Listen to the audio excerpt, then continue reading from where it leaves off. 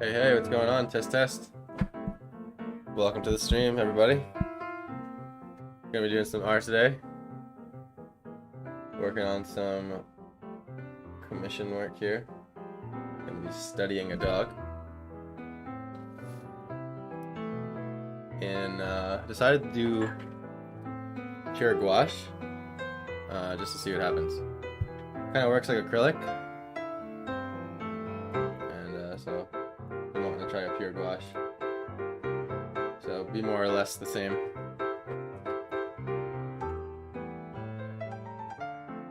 And I'm just gonna do it. I'm gonna pencil it out a little bit first, and then just kind of dive in.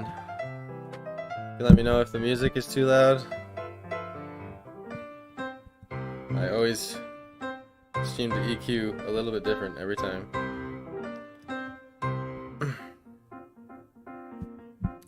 But my guess is y'all are probably still at work right now. Monday, busy Monday. Seeing that it's 3 o'clock, or no, 4 o'clock. So soon, rush hour soon. Just adjusting a few things here before I get started. Gotta get my brushes out still, actually. Where did I put those?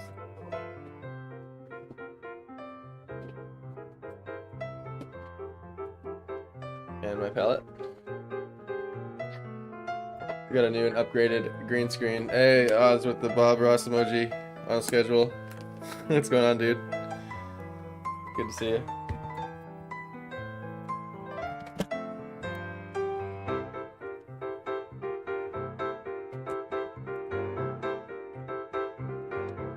See, don't have much room on my table. Just trying to get things laid out here. Didn't clean my palette from last time.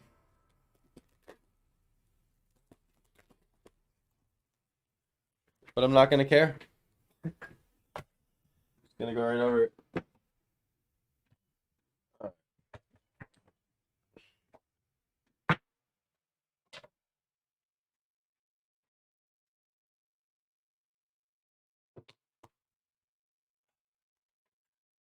So, much like the last commission painting I did, again, let me know if it's too loud. It looks like the music's spiking a bit. So, again, unlike like the commission painting I did, I'm combining two elements that don't exist. The music's kind of loud on your end. Alright, thank you. How about now? I feel like this is one of those songs that's too loud. Let me skip. I guess that's the general volume.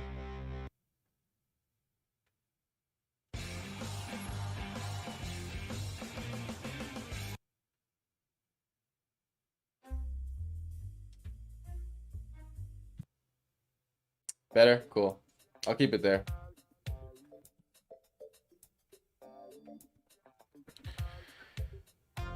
So, I mean, at least if a loud song comes, it'll be right, but if a quiet song comes, it'll be too quiet. That's alright, I'll deal with that. I don't want to keep adjusting the whole stream anyway.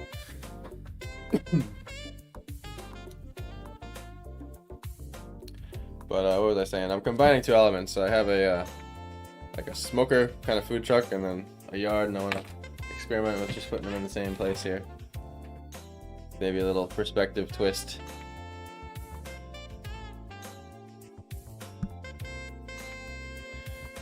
And this is on watercolor paper. I have some tape around here. I don't really bother measuring it out and making it perfect because, I don't know, it's just my sketchbook watercolors, really.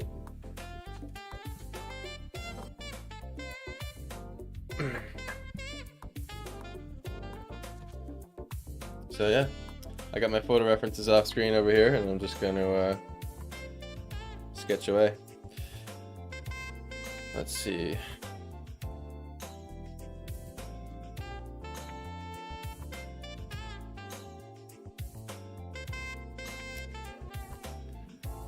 So, one of the pictures, the horizon line's too high. So I think the difficult part is going to be just rotating everything a little bit. When the horizon line is high, it makes it so it looks like you're looking down on things. And I'm not going to think too much here at all. Got a house. Tiny. Hidden by a few trees. So, layer 1. Then just layer 2. You just sort of the far distant property off in the back.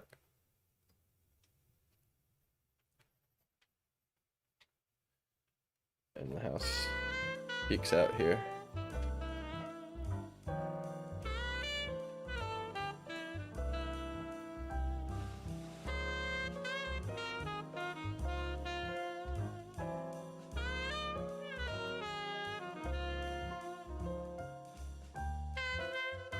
Like an archway. I'm not gonna get too detailed with it for now. Tree line. I can't actually see the tree line, but I'm gonna make it up. Like I can see some of it, but the parts I can't, I'm gonna make up, and then that's good for. That's pretty much all the detail I need there. Then there's a mid-ground bush right about here. The one comes up.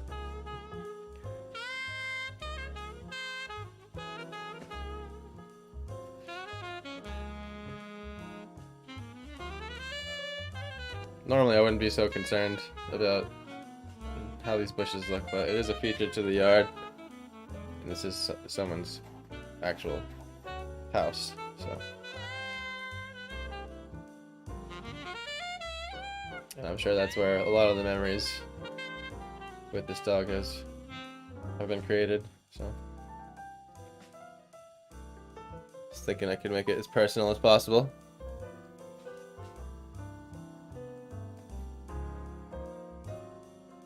Here's where I want to bring in this food truck here. So let me just think for a second. Sorry if that camera's getting cut off. Yeah, I can just point it down a little bit. I didn't realize that I always undercompensate for when I'm leaning in to draw.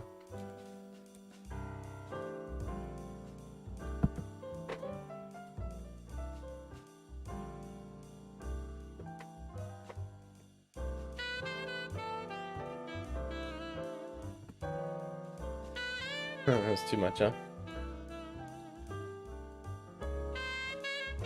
There we go. That's good enough.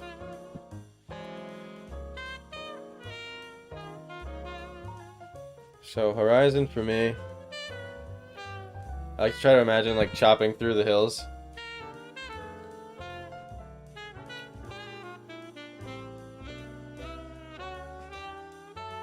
It's gonna be somewhere just cutting through, or just under this house right here. I would say I'm lining up the house with the horizon. And I'll just see how the drawing plays out with that. And so there is a lake here, but you can't really see it, just barely. Maybe I can just fake it, bring out the lake a little bit, because it's there, but it's the camera angle that makes it so you can't see it.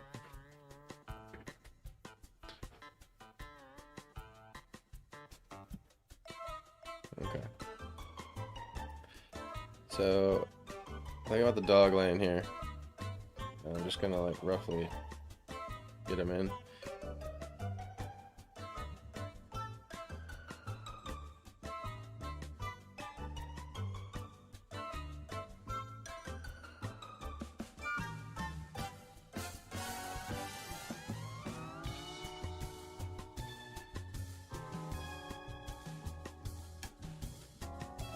And admittedly, we'll definitely be adjusting the shit out of this dog until it's right, because it's not something I have repetition with. So a rough shape of the dog for now, because I just want to get the placement right. Actually, he's crossing his legs.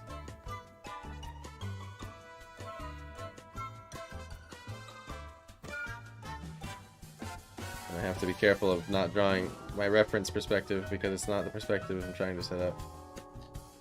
So exaggerate it a little bit more. His paws aren't crossing, but they're touching. I'm not going for perfection in this one, but I will be in the next painting.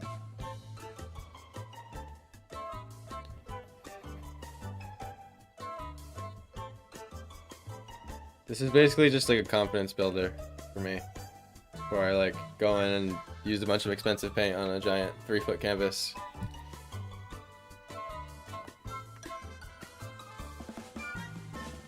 Okay, and then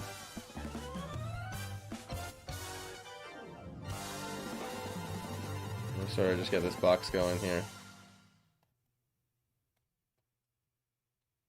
Actually, I didn't. Yeah, it'll be fine. Let's see what that does. Nope, I changed my mind. I realized I didn't want to block the house.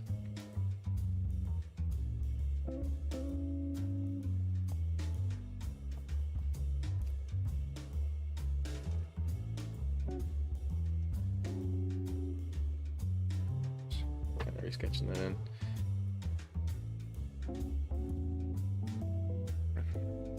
Do it smaller.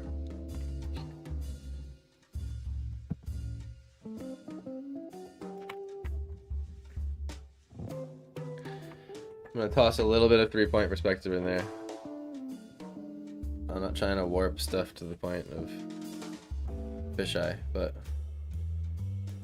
enough to where it's a little bit more immersive. I mean, to me, those drawing in 3-point and 4-point makes it more immersive. Like those panoramic views, 360 photos you can see on Facebook or wherever. I've seen them other places too. So horizon. I'm getting this vanishing point somewhere off the paper. Sorry that keeps autofocusing there, huh? It's probably gonna go darker there for.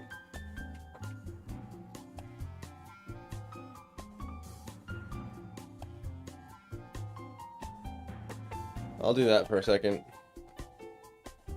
Seems to be more stable.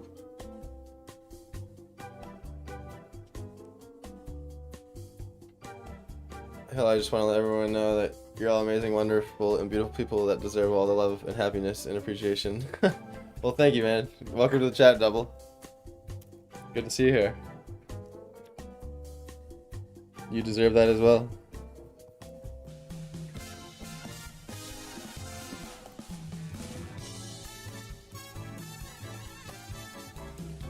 Yeah, cameras are weird, man. It's like, there's something about this camera that needs a certain lighting for it to stay in focus. And I don't put it on manual focus because I need exposure to be manual.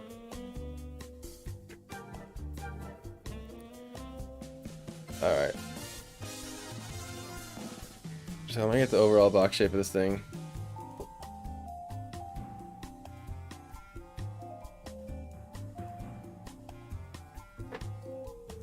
We are looking down still. It's not level. When the horizon's perfectly in the center of your page, that's looking level. Any bit above half is looking down.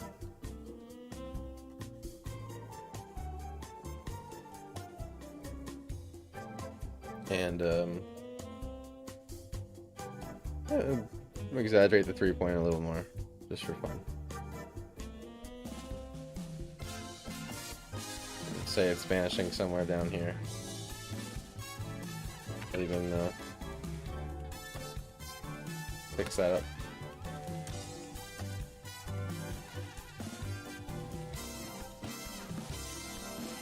I might even take out the pen.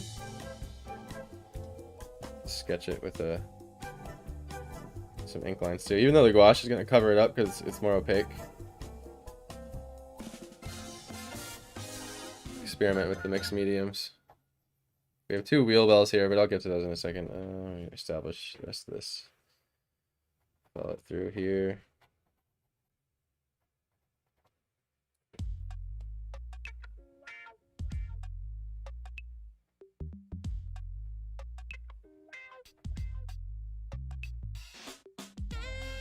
Converge them a little bit. Yeah, I'm gonna make this go above the horizon line.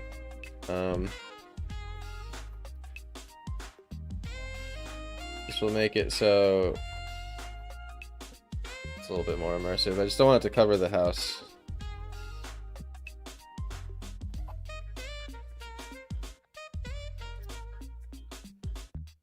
Good, man, doing good. Just trying to keep up with all my projects here.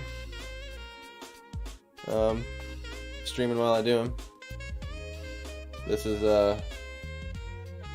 a commission work. Well, this is a study for the commission work. It's actually going to be. This is a. I don't know how big this watercolor is.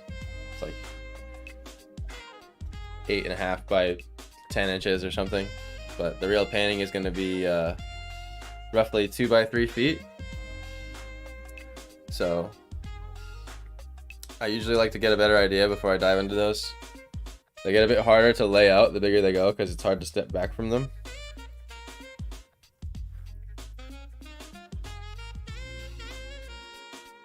So this is my practice, and then I'll be diving into it soon. I actually haven't even decided how I want like the drawing to even be. Like, I don't even know if I want this smoker in it, but that's why I don't want it to be too busy. I want it to be about the dog. I don't want it to be about the landscape. I might even just do the whole dog, filling the entire painting, but just want to see this first before I make that my final answer. So there's 2 wheel wells here. Little trick. I've explained this many times before, but this is a good moment to show you. when you need to find the center of a box in perspective, you could draw a line from corner to corner, straight line, like this, and that'll show you the exact middle of the box. I draw a line down there, and as you can see, like, that is much smaller than the other half, but it's correct. It's exactly what it would look like if I erase those guidelines now. You'd see that it's half. That's a perfect, technically a perfect half. Like, it's not perfect where I took a ruler and did it by measurement, but you can do the same thing with this side. And I'm getting to the point where, unless it's like a really difficult, really obscurely stretched or warped square in perspective, I'm starting to get to the point where I can just picture it, and I'll just kind of like move my pencil real quick in an X, and kind of where those imaginary lines meet in my head, I'll kind of do the center in. But it's tough to do that for really, like, I don't know what would be the right word, obtuse or acute angled boxes, or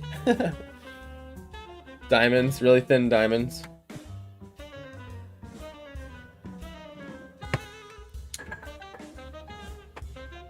But anyway, that's the center.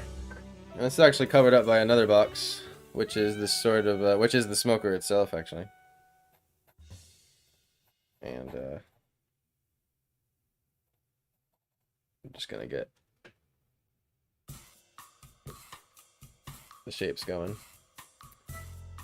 I actually drew this way too thick.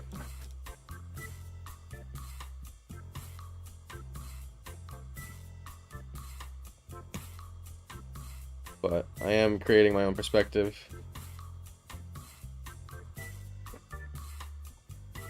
Sorry if I keep turning that off the camera. I'm not meaning to do that.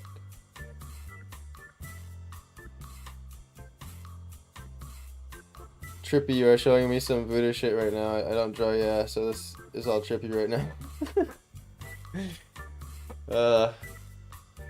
Well, I gotta say, perspective is definitely one of the trippiest voodoo things to me about drawing, and it still messes with my brain all the time.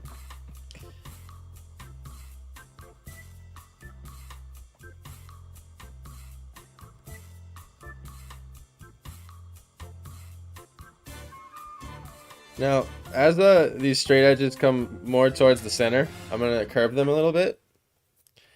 And what this does, this will just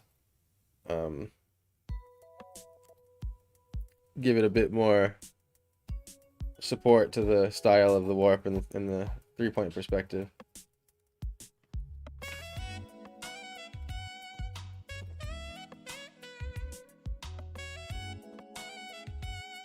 And this is very close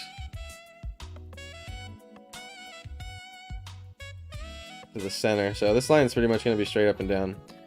What I mean by three-point is you have, so right now there's a point vanishing that way, there's a point vanishing that way, and the third point is vanishing down below the paper. So I'm drawing these lines towards that point, in which this one isn't angled enough, actually. And I'm not going to bother doing that X again. There we go.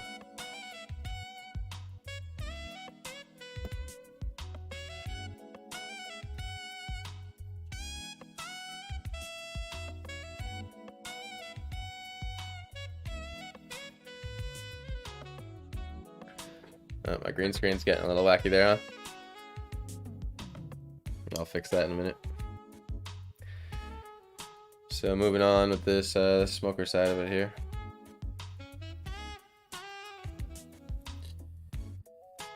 There's a sort of like control panel looking box.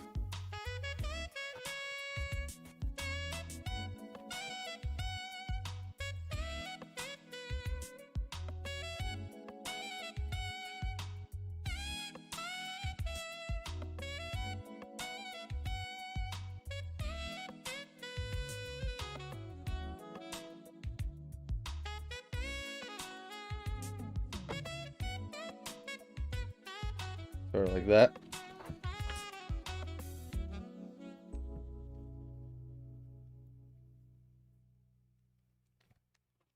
And just barely can see the top of it.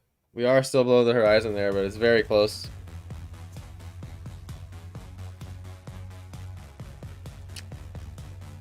And then this...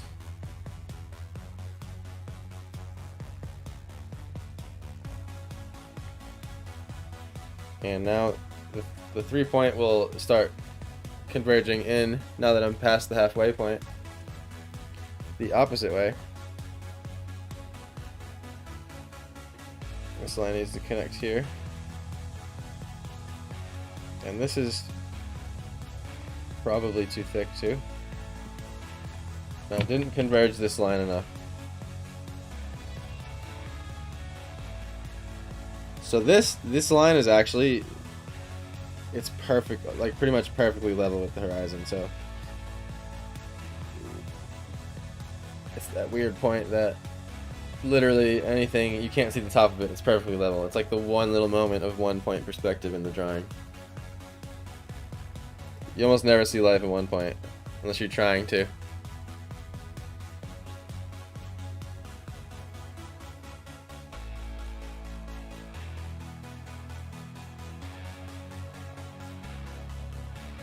And I should go something like that.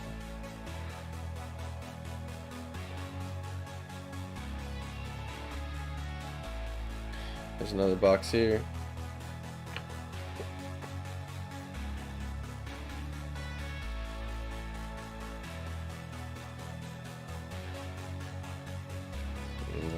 Again. And these lines are so close to the other lines, I can pretty much use them as guidelines. I don't really have to remeasure back.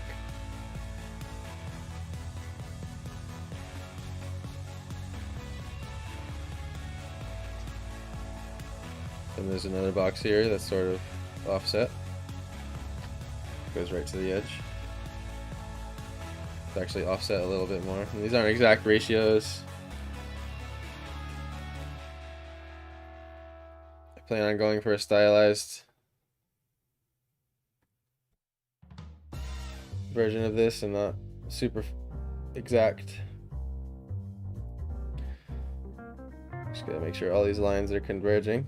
We will see the top of this one even more. And yeah, there we go. Getting there. So in front of this thing, so it has a leg that comes down and it sits on this trailer.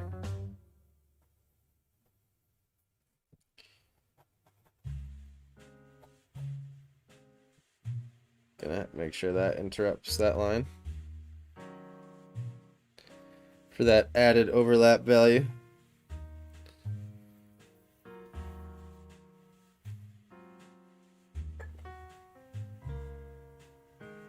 Wait, I heard something about point perspective and something else. Can I get a recap what you just said? My bad, dude.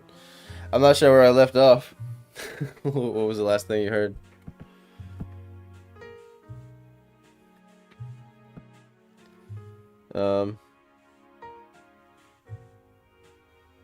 I think I was talking about how you never really see life in 1 point unless you're trying. Because in order to see life in 1 point, you have to perfectly align your vision with something so that it's vanishing away perfectly in front of you. But the second you do that, everything else around that object is in 2 point. Like you can only have one object in 1 point to your perspective at any given time. Everything else is in 2 and 3 and 4.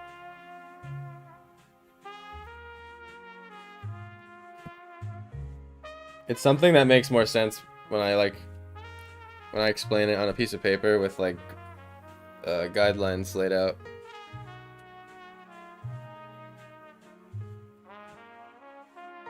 It's always like 10 times easier to visualize.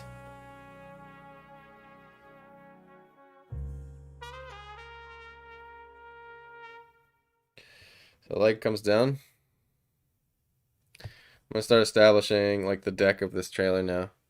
It comes out a little bit farther than the side of the hut, so I didn't do that over here.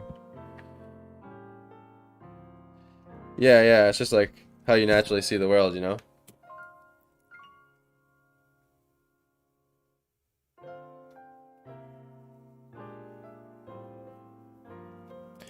I have to make sure this line is converging with this line here. And I did a sloppy job of that. Just wasn't confident with my line there.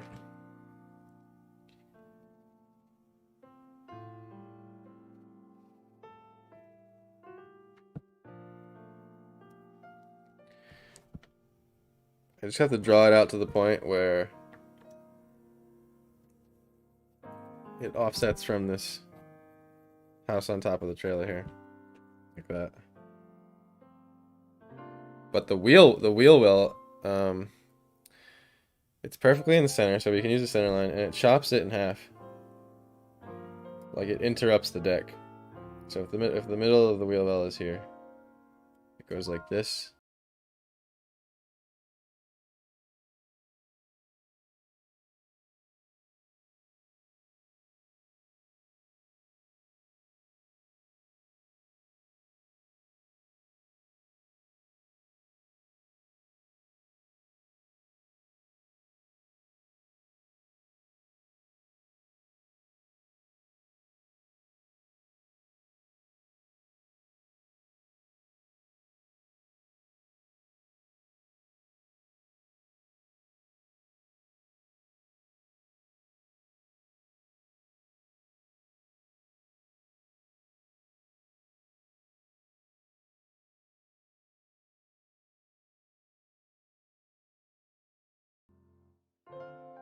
And it's a solid piece actually that goes across.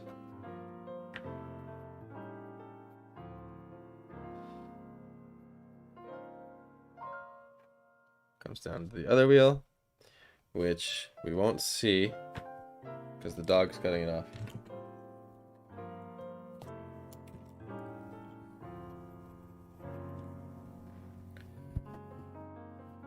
And that's probably not a perfect ellipse. In fact, I know it's not, but I'm not going to check it because it's a study. One of the tricks to drawing ellipses is picturing them inside of a plane or a square. You mean to tell me that you don't naturally see things in 2D? Okay, I'll stop. Well, no, one point perspective is 3D, but it's basically like it's like looking at something directly on, like looking at something exactly in front of you. But if you know, there's scenes you can see that everything's vanishing in one point. Like picture like standing in the middle of a hallway with a bunch of lockers, and you're just looking down the hallway towards the doors. But you have to center yourself perfectly so that the lockers are even in your vision, going away into the distance. And that's perfect 1 point.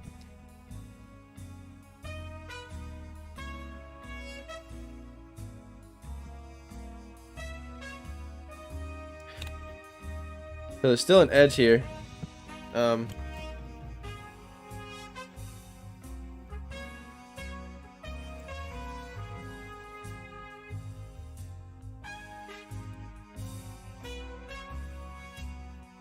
It's an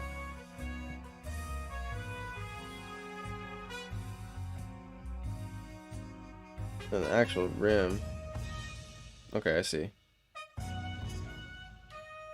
There we go. I'll fix it with the pen once I get back to it. Just making notes of what to draw. That's kind of like how I treat the penciling now. It's like notes on what to draw. It's not really like the drawing.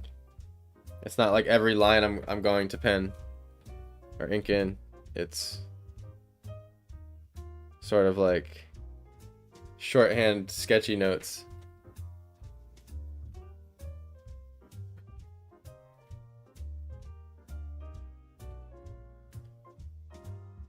Alright, so we'll see a little bit of this wheel.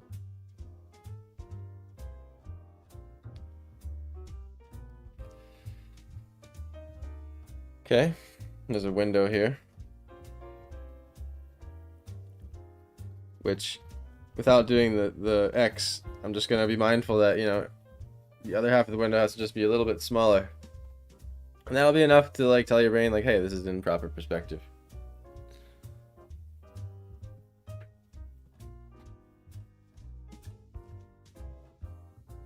And it has a split in the middle like that. That's something I can finish later with the pen. And now we have the roof.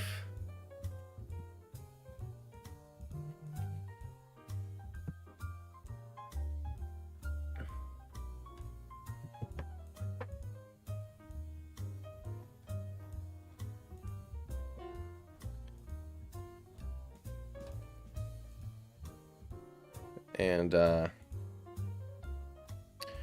line we have above the window is already the space between the window and where the roof starts. And the roof actually, it extends out pretty damn far. To about there. And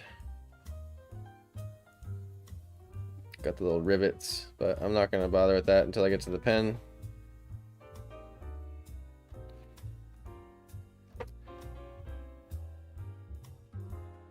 Just like that.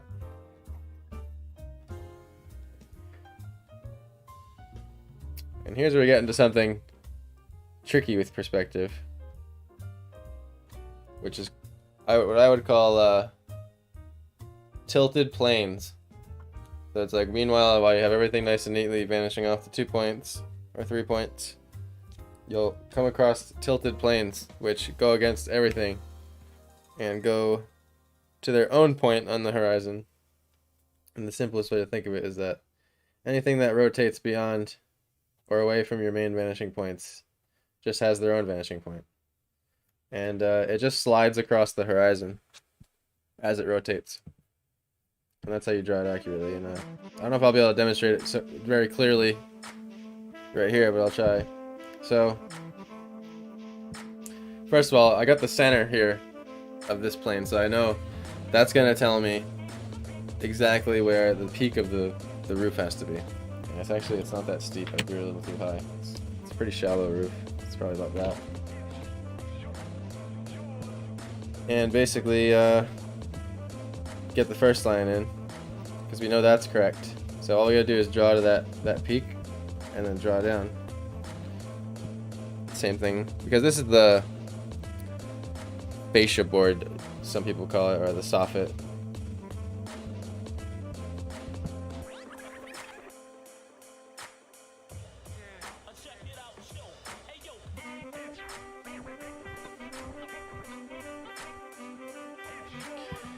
And the roof extends, we can see it going beyond here. And we don't want to cross this line because then we know it's not aligned. And then now we use this for a guideline. Go that way. Make sure it's converging. Now I'm going to erase this line because we don't need it anymore.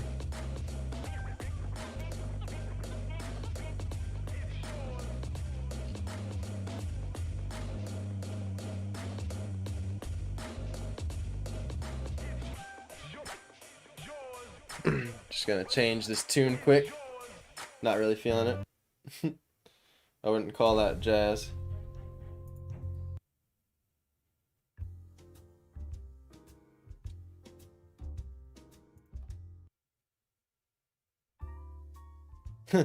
Kicking back. That's a jazz name. Okay. Gonna erase that little line, a little overshot there. Alright, so first line is easy. So the line, I'll show you the tricky line that's coming up here, the tilted plane line. Now that I'm looking at it, I know what it is. So the question is, you know, where does this line stop, right? When you go here, like what angle does this line have to be? Is it that? You know, is it that? And this was something that I was stuck on for a while until I recently figured it out. And I honestly took a class by Marshall Vandriff. It's great. If you want to learn perspective, go take his class. It's only $12. And it's 12 courses. Or 12, like, 2-hour videos. And it goes through everything you need to know. And of course, he leads you to more advanced books and readings if you want to take it further. But it's ultimately the fundamentals. But basically, there is another imaginary guideline you have to add to the grid in order to draw this tilted plane properly. And I will explain that as soon as I fix my camera. That now, for some reason, with I got my green screen settings tweaked. It'll like move after like every hour for some reason. Well, anyway, back to normal. So what you gotta do is you find where is this first of all, where's the main vanishing point to this, right? So it's over here. If I follow this, we hit a point on the horizon here, and then if I take this and follow it there, we hit the point on the horizon there, right? Which, now that I'm checking my work, I actually drew that too low, so I'll go ahead and fix that now while I'm at it.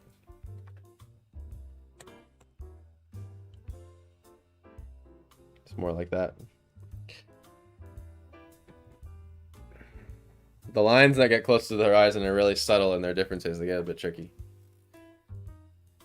So anyway, that's your point. And basically, the trick is it's easier to see when you're studying this, and you can actually put a vanishing point way off the side of your notebook and see where it goes. But because this is going to be that case where it's way off the side of the notebook. But if I draw a line from this vanishing point that I got from these two edges, straight up and down. This is what Vandriff was calling the special vanishing point. And basically, all the special vanishing point is the equivalent of turning your paper 90 degrees and just using that vertical line as a horizontal horizon. But I don't do that because I just think of it instead. And basically, you find where this angled line collides with that vertical guideline here. So if you imagine, if I keep following this up, it's gonna go off my notebook, and I'll have to probably go somewhere 6 inches or so above the drawing before this line goes up and hits that vertical line. Wherever that hits, somewhere up here, and I'll zoom out the camera to show you what I'm saying. It'll be clearer that way. If I follow this line, let's say I'll even draw this guideline up past here. I'll go onto the tape, and just imagine this guideline going all the way past up onto the next piece of paper here, right? Like that. It's a sloppy line, but it's up there. Now I follow this line all the way. I'll draw it out too. Keep going diagonal until it hits on this line here, and you'll see that's where that line goes all the way up and hits that line. That's the vanishing point, the special vanishing point for this line, for this plane that's tilted out.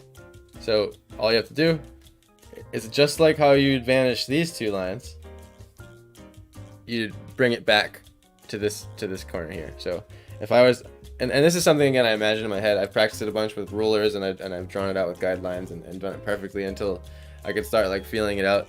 And when you feel it out, it's never 100% accurate. Marshall calls it eyeballing it, and that's the way he prefers to draw. It's more of like memorizing what a perfect square feels like, what a perfect circle feels like, rather than knowing what it looks like. It's more like knowing what it feels like. But anyway, if I follow this all the way back, it'll give me the line I need, like that. If I zoom back into the hut here so you can see it, it's a little bit. And that'll be the line. And once you have that line, it's easy to know where to stop, because it's just wherever this intersects it, which you already have all the information for. It's just following that other roof line there. And and that's what you would call an in perspective tilted plane. And I'm sure that sounded confusing because I'm explaining it in like a drawing that's subtly using it. I mean, I could really make it clear if I like did it on a demonstration paper.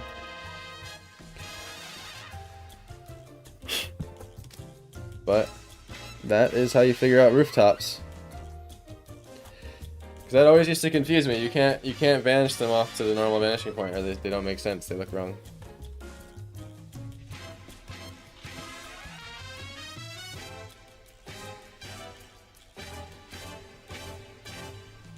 And the more trial and error you do, you'll realize that like not everything needs to be in perfect perspective, and often you'll have to break the rules because sometimes things in reality don't look right on paper, and you have to like compensate for it.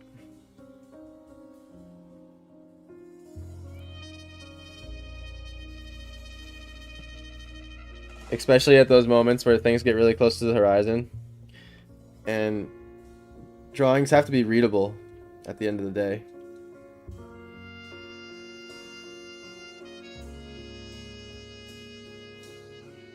So, if things aren't perfect in perspective, it's okay, as long as the idea is getting across.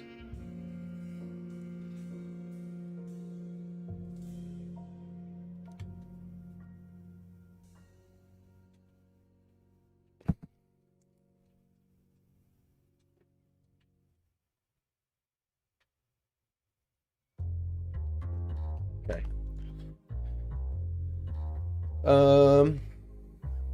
So there's a little roof, sort of the thing that's on the peak of roofs.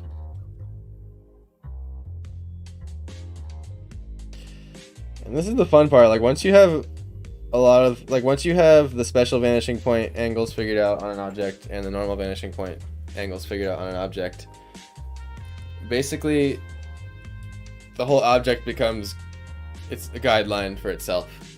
And so you have the main cube, and you can use all those lines to draw everything out right. Because there's no point in measuring all the way out to the vanishing point on the horizon every time when you have 3 lines that are much visually closer and easier to see that will tell you exactly how to draw it. And something that just speeds the process up a little bit. You have to get it going though. You have to spend a little time getting things there. Like I didn't have my special vantage point figured out until I had to draw that roof, so there's no need for it yet. There's a couple more angles in here that'll need it, but other than that, that's pretty much the only one. That tends to be the way with drawings. There'll be like those couple challenge points you got to figure out, and it's mainly with man-made objects with straight edges and 90-degree angles that it really shows, and you got to get that stuff right. Because with organic and rounded objects, like this dog, I don't really need to like find the vanishing point for the curvature of its back as it goes off into a special vanishing point. It's just rounded. Like yeah, you're supposed to picture everything in boxes, but like I said, at the end of the day, it's feeling. It's all feeling. Suggesting here, it's easy to forget to not turn my sketchbook. I'm gonna go back to the wheel well.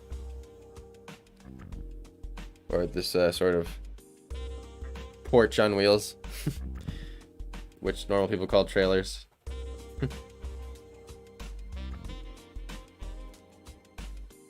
And if I just continue this line, granted I'm probably making it a little bit thicker than it should be, but that's okay.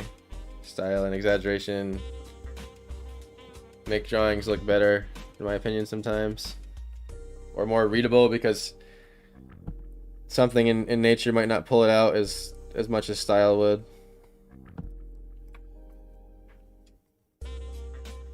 I've always admired that art that people do on the street. They draw it really fast, and it's like super cartoony versions of people. It's actually a lot harder to do than some people might think, because of the style factor. Interpreting, it's a high level of interpreting when people do that. I've messed up the angle of this wheel well, so I'm just fixing it. spend a little more time with these straight edges because they can really throw off. They really like the holders of the perspective in the drawing. When you have really strong straight edges that are vanishing, it's best to get them right. Because organic curvy objects don't, they're not good at giving you the perspective. It's much easier to draw skyscrapers and boxes vanishing than it is like trees and rocks. The green screen thing glitch is happening again. Why is that doing that?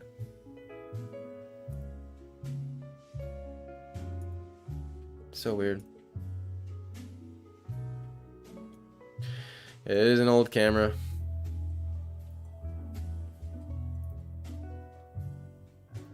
It's probably just going out, losing connection for a split second or something.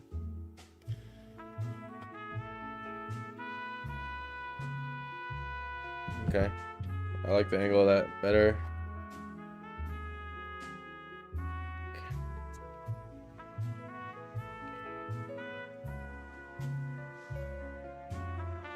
Follow this line through.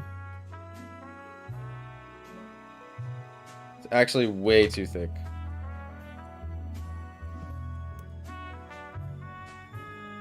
Bring it up a bit here. There we go, it's something like that.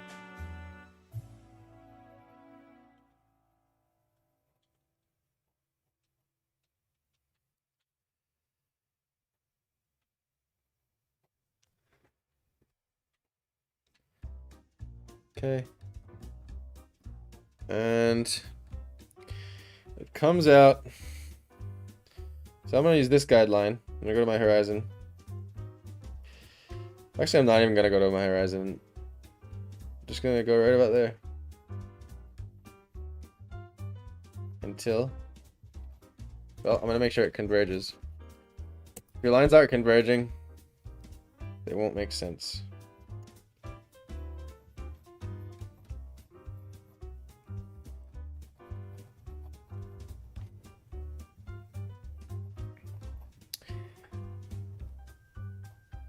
You'll know your perspective's right when it starts looking cool when you cross over the center of the paper.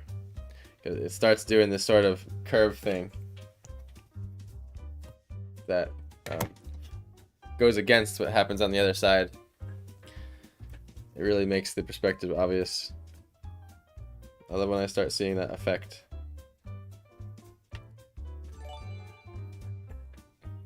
Hey Stephanie, what's going on? Good to see you here. Thank you for sharing the stream. I appreciate you.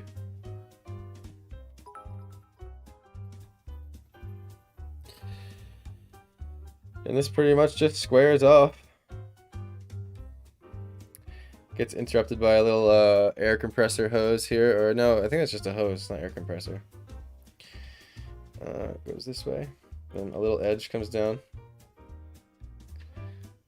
It's a grill. It's like a mini grill. And it's overlapping, so I'm definitely drawing it because overlapping just makes everything look better. Why? Well, if you look around, everything overlaps. It's hard to find things that aren't overlapping. I think that's what makes drawing difficult. Like if you look into a room or you want to draw like every object in a room, it's hard to decide the correct placement with everything overlapping. I notice when I do a drawing and there's not enough overlap, there's something about it that's not, I don't know, I can't find the word. I guess not realistic is not quite the right word, but like there's almost like there's like life missing to it or something. It's too static. We got the little grill handle. I like that it's going away and then goes over the top. Little things like that bring out a lot of perspective. The fact that I didn't just go flat on top of the edge made it so the handle went over it. Any little thing you can find to pull out.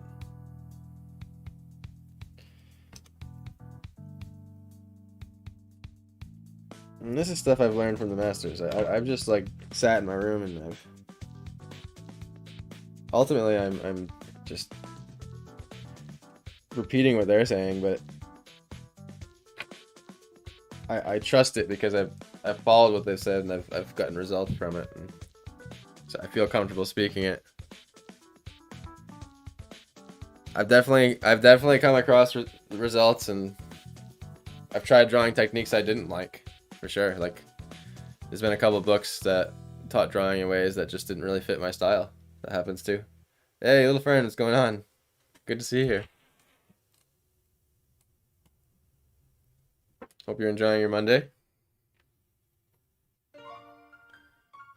What's Rhode Island like on Monday right now? Happy Monday, yes.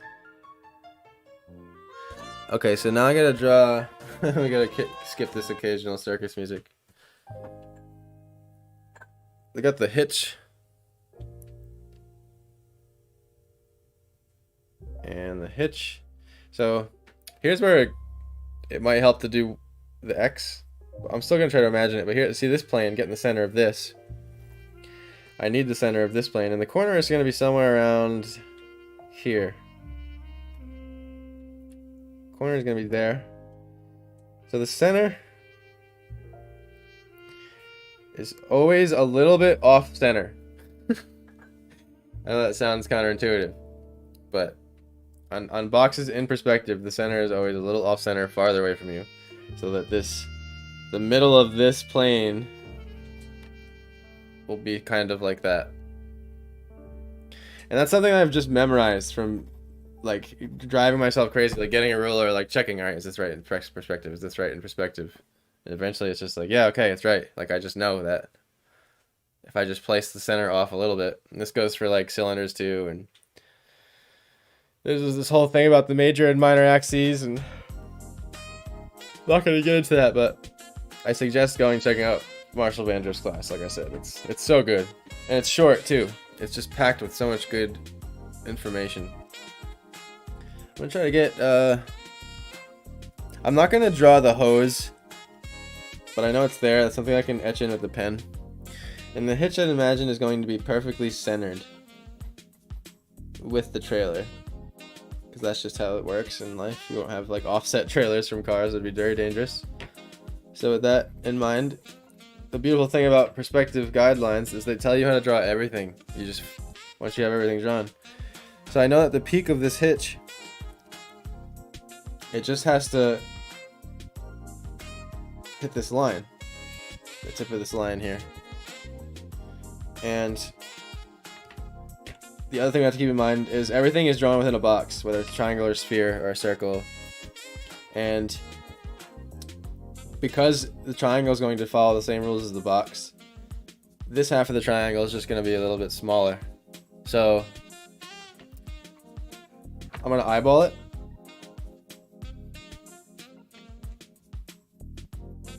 But if I just make it a little bit smaller like that, you can see that that side is smaller than that side. And that is technically correct. More or less a few millimeters, you know. It's very Rhode Island-y.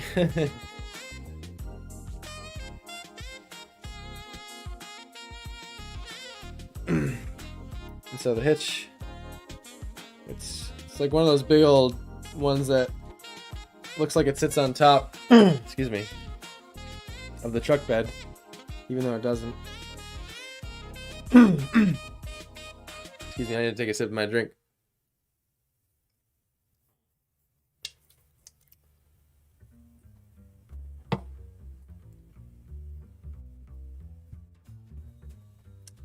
All right. And now the little ball hitch. It's like this sort of metal piece that is bolted. Comes out like this. And then it's got that little cup that, you know, it's so tiny. And then the there's that like crank arm that you see on trailers right here that cranks the stick that sits on top of cinder block to hold it on the grass.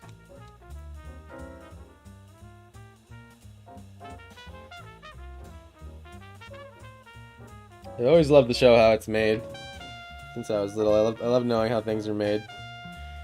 And it definitely helps when you draw them.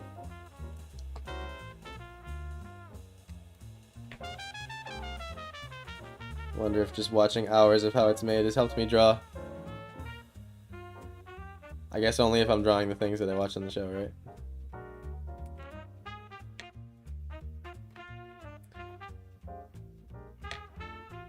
And let's just say he lined the cinder block up with the trailer for aesthetics. So we can draw the cinder block with the main vanishing points.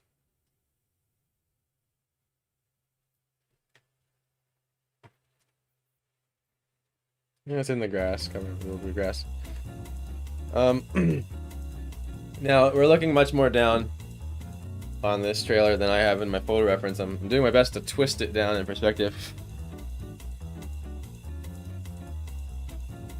I think that's when drawing it got really fun for me recently, honestly. Like, it's been always fun, but it's gotten so much more fun understanding how to control that stuff.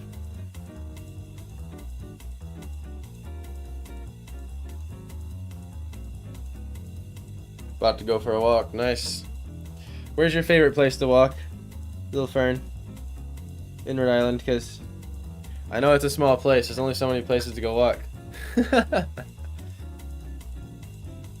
I used to like to go to that place in Smithfield. I forget what it's called, but it's like you kind of have to park your car on the side of the road. It's like on the way to Lincoln. Trying to remember. It's like before you get to Route 16. It's right before you pass the police station, and you go on this back road, and it's near Smithfield Commons, and it's got like a river on a bluff, and there's like a couple bridges. There's a name for it.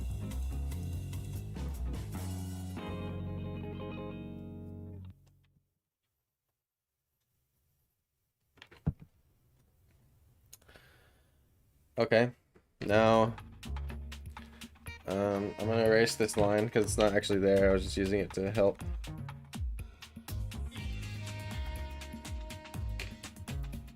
And this is a cinder block. We got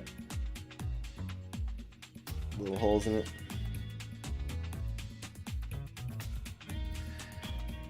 And that's pretty much the trailer. I didn't put the legs on the grill. And then it's built out of, so it actually has, it's that, I don't know what you call it, that metal that has the diamonds on it. Big piece of sheet metal. I know there's a name for it. I'm just gonna sort of make a half-assed texture here for it.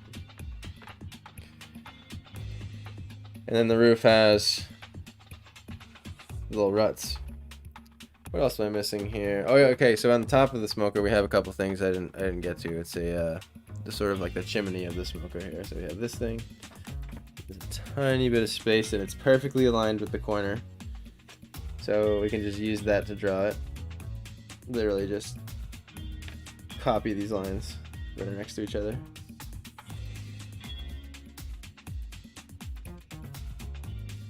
And then apply a little bit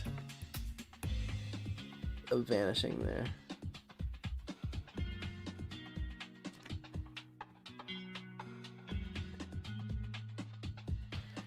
And then this crazy chimney contraption.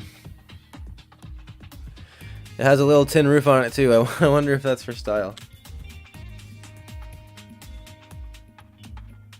So it's almost like one of those objects that when you draw it, it's like you feel like no one's gonna get what it is. It doesn't really look like a chimney. It's like, and then it's got this rounded thing in it, like this bottom bracket thing. And then you can't see how it attaches. It kind of falls behind this thing here. And then it has this little tin roof on it, actually, which we can use these edges of our special vanishing point. We've already figured it out. The special vanishing point's normally the annoying one to figure out because it goes way off the paper. And something else in the drawing needs to be grounded before it makes sense. But that's enough because it's such a tiny thing. I'll have to give it more detail in the bigger painting if I decide to put the smoker in at all. And there's this sort of square thing that comes down here, and I don't really know what it is. No one really else is gonna know what it is. As long as it's like some chimney-looking metal shapes in here. The funny part about objects is they're like made up of essences more than they are of like what they are. It's like, oh, that's a weird cylinder-y, shiny thing.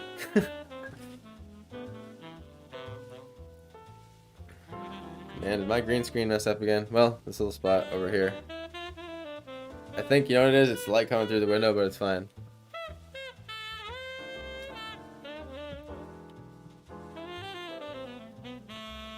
And then, let's see.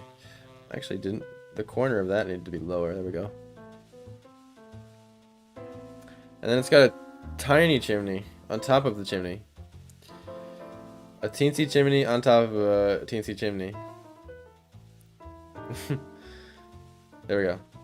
And the smoker isn't floating, it needs its other legs. Nope. Can't float. We use the guideline here to know where this leg is going to hit. And this guideline here, we know it's going.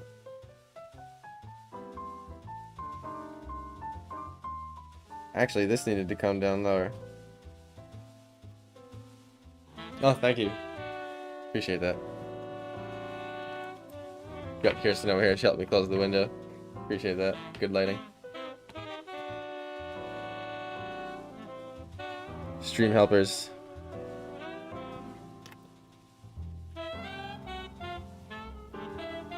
I actually had someone spam me in chat earlier.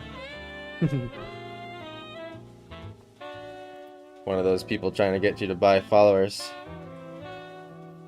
I just ignored him. You gonna show her something in chat?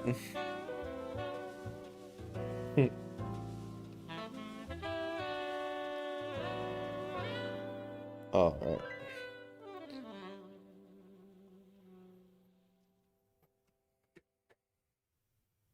Who here would want to watch a Skyrim stream? Would anyone enjoy still watching Skyrim being played? Is that an overplayed game? As far as content goes? Probably. Like, oh, another Skyrim video. Because I've seen, like, everything under the sun with Skyrim videos at this point. You get, like, the dude that does, like, the stories with them. Goes on adventures and narrates them. And it's pretty funny. And then you have the guys that make fun of it.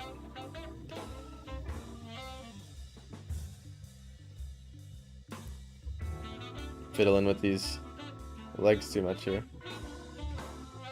That's good enough. Those are actually a bit tall, but it's kind of like that. And there's all these like doodads stored underneath it.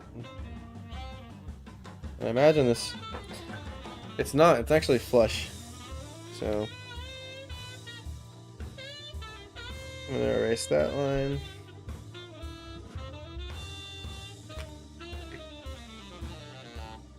Okay.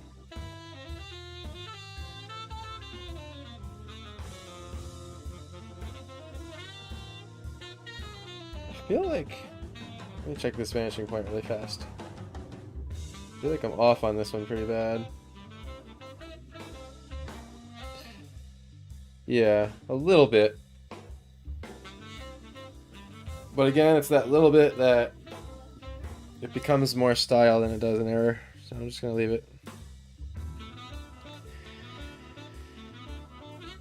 And actually, this hitch is like sort of hollow. Like that. Or it's like made out of beams, rather. It's got these like chambers in it.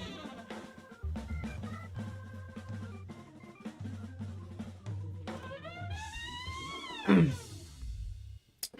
can see it got a little bit dark. I'm gonna turn my exposure up here. I didn't realize that happened. You can still see it. Forgot to adjust it with the light. Let's see. Exposure manual.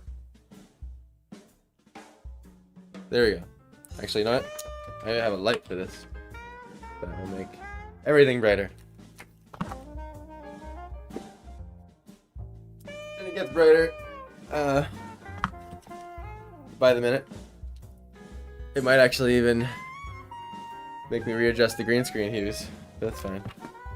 There we go, it already looks better. Okay. Alright, the majority of this smoker is done. I just want to get the 2 propane tanks that... Actually, I spent all this time drawing this leg and I didn't even have to because it's completely blocked by a propane tank.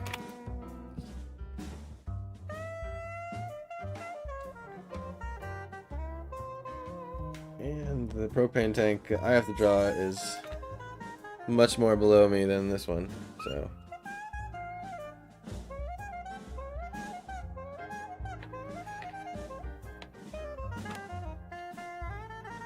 Interpreting it here. You guys can't see my reference, but I'm glad you can't. I don't want you judging me.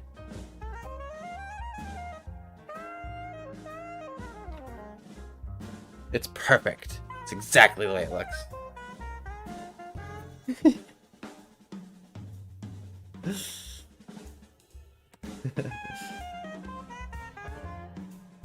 Alright. And propane tanks, they have these little spaces in them.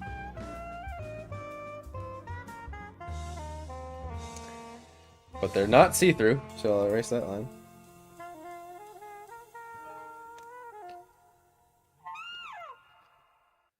How about that finishing horn line, huh?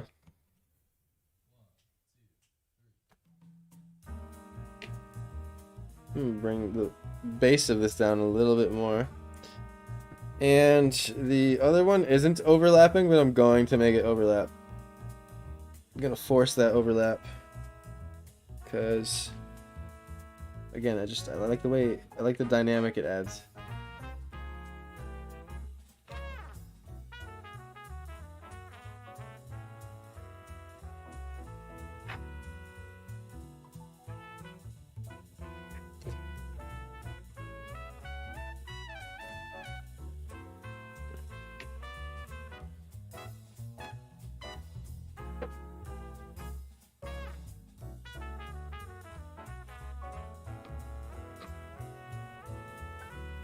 The propane tanks, and then there's this sort of grate thing that's chilling.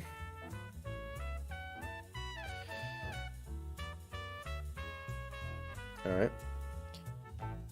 Now let's sketch the doggy.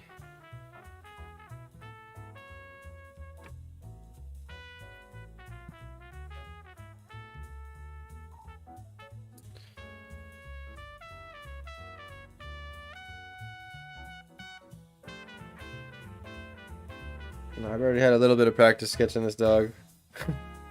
Doesn't mean anything though, probably. I drew him like 7 or 8 times now. And he came out different every time.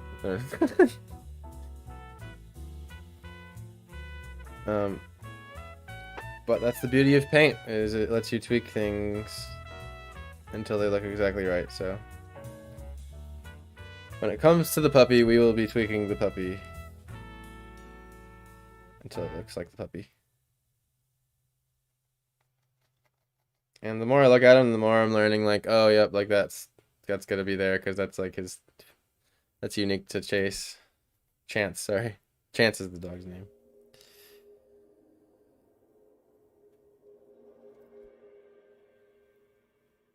Gotta make sure his ear is flopping with gravity. Well, anti-gravity dog ears, do we? It's no good for the world. Don't want the dog to be captured by the government and studied.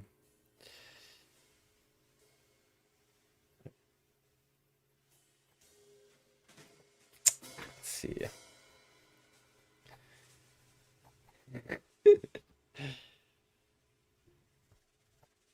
That is one floppy ear, one anti-gravity, well, not non-anti-gravity ear. It's actually a bit of anti-gravity going on. I gotta draw it this way a little more.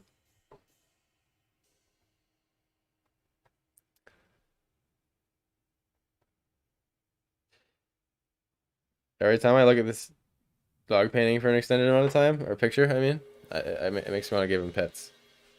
I have to admit. He's cute. He's a cute pup. Good boy too. I've met the dog in person. An old doggy. I call every dog a puppy no matter what age it is. It's a habit.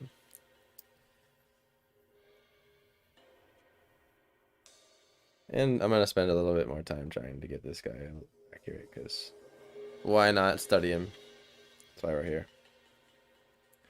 I'm trying to remember my drawing with force principles. This book I've been going through pertains all to organic life objects. How to draw your lines on them. And this ear flaps like that.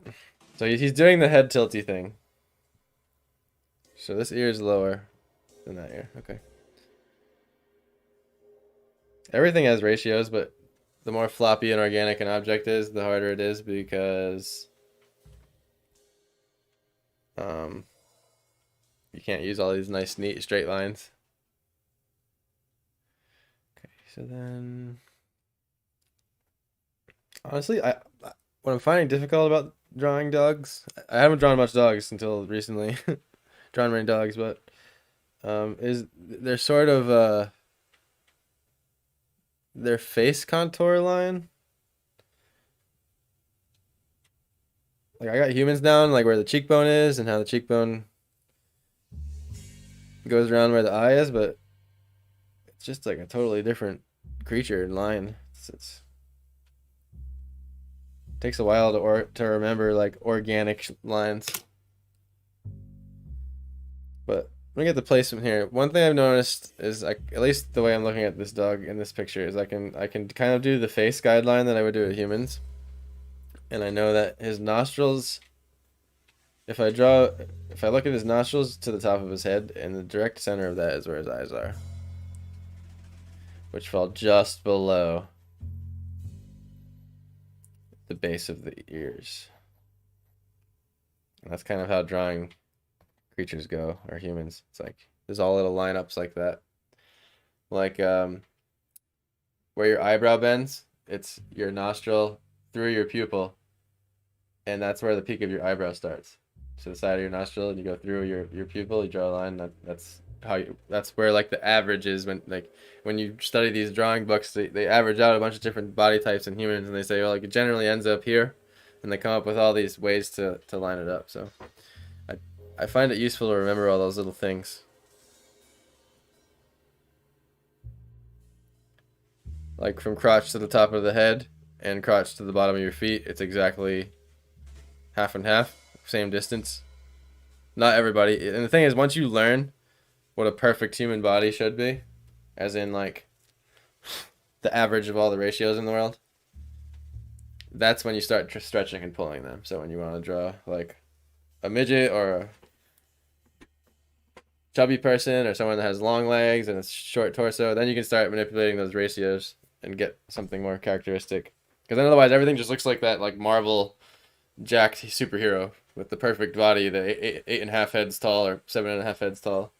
Hey, what's going on, Scout? Good to see you here. Doing a little bit more slow-paced, detailed drawing today. So there's his nostrils. I'm gonna just like kind of just sketch out his nose a little bit here. The more I draw these kind of things, the less painful they get. But man, are they painful for so long.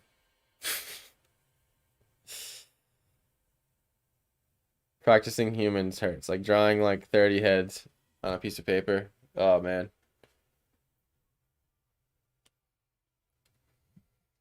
Has the music stopped? Oh, it's just on this weird like empty track. My bad. There we go.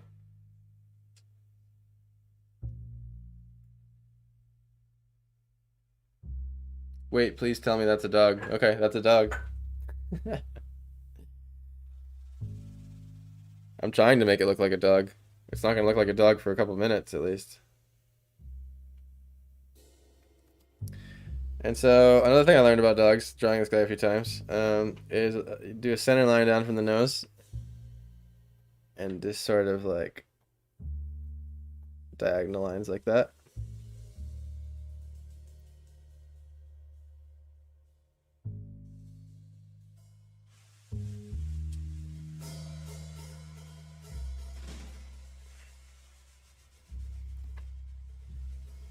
And he has this line that goes like that. And it connects to his eye. This is like one of the human parts of the dog's face, is that sort of nose line that wraps around the eye. And then it also has it starts this like new type of fur that's all rustled up, which makes a darker color. I guess what I'm gonna have trouble with is navigating the fur colors because of he has this shiny silky fur, so it reflects and takes upon a lot of the colors around it. So he's a black lab, but he's not really black. He's like the color of the sky mixed in with like he's actually he's like dark forms of ultramarine marine blue and purple is really what the colors he is, and then the darkest parts of him are just super dark blue and purple. Okay, when you started talking to people, I was worried you were drawing a man. No. Yeah, you hopped in probably out of context. Yeah, he's a good black lab.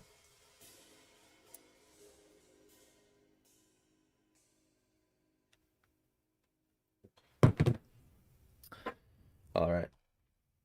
So he's in this photo reference here. He's really got that sort of typical like happy smile dog face with the tongue hanging out, panting.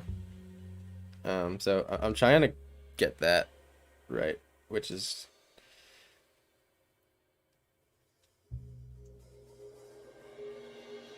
honestly like I'm finding it to be easier than humans when it comes to getting the expression, because human expression is so subtle. You like draw the eyebrow a half a millimeter off, and suddenly they look like they're in a world of sadness versus happy. It's contemplation versus calmness suddenly because you moved the eyebrow on accident 2 inches to the left. And there goes my green screen again. Sorry, guys. Maybe I should just like keep the damn configure video thing up. Basically, it's I go into my camera and I adjust saturation like that. See, and then it goes away, and then I turn this off and turn that off, and we're back to normal. But it just doesn't stay.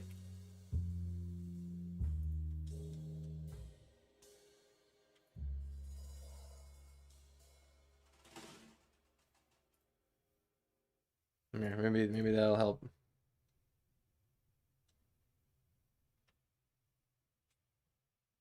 Apply rotation data from camera, if any.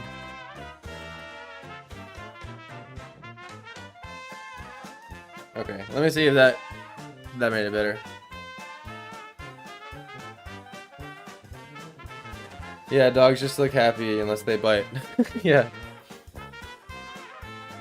Yeah, when the Saints go marching in and trumpets, no thank you.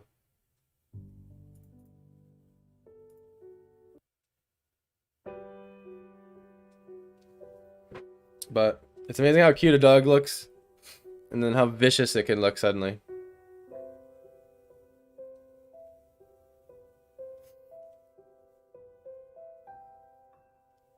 Yeah, when the clowns go marching in.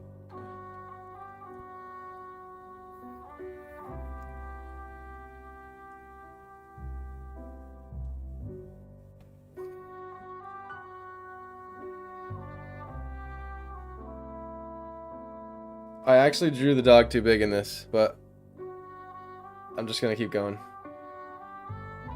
See if I can make it work. I just gotta figure out how to shove that that trailer back in the background more.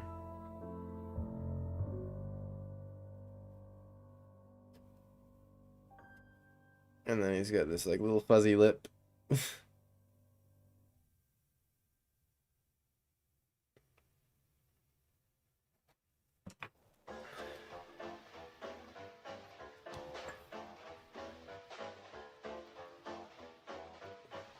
Yeah, my pup is like that. When she greets you, her ears go back and she gets all wiggly and sweet. The ears flow up and she goes into fight mode. Yeah, that's funny. I know what you mean. I can picture it.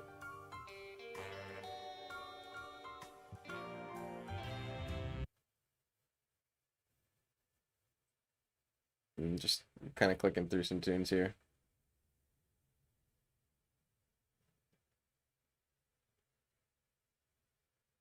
It's not working. No, there we go. Took a second to load. Seems a bit slow.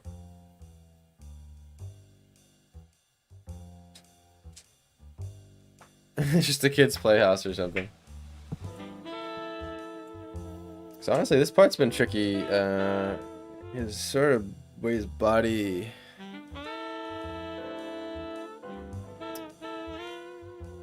goes down to his leg here.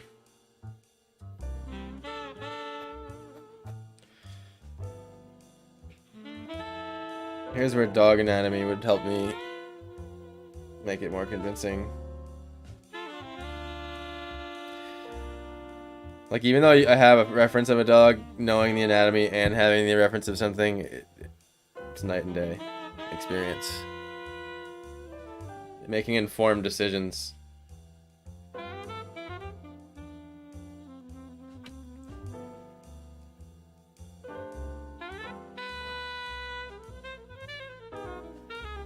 This is one of those things that just look wrong.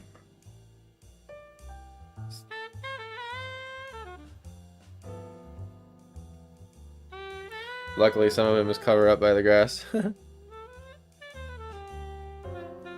Real quick, I'm gonna go to the bathroom. I'll be right back.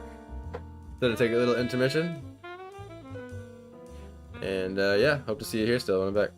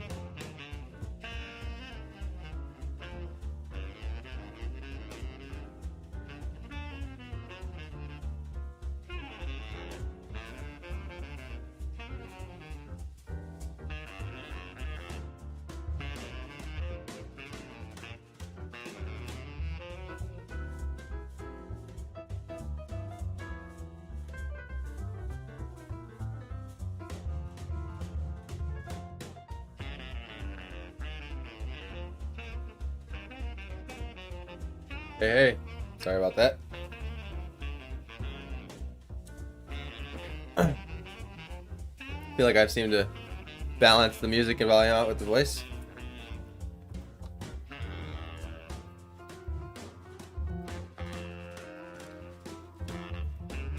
So let's see. And here's where... So I realized as I was looking at this when I came to sit back down, I made the cinder block too small, and that made this look like the cinder block should have been like this.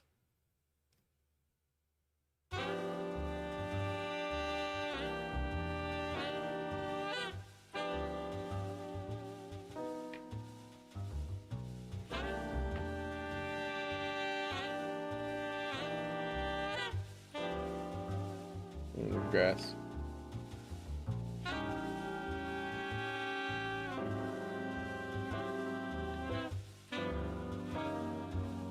Good old mechanical pencil. Satisfying to draw with.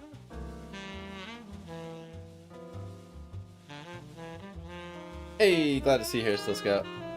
I like hanging out with you in the chat, Scout. You're fun. A fun chat friend you are.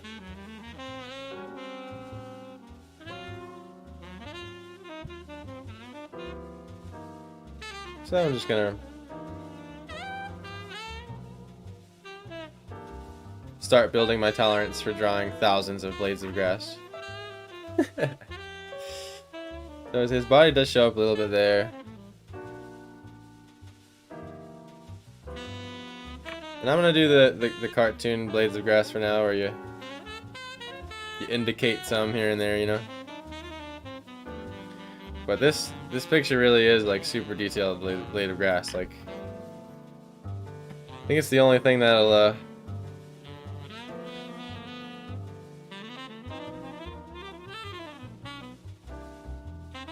separate the food truck from, or the smoker from Chance here.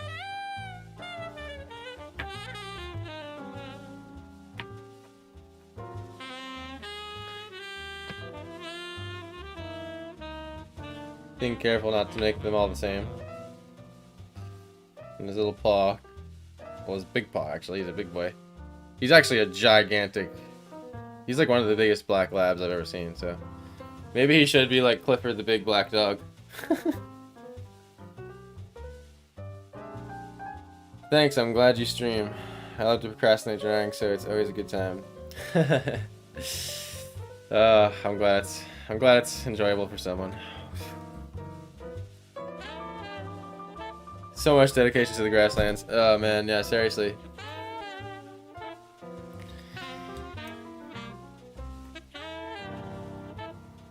The last painting I did, I don't know if you saw the last painting I did. I didn't stream much of it because I was trying to keep it a secret from the client. But yeah, that took a long time. The grass took more time on that than anything in it, I would say. Maybe his arms are a little bit too close together, but again, I'm just trying to... I think before I actually go ahead and paint Chance, I'm gonna draw him privately several more times and really get his characteristics down.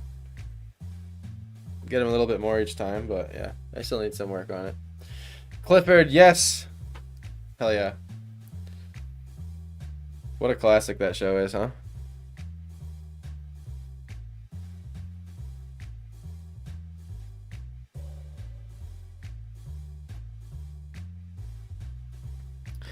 And then he's got this little, it's like sort of floppy fur thing going on here. But you really only, it's not a line really, you can only see it in the color. Yes, this is a specific dog for a client. This isn't the actual painting. I don't have the canvas at hand, but the canvas is like, I'm gonna bump into my green screen, but it's huge. It's like, it's like a giant canvas. and it's gonna be in acrylic.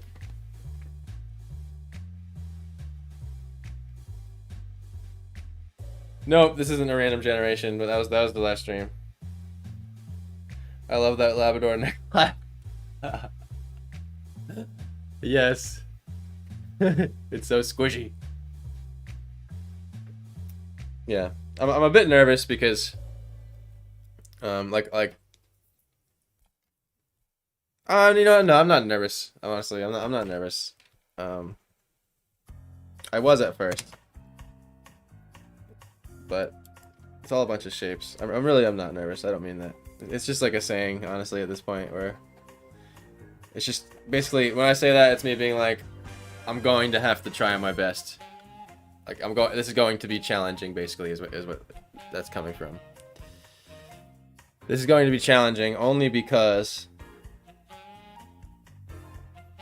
I don't have a lot of hours drawing dogs. I have a lot of hours drawing very specific things, but not dogs. But that's okay. You know, like I think one thing that's become really fun about committing to this being a job and trying to sell art and do art for people as much as I can is that there always comes a time where it's like, all right, it's time to draw that thing that you're uncomfortable drawing. And I've really just been trying to embrace that a lot, like just embrace anything that I have to draw.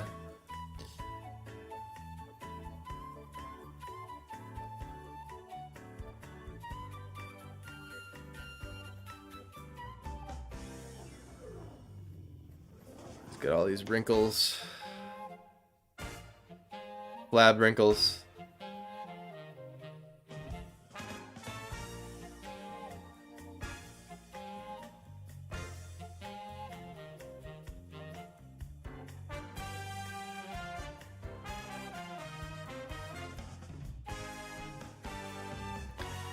And you can see a little bit of his back hip coming up here. But you know, I find that like a little bit of jammed packed research before you dive into something helps, you know. So it's like I immediately was like, well, I don't know how to draw dogs, so I've just been drawing dogs for the last couple weeks, you know. Just different dogs, looking at different dogs, paying attention to dogs more. That's kind of how I've always approached things. Yeah, it's a big project, but you seem like you have a good plan. I try to have good plans. I adjust my plans every time. But oh my god, yeah, that's the same with comics. Having to draw difficult stuff and learning to enjoy the process. Yes. Honestly, like, that's one of the things I admire about you so much is the fact that you do comic book art. I still haven't gotten around to like feeling confident with that yet. You know, I think it's not so much that I'm scared about what I have to draw in the comics. Like, honestly, that's the funnest part to me. The part I have the trouble with is, like, the story. The dialogue and, like, the script writing. Or, like, making something funny or making something, like, have a good punch. Deciding how to place all that and design that. And I think you do a good job with that. Like, you actually make me giggle a lot on your comics. Like, yeah, you know, like, if being brutally honest, like, some are funnier than others, but that's just how it goes. You know, you're going to write an album and 2 songs are going to be a hit. And you know, like I love your Skyrim ones. I love the way you throw references in there. Like, I think there's a lot of funny moments. Like, I don't know, in some weird spirit animal way, I relate to your like shy artist animal vibes, and like the way you like kind of portray your personality through Scout. And it's just, I don't know, I find it endearing that you like put yourself out there like that.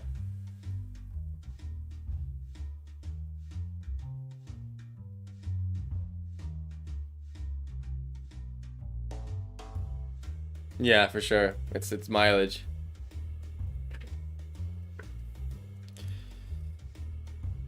Because comics is one of those things that, like, if you're already an artist and you think about it, like, oh, like that's awesome, that's exciting. Like, I want to go draw a couple comics. That sounds fun. Like, it's definitely something that sounds easier than it is, because it's like multifaceted, you know. It's like if you can draw, that's great, but if you can't tell a good story, then What's the point of a comic? You might as well do a still image. I'm just gonna add another propane tank. Sometimes I jump around when I think of something. He only has 2, but in my universe here, I'm gonna make him over prepared and give him 3. Just to cover up that leg, give it a little overlap. I like just trying to create overlap. I know I've said that 100 times. I only started making comics halfway through last year, so especially my pre-Hellhound stuff. Lots of the pacing is weird, the joke premise makes no sense to anyone but myself, and I really try to avoid generic, relatable stuff, so finding my voice has been a lot of experimentation. Yeah, I totally know what you mean. Like, it's hard to ride that line between, like, pleasing the audience and thinking of your own jokes and then making it also readable to the audience. I totally hear that. Like I think I've been on the quest, like, in that area of, like, making things readable but also my own in like style. I've really like the last year or so of drawing has really been trying to control my drawing more, if that makes sense. Like, I've just always had this really free style where I just kind of let things go where I want to go, even if it's, like, poorly designed or bad value, and just kind of, and it does give my drawings a certain look.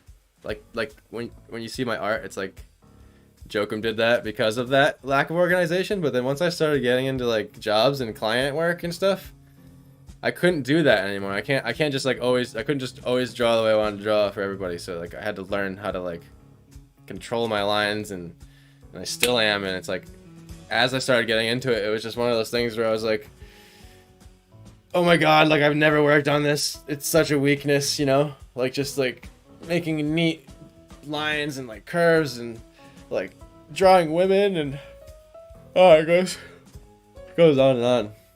Never mind color. Like, color has been, like, my main quest, but then I started getting into, like, design, and man, it's endless. So many things to learn. But I find it fun, you know. I really wouldn't want, like, have nothing to learn anymore.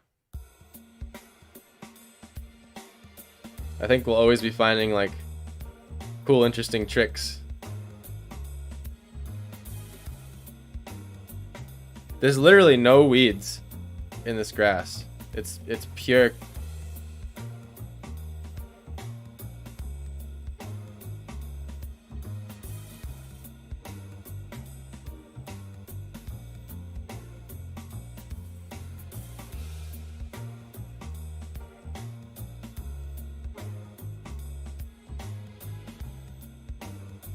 I have to drastically get this perspective small.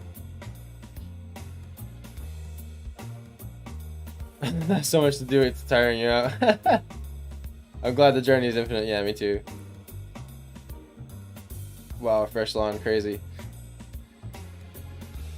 Yeah, I might want to, like, artistically add some weeds to it or something, to be honest.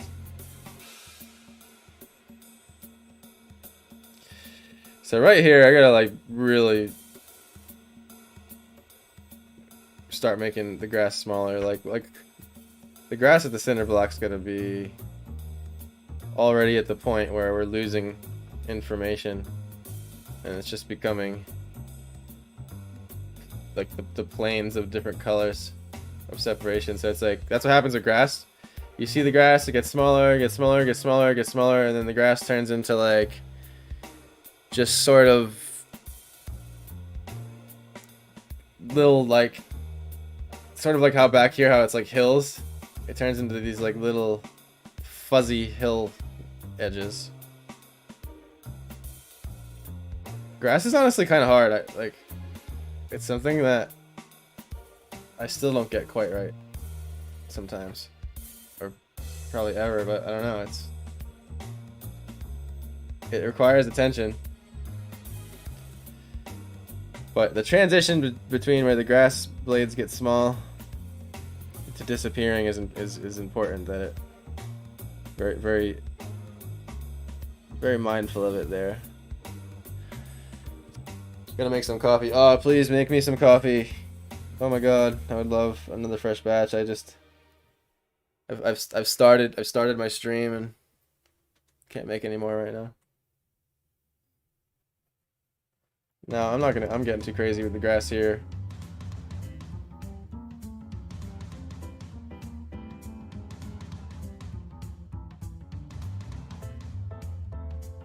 Getting too crazy as in like I don't need to draw this out with the pencil. I don't need to do everything. Another thing that's good to do with grass is to make sure you're intersecting, having perpendicular lines going on. It's easy to just like do that with grass and just like have the same direction.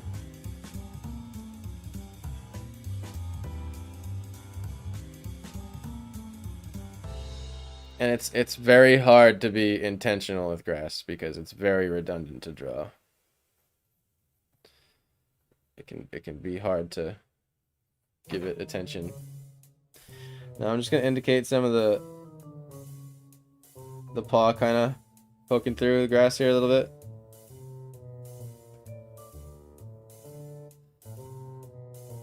Oh man.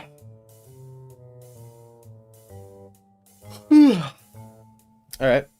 I'm gonna see if I can get this eye in here. Now I don't know. Unlike humans, I don't really know like the spacing of dog eyes and how it's supposed to be. So I've just kind of been winging it.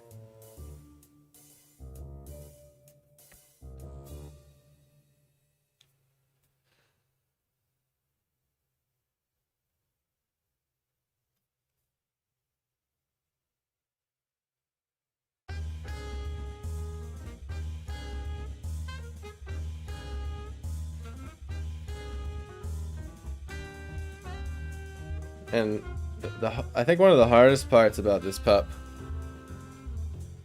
is actually it's a little too low. Slightly. I think the problem with this pup, or the challenge, is one of his eyes are like is sort of like sleepy and squinty, and so I'm finding it hard to capture that.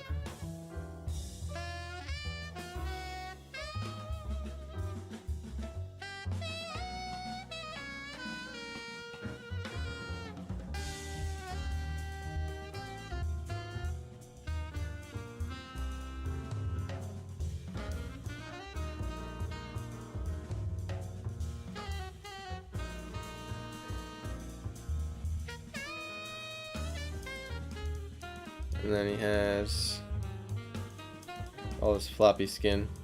And that's where this eyebrow happens.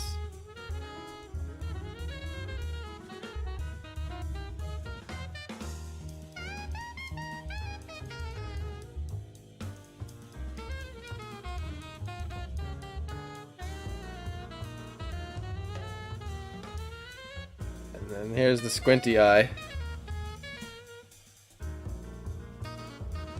There's sort of some like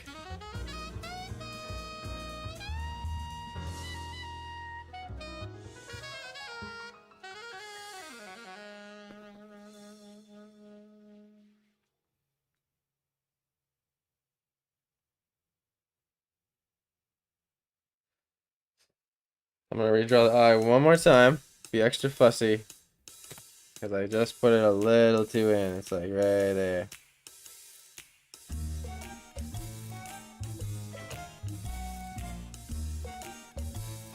This freaking music, I swear to God.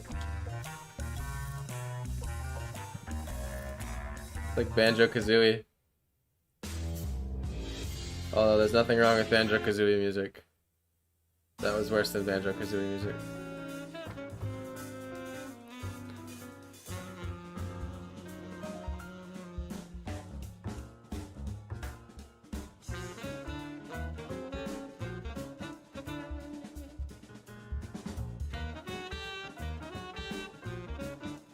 This like perfectly curves into that.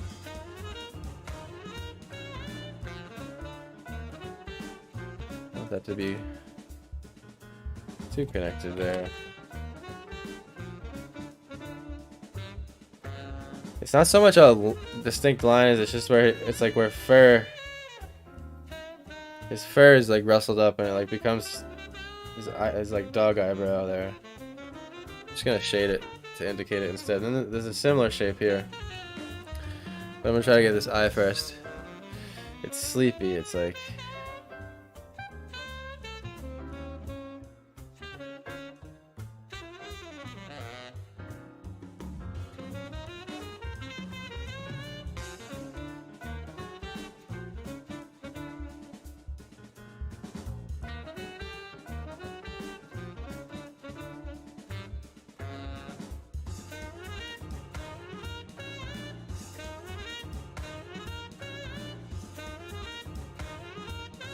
Not quite.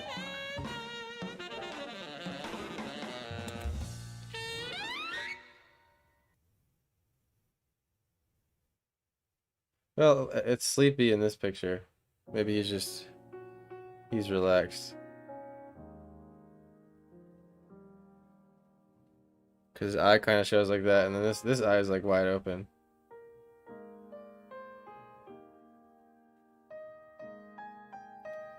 But there's definitely a line here.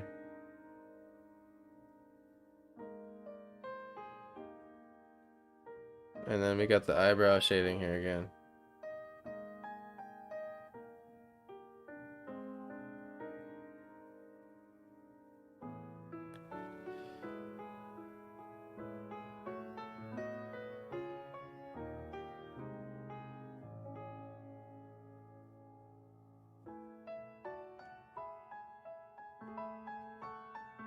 I find those graphite drawings those people do like super photorealistic, so crazy. People, very impressive. I gotta say though, like once I went color, I didn't go back. I'm like obsessed. I like doing everything in color now.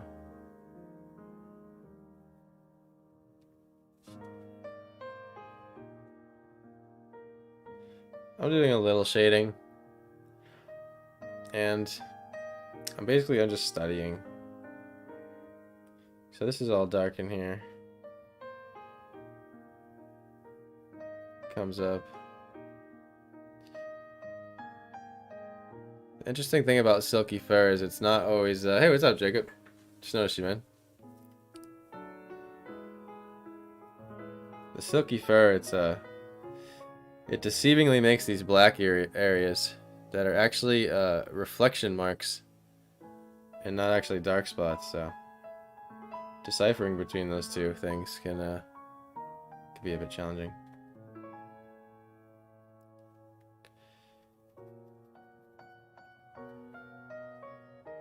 And it is an overcast day, so the lighting will be, or the shading will be very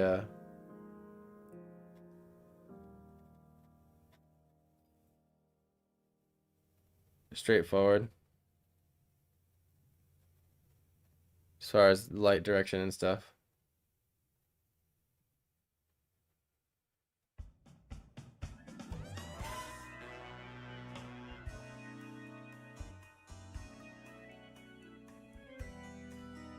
Let me give him his other eye so he doesn't look so creepy.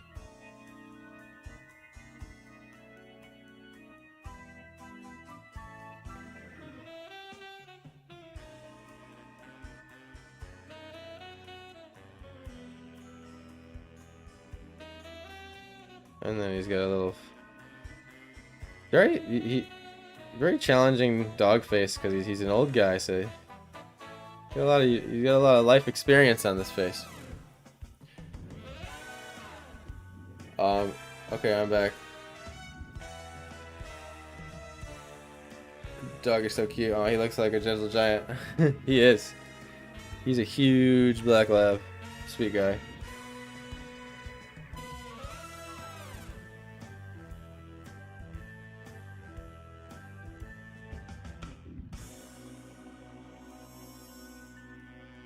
He's got his little tongue wrinkles. And you have that little wrinkle that goes over the tooth there, you know. And they have black lips. There's a black lip right there.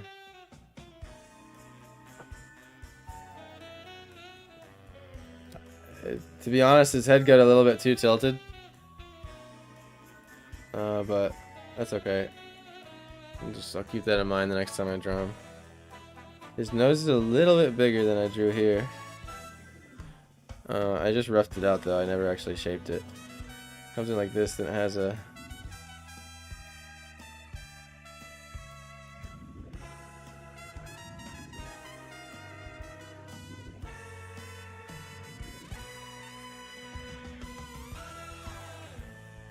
It actually curves. And then the nostrils, I got a little bump. I was having fun figuring these out. There's like a little bump right there, and a little bump right there.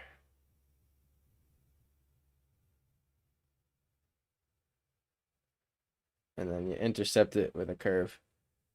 I love trying to figure out like finally those little drawing books you'd find in libraries all make sense to me. The way they were explaining things. How they're like, how to draw all like 50 animals, you know? And then it'll just be like step by step how to draw an elephant with like specific shapes and stuff. Yeah, guys, I'm just like doing the every 30-minute green screen fix. I don't know why it keeps doing that. I wish it wouldn't.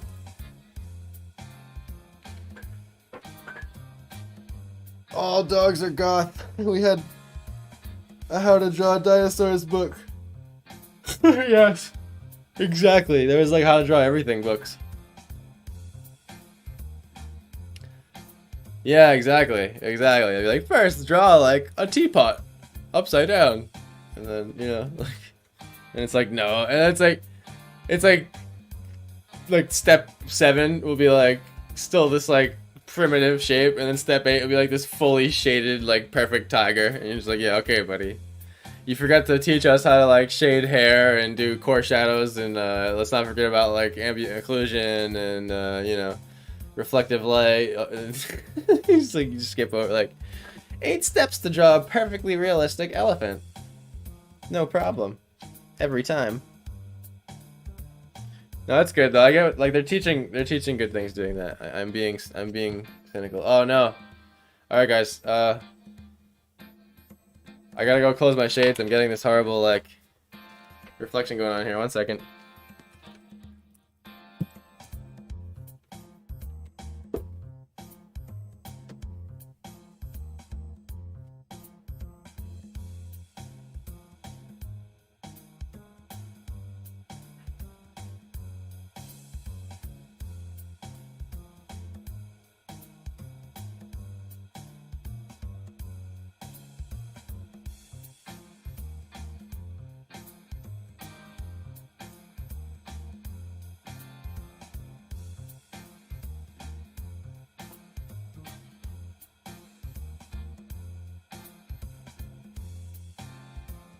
Alright, there we go. That's better. Step 1, draw a circle. Step 2, draw a rectangle. Step 3, ambient occlusion. Yes.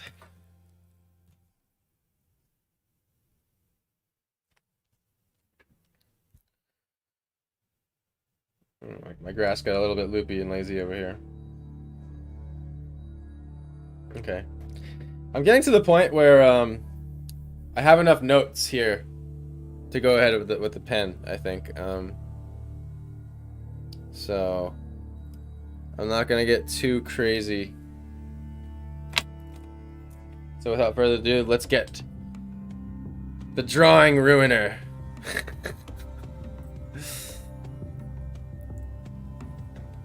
The risk taker utensil. All right.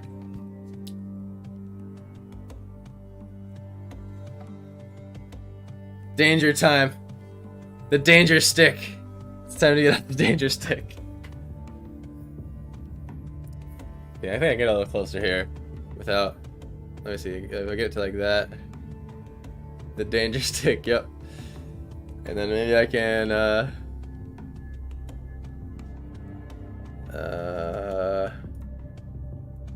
Can move myself over a little bit here. Alright, you know what I'll do? I'll make myself tinier. A little bit tinier. And then get a little bigger here. Okay. Shrink ray magic. What's up, little friend? Dwarf planet joke. I fucking love your brain, Scott. Oh my god. I feel like we would be good friends. Oh man. Okay. So I'm gonna dive in with the danger stick here. And just go for it. So I took notes, and that just means basically I didn't draw everything. So now I have to just take extra care and draw in this trim board here. I don't care if that's a little bit curved. I kind of like when you see those little pod houses in fantasy art. They make them all bendy. Those like stylized bendy houses. This is just a straight up board. And sometimes a little bit of curve and stuff for no reason just makes it look cool and stylized. It's hard to explain. It's something you gotta like experiment with, but yeah. Okay, here's where I'm gonna do dots. So that'll just be end up being ambient occlusion. And I'm gonna ever so slightly get smaller and smaller and smaller.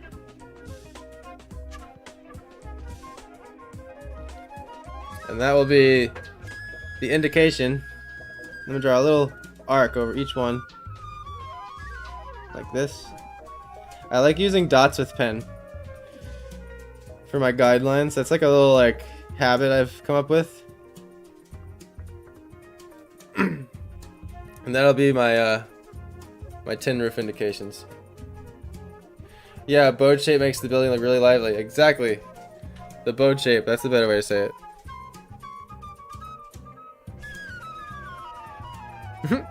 This flute song, what the hell?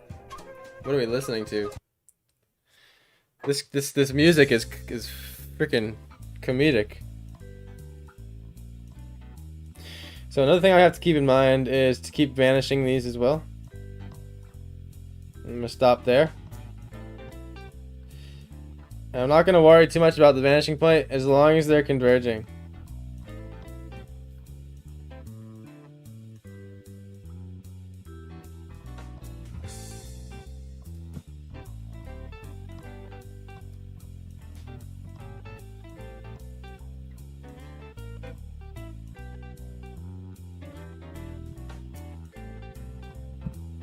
Something like that. That stuff's a bit more difficult to eyeball. For sure. For sure.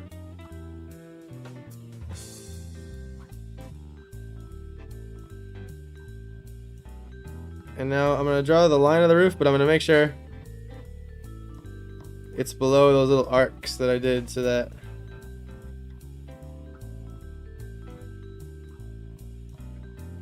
and now I'll draw like a thick black line. And that'll be the ambient occlusion.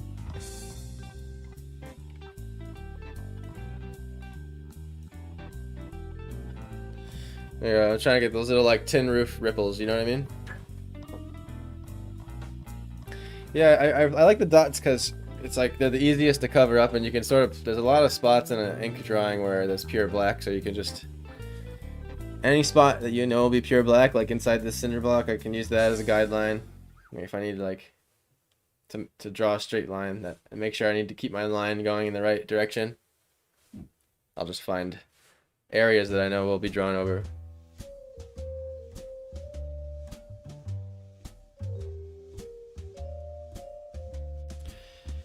Now I'm trying to get these nice smooth curvy one try lines here, but it's difficult.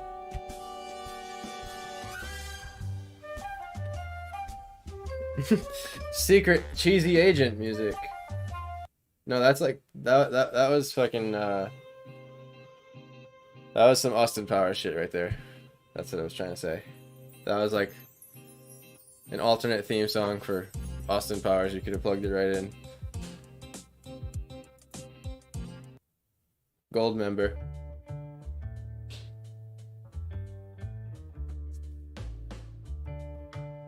Yeah, exactly.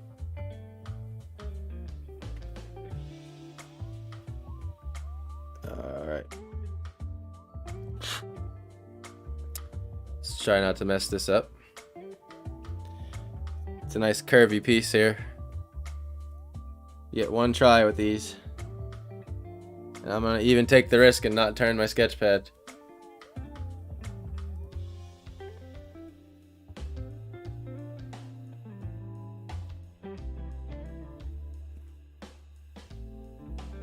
Well, I have to live with it. It's not exactly what I wanted. I should have waited to do that line, but oh well.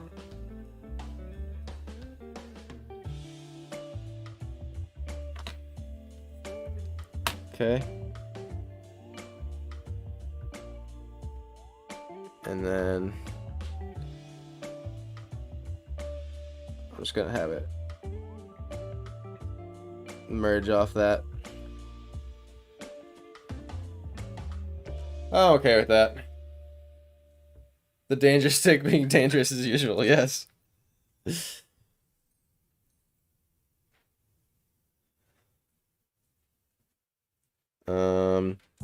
Now to draw the ellipse.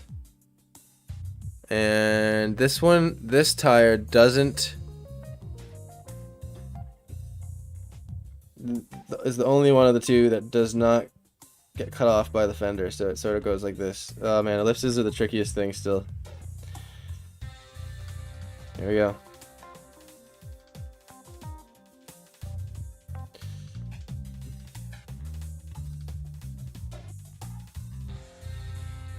My hand is still a bit shaky.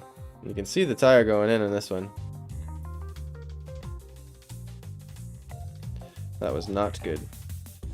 I didn't do it fast enough, but I didn't want to cut into the dog. That's the other line I'm going to get here.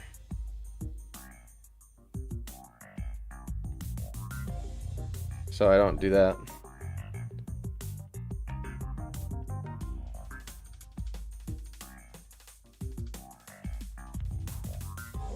Luckily the tire is black, so I can fix it.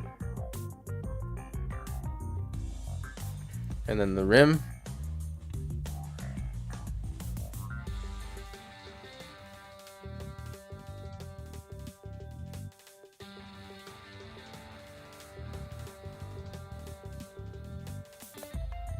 And this tire gets cut off.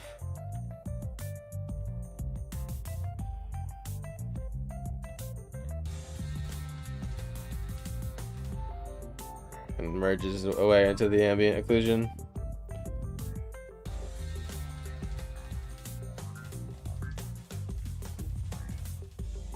Honestly not drawing the tire, so I wanted to.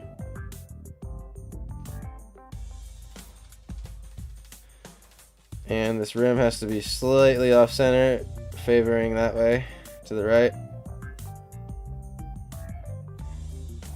And then we got the same thing with this.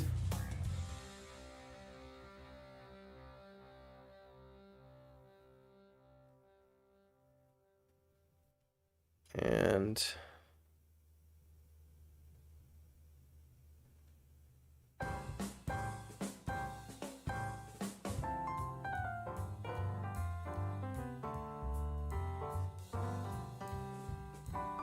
see a little bit of this tire.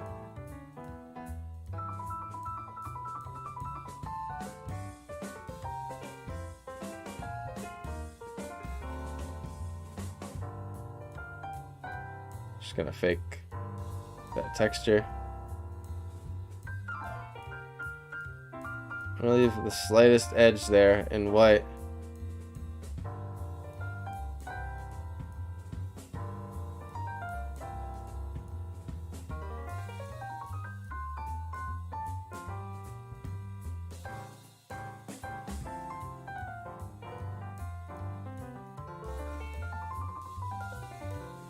Something like that. Very smooth. I'm trying. I'm gonna hop back to the roof. I kind of hop around in the inking stage. I don't really have like any order to it, really.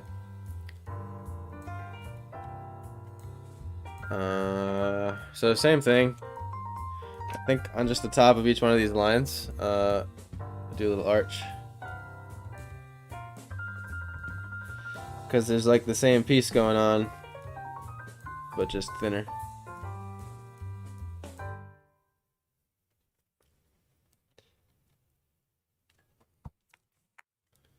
I know my head's going off camera here, but I just have to get close to draw it, right?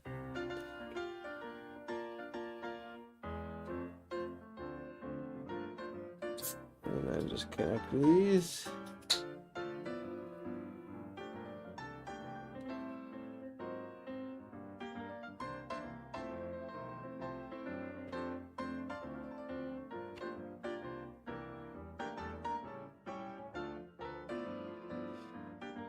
Okay. I just have to make sure it appears as if it's going over the top.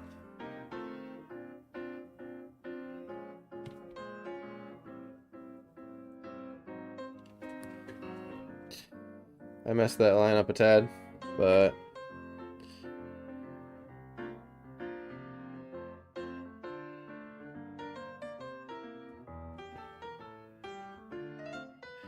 man, my hand's shaky right now. I don't care if it has a little curve and bend to it.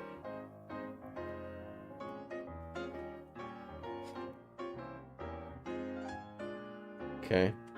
Now this is made out of boards. Now I'm going to make sure that they sort of intercept here. See an edge.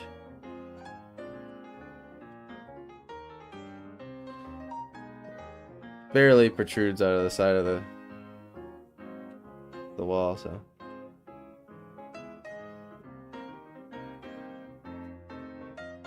Keep that theme like that, I guess. Well, I guess not. Then there's like a strip of board down here. Just like that. Then we have the sliding window.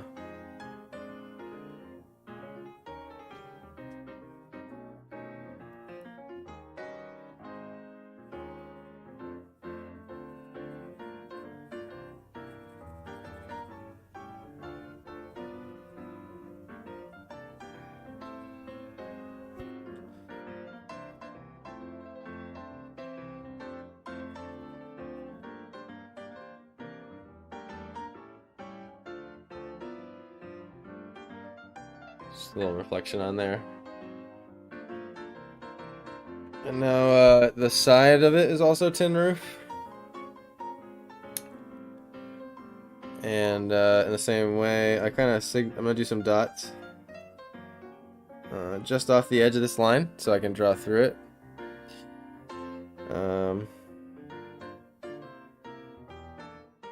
It's about 1, 2, 3, 4, 5, 6, 7, 8. 1, 2, 3, 4, 5, 6, 7, 8. So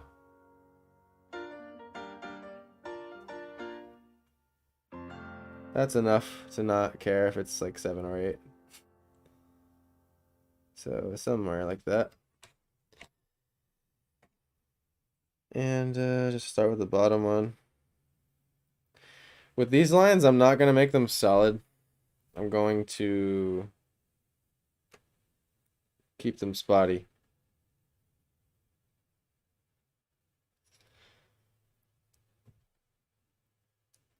There's rust all over this thing.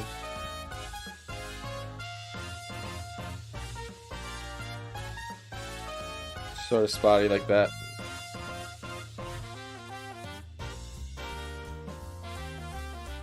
Okay, I got it. I got it for the song. Ready? This is the opening menu screen for the new Mario Kart game.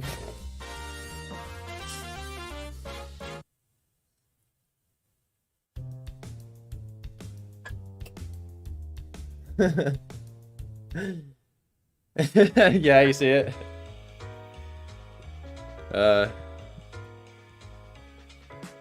You guys always get my imagination. And there goes the green screen again. Yay. It's not annoying at all, and it's super convenient.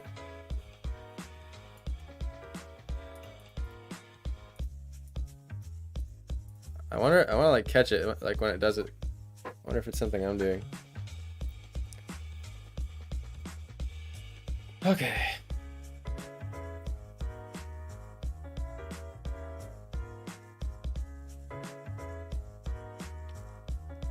This is like your classic lo-fi hip-hop channel on YouTube.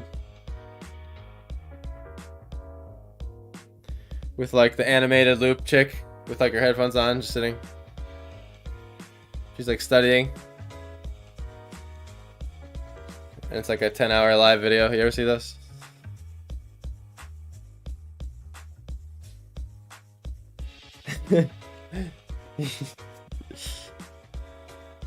Kirsten's making fun of my dancing.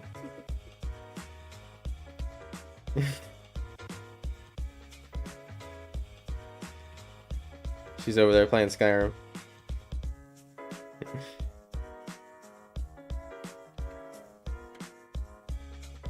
Kind of head bobby though. Lofi. Beats to study paint too. Oh my god, Scout. I can tell you're an artist. Holy shit. Yeah, I sit in the library with sound ambience vids. Yeah, oh my god, it's like you live the parallel artist life, I swear. There's so many things that I say that it's like you've actually lived. Scout says shout out to Skyrim. She was like, yeah.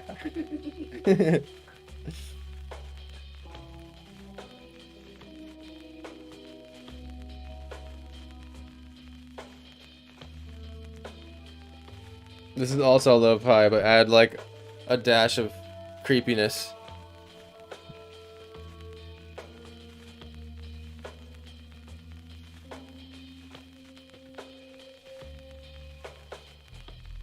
The tin goes a little bit over the edge. I didn't do it there, but whatever. You can't really see it anyway. Yes, truly. Yeah, kind of spooky. It's like, what would this be? This would be...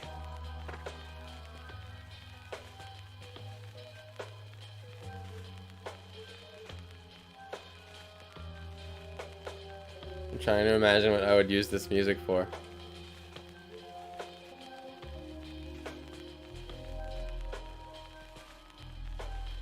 It's almost like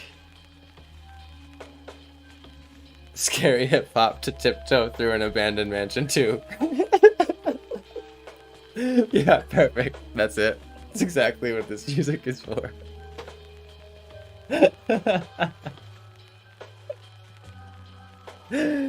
Oh, Scout, I love your fucking brain. Holy shit. I know I said that already, but man. Luigi's Mansion rap battle, yeah. No. Okay, no, you made me think of it too. Wario. Have you ever played Wario? Like the Game Boy game? Wario. It'd be like some shit on Wario.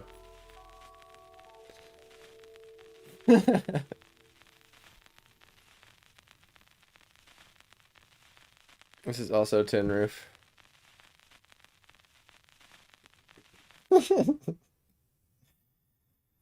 I pictured an entire group of teenagers walking through an abandoned mansion to that. I know the guy, he is spooky, yes. That was just like, I don't even know what that was.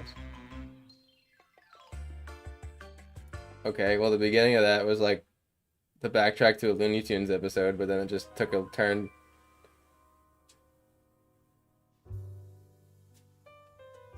Man, the title to my videos should just be like, let's make fun of cheesy catalog music together.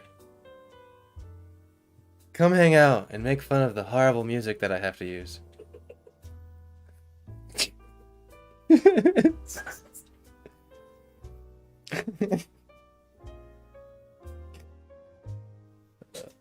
Okay. Let me finish drawing this, for God's sake. So serious.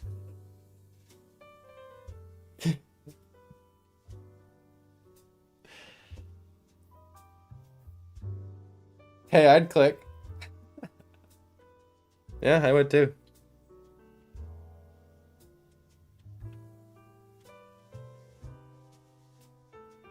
Fine, I'm naming my video that next time.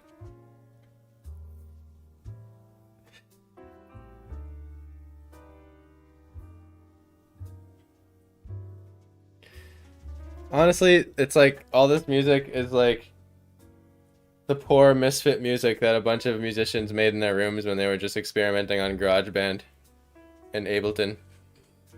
That's what this music is.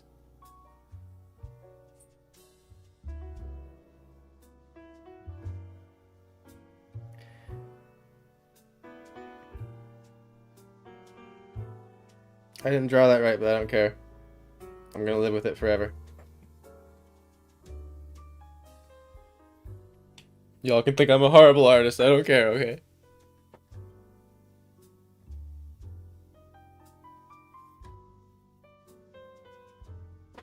Y'all can cancel me, alright? For drawing that soffit wrong. Go ahead.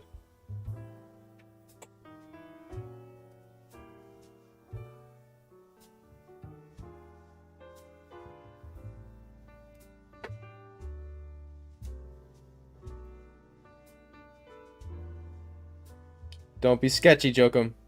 Draw that line. Mean that line.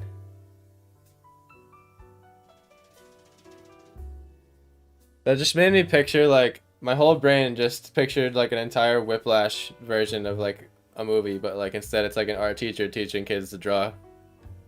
And he's just, like, walking around, like, smacking people in the face. Like, draw the line again! Draw the line again! So you go draw the line, half of your line, smack the pencil out of his hand. Do it again! and you just named the video If Whiplash Was Art Class. Never drawn a line perfect in her life. Jokum, cancelled. In the gutter he goes. I know, we need reparations for all the people who can't, who were forced to draw poor lines. Oh man, I'm so sorry. I gotta go. Bye. That's okay. I'm so glad you came to hang out. It's always a blast. I've always had such a blast with you in chat. I hope you have the best day. I really do. And whatever you were drawing, I hope you finish it and it becomes something great.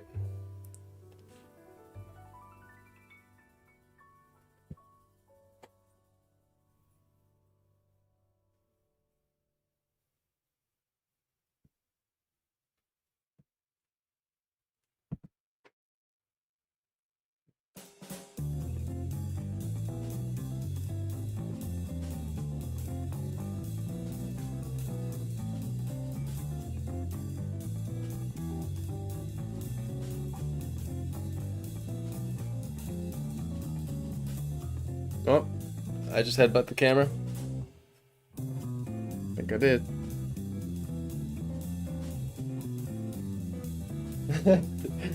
Did I headbutt the camera?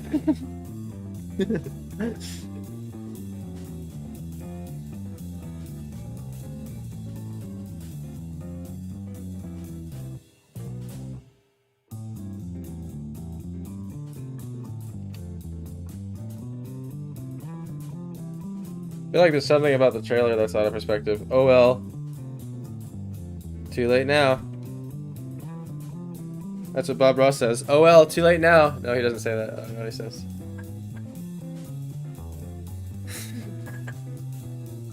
Yay, 3-hour-old coffee. That's how long I take to drink my coffee. Is there any cold brew left? Nice. I might have to get some cold brew in a moment here. Oh no, I drew through the line, guys.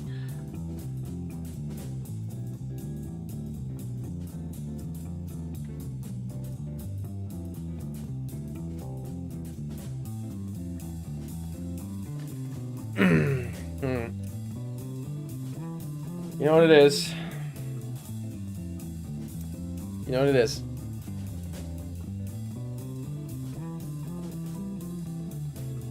I've been sitting here lurking, geeking about your art boot camp. What's up, Matt? I'm glad you're here, buddy. Yeah, man. You talking about like the whiplash thing? I think it's a funny video idea. You just like go walk around with like an eraser. Erase the shit they draw like as they're drawing it. Do it again!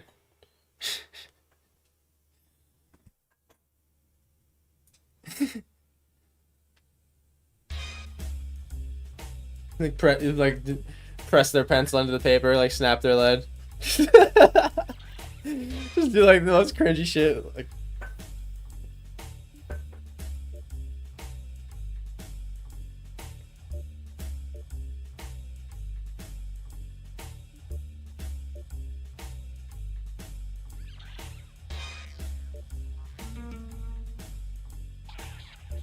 this is Rayman 2, The Great Escape.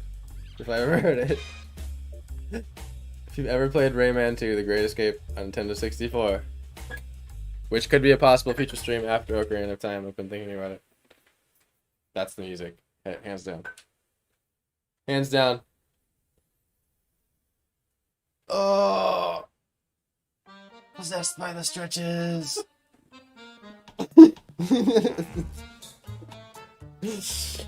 Okay.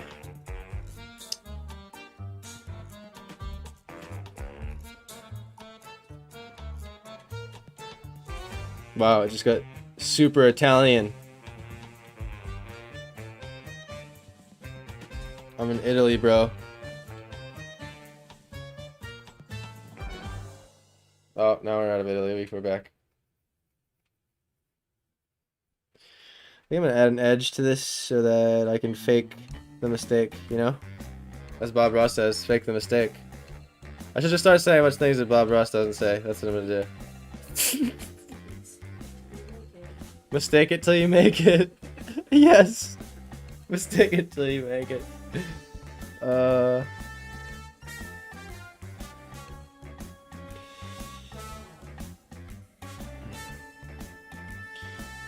They say, you know, if you don't draw the line, you suck. That's what Bob Ross says.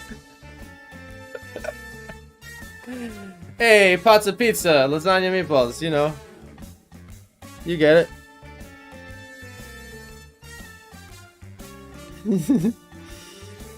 Pissed off little trees over here. Draw some pissed off little trees. Hey yo. Wicked mad trees, dude. Two tree mad trees. Draw a couple trees. You know?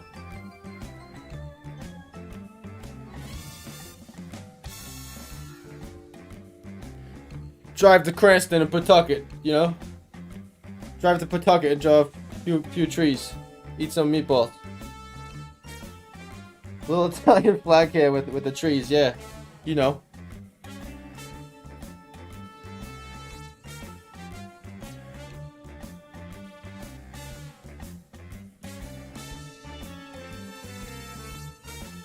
Y'all are used to that shit in Rhode Island. That's just like normal talk up there. Because everyone's pretty much from Boston.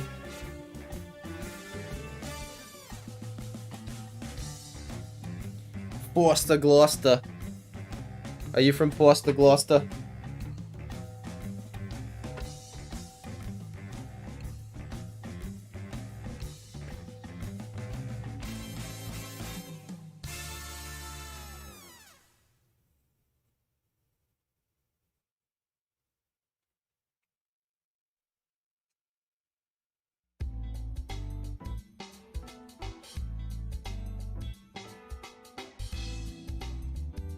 This is elevator music all day. Quality Inn. Where your quality stay is our priority.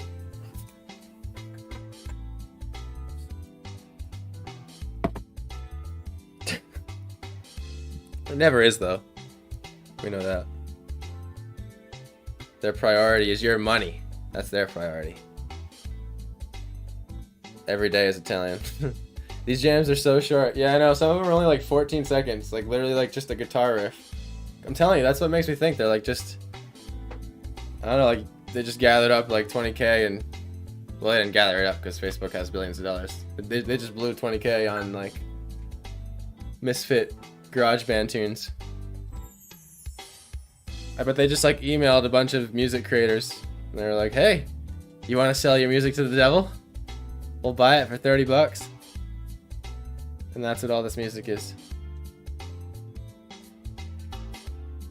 I got a bunch of it on my computer. I've made like 60, 70 of them over the years.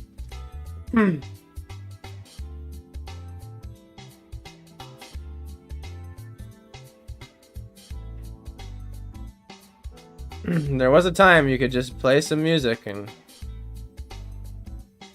you know, you wouldn't get flagged for it. But that was a time that like people weren't making money online with music. They were making money selling their CDs and having people come out to their shows. So they didn't really care if it was on a YouTube video because there's no money to be made anyway.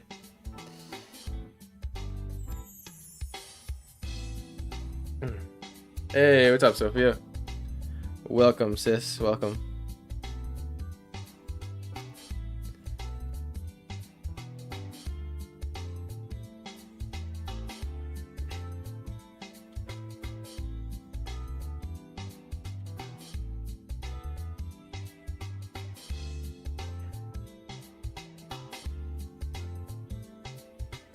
Got the ball joint here.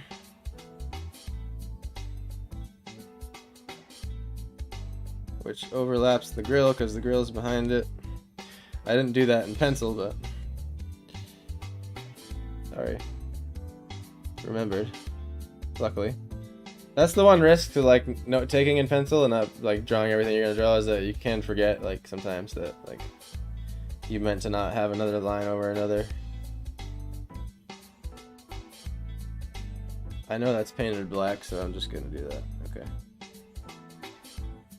Then the little hitch thing. There we go.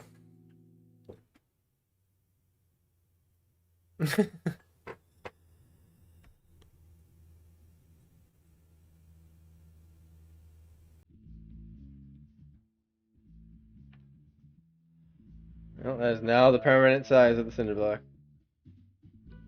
Forever.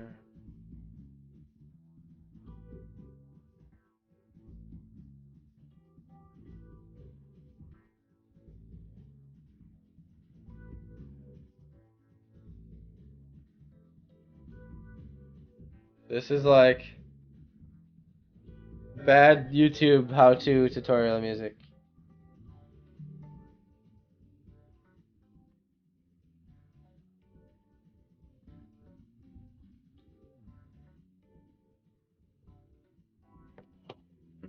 Alright.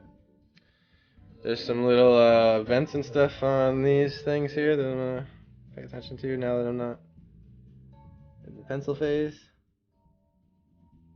I already worked out all the perspectives, so I don't gotta think about it as much. It's like a vent there like that.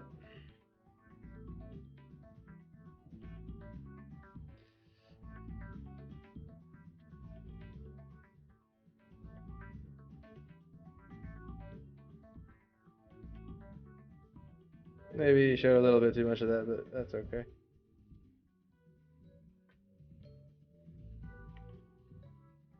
Being loose with these lines and not making them like connect all the time. There's something about not like giving the brain all the information that I like. Like the brain should mad lib some of the detail in.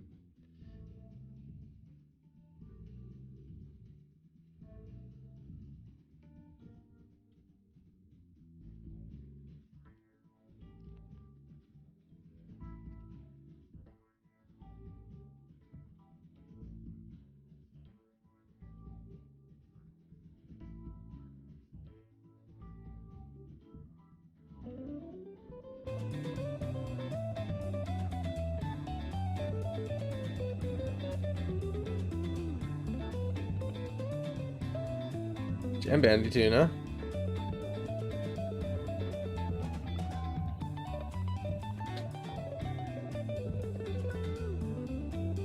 Someone was influenced by Trey Anastasio.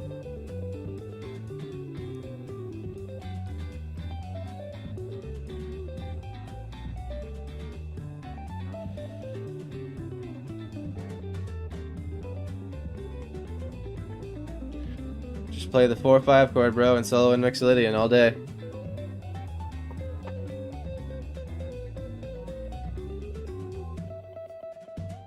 Lydian, Mixolydian, bro. So Dorian, but not at the same time. This grill, I just royally messed up. So for those of you that were wondering, like, ugh, why did he just mess that grill up so bad? That was me.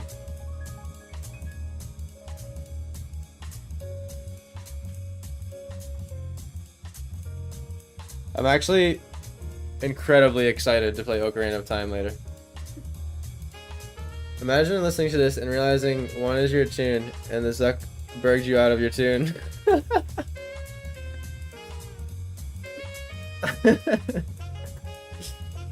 I would laugh if I heard one of my tunes on here, honestly. And I would equally call it bad because they are bad. I remember when I first started streaming, like, I only had 50, I just used like 50 tunes that I made. And I got so sick of them. But I almost can't listen to them ever again, to be honest. I probably did over 100 hours of streaming with them, and you get through all the songs in like an hour. It was bad.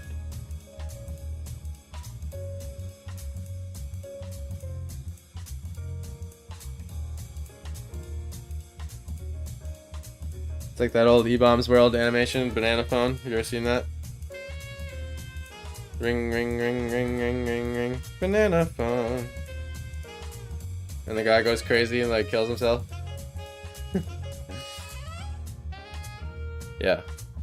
Crazy animation if you've ever seen it.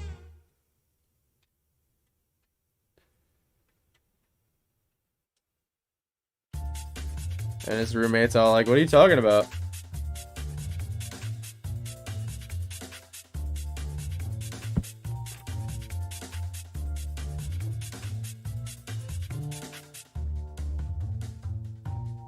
This is Rayman 2 again.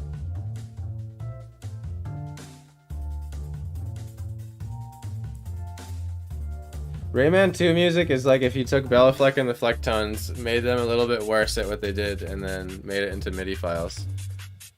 That's like Rayman 2 music. And what I mean by worse at what they did, like make the music simpler and not as virtuosic, but give it the same sort of like vibe it has.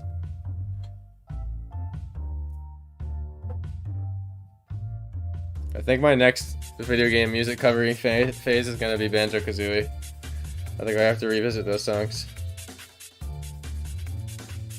They're so intense.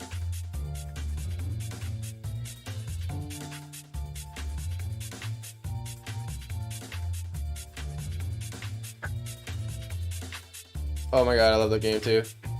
So good.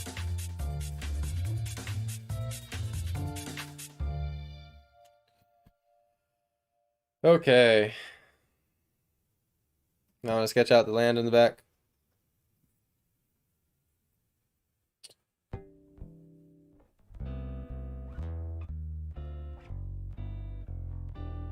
The roughest indications of bushes. Introverted bushes, as Bob Ross would say.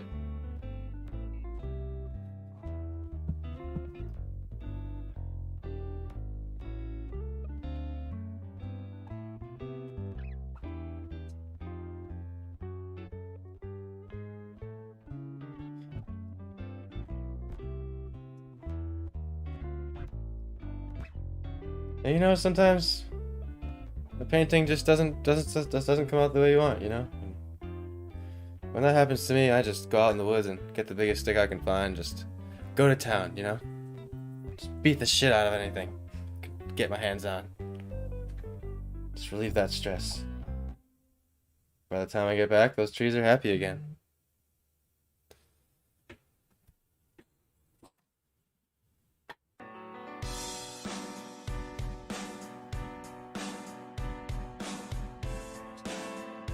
My bad, thought I was getting a phone call there for a second. Thought it was important, but it wasn't.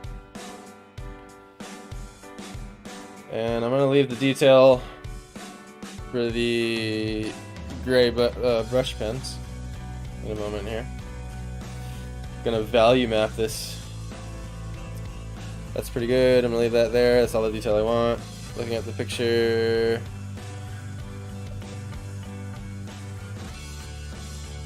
With the slightest double line there, and then it comes across. And this is just trees.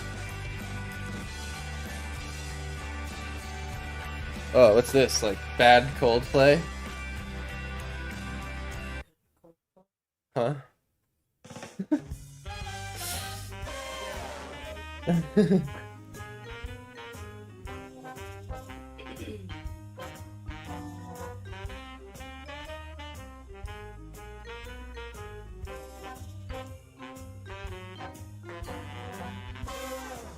I love that emote.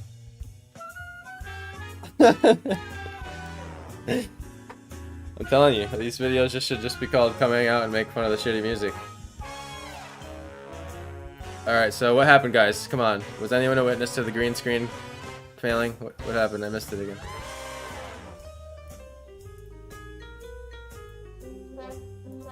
Whatever, it only takes a couple seconds to fix, I guess.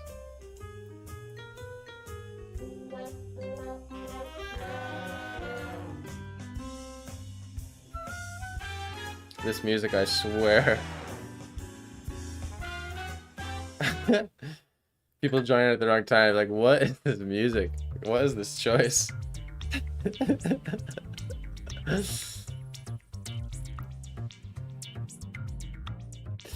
Well, what happened? See, the thing is, like, what's happening is, like, to get the green screen to look right, I have to, like, tweak my camera saturation up a little too much so that the green is, like, way too green. And then it finally, like, the chroma key picks up on it. For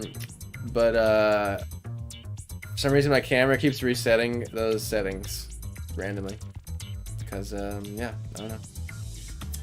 It doesn't like me. That's why. It is why.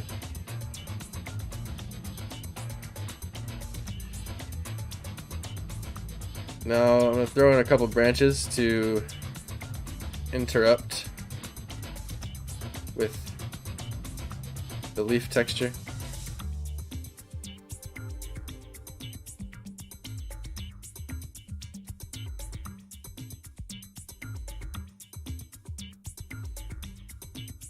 I know this is the jarring tune and I'm about to change it.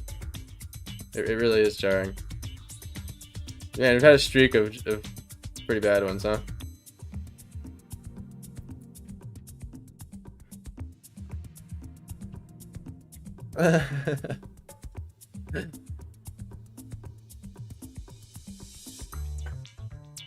Yeah, it's like some dude going off with a jaw harp, yeah. With like an effects pedal on it. Synth jaw harp.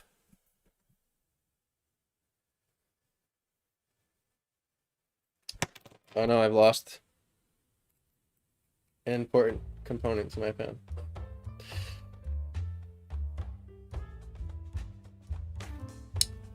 So now I need to draw another line. And it hits halfway point to this tree, like this. That's it. And then there's a house. So there's bushes. Like even more introverted bushes. Like these bushes haven't left the house in weeks.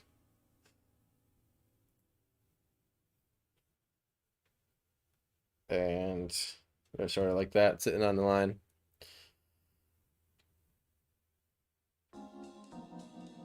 Actually, yeah, this bush got a little more social. He came forward. But that's it, that's the only one.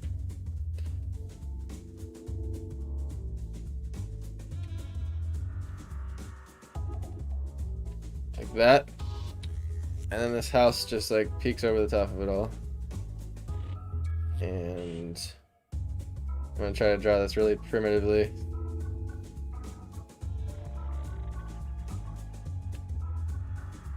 As long as it's like hard angles against soft angles, then it should look like a house.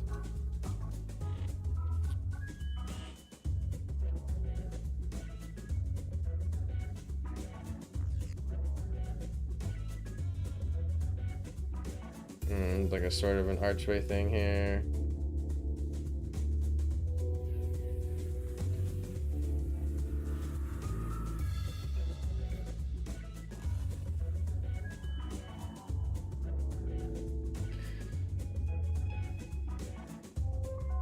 This is like if fish went underwater in the middle of their shell. That's what this song is.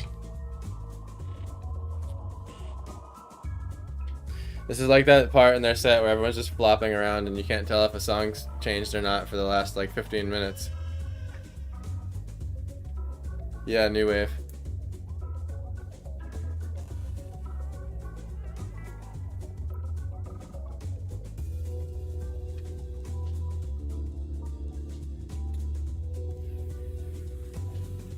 And because this house is so far away and very sort of like on the horizon, you're not going to see much vanishing with it. It's going to kind of be level with the horizon. But that's what I mean by primitive. I'm not adding much more detail than that. Maybe that's a line that needs to go down there. And then there's like a roof line here that separates those windows. That's pretty much it. There's one more... Oh, wait a second. That's what it is. There's like a window here.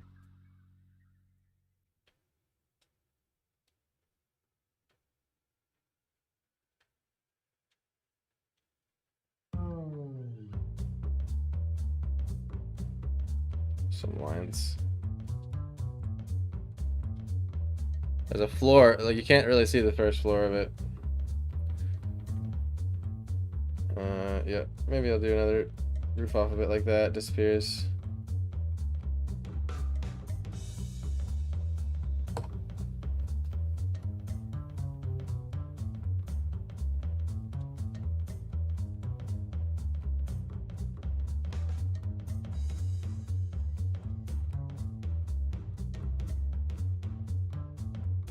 This is a medication commercial song. Pick Trizalta.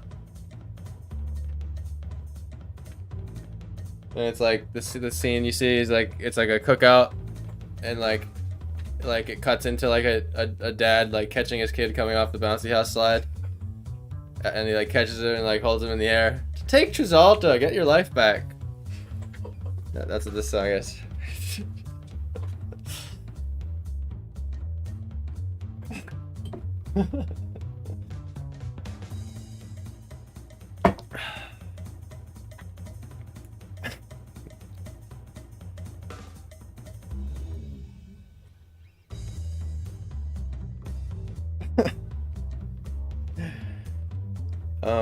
So grass is weird. I'm gonna try not to mess this grass up here with the pen. With the pen, gotta be limited.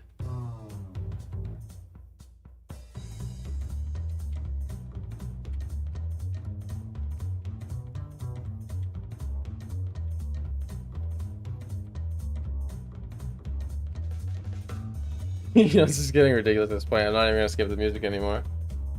I just want to see what happens. Do you suffer with depression? Get your life back. Yeah, exactly.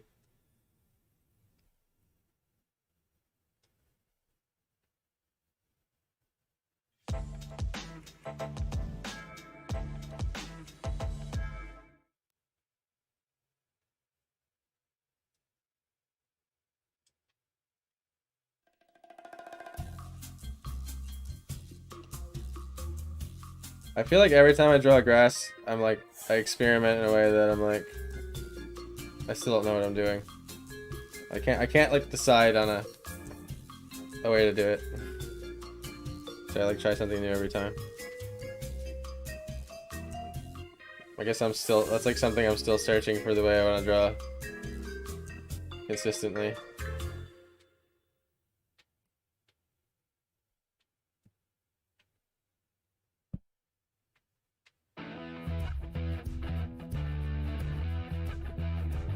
It's easy to get fixated on one area with Grest. It's more of like how the whole picture looks. Oh my god, this is like... Yeah, Ford commercial show. Except like played by a student band from band camp, from the music school, from the local music shop. Where like the kid misses the cymbal wicked bad by like an eighth note. Like, it's like the worst flam ever. That was so short. That was only 45 seconds.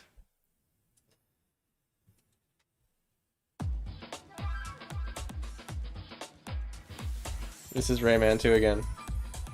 I'm telling you, a bunch of these are like, I swear it's like from the Rayman 2 soundtrack.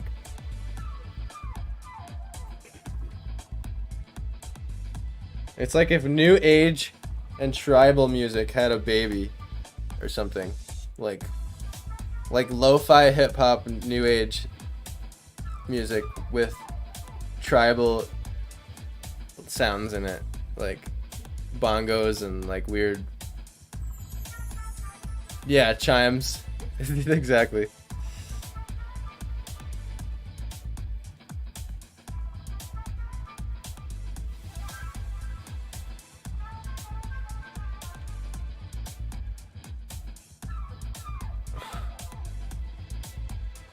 Rayman 2 is another very memorable one with the art for me. Cool art in that game.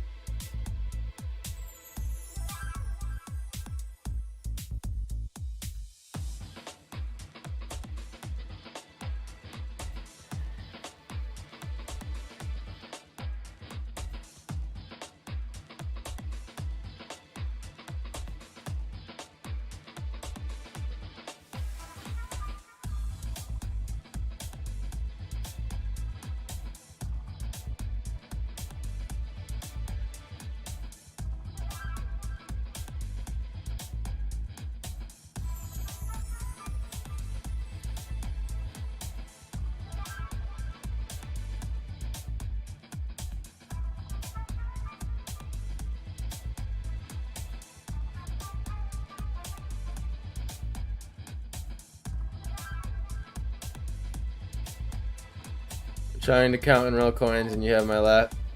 So hard I keep messing up. Sorry.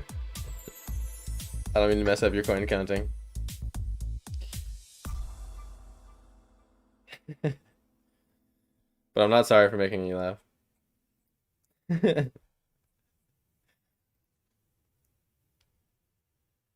Honestly, I'm having fun drawing a doggy. Oh shit. My brain's like, this music, I swear to God. I know I can't shut up about this music, but it's just so goddamn cheesy.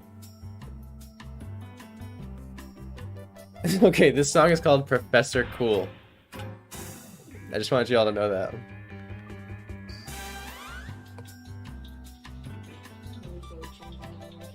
Yeah, I'm gonna legally change my name to that too.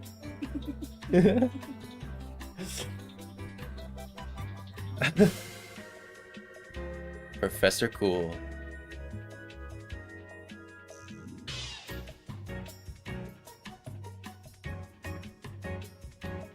Oh my god, my head is playing out a whole thing, whole animation to this.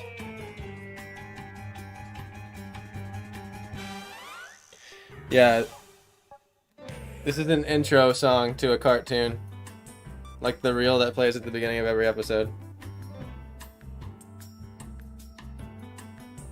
Introducing all the characters and shit.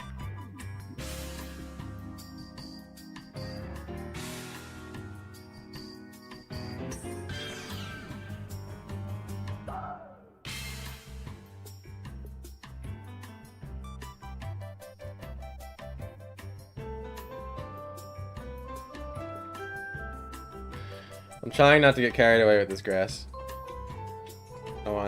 very easy to like make it too busy.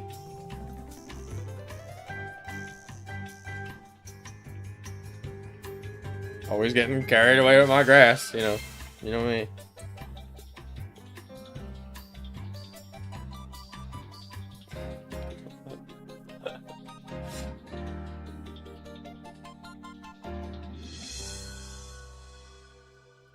Do you guys get carried away with your grass? Or is that just me? In the background of the song or the drawing? Should I just low-key draw someone dying in the background? Oh, the song. I don't know, I didn't catch it. Is it one of those things where it's like, play it in reverse, man, and it reveals who murdered John F. Kennedy?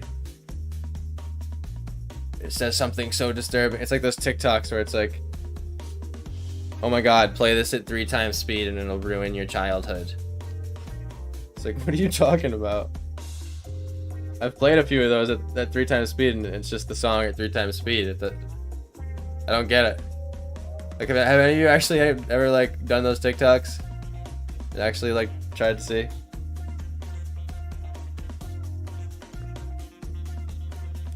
I'm gonna toss just some little like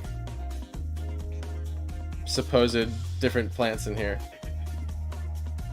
Little leafy circle things. That's what we'll call them. Yep.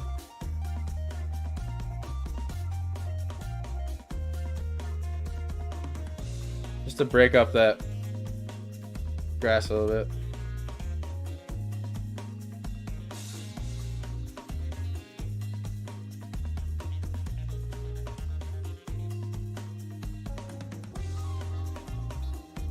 Mix it up, get lost in that grass.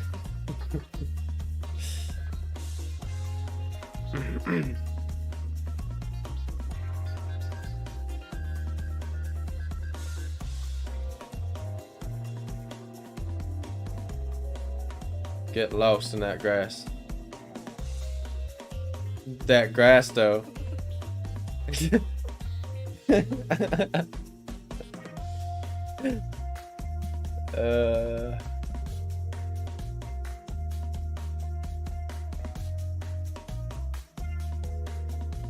Well, dogs aren't translucent, so let's go ahead and correct that line.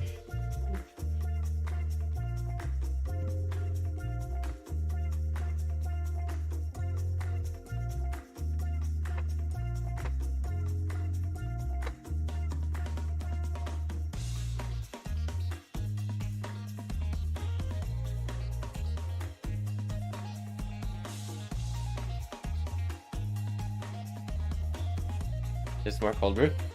Yeah.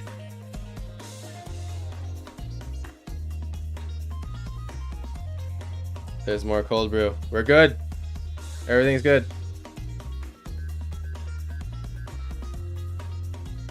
We will survive the stream. I will not fall asleep on fall asleep. I will not fall asleep on stream.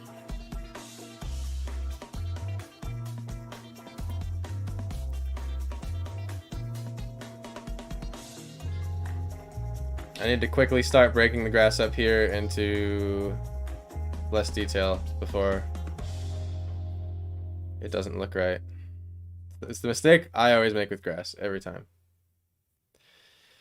And the grass needs to get more and more covered there because the arm gets thicker.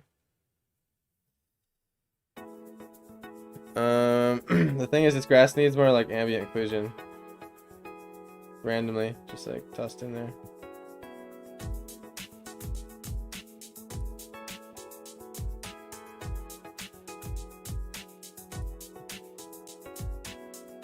Just like here and there. I'm not thinking about it too much, but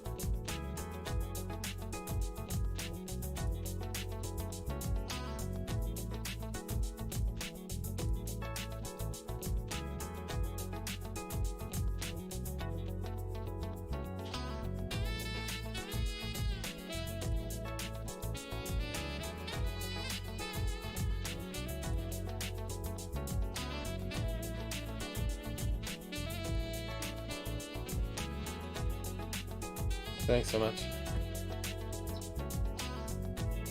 Thank you so much. We are back in action. Cold brew enabled.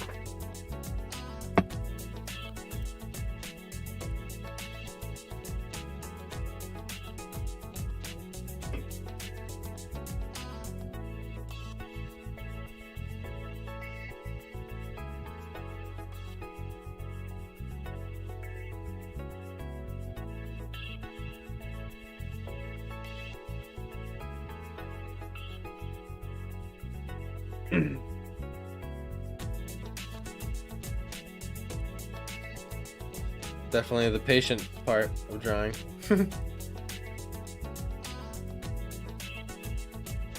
Unless you want it to look like shit. That's what Bob Ross says.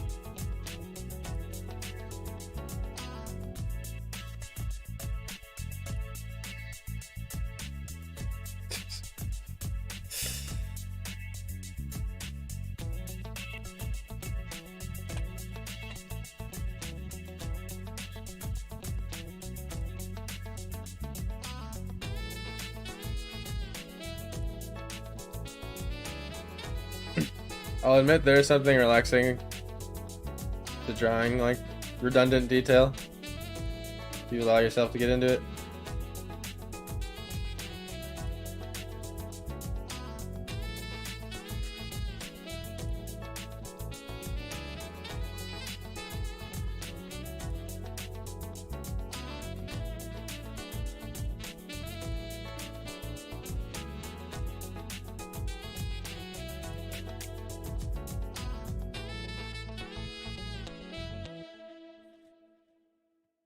Oops.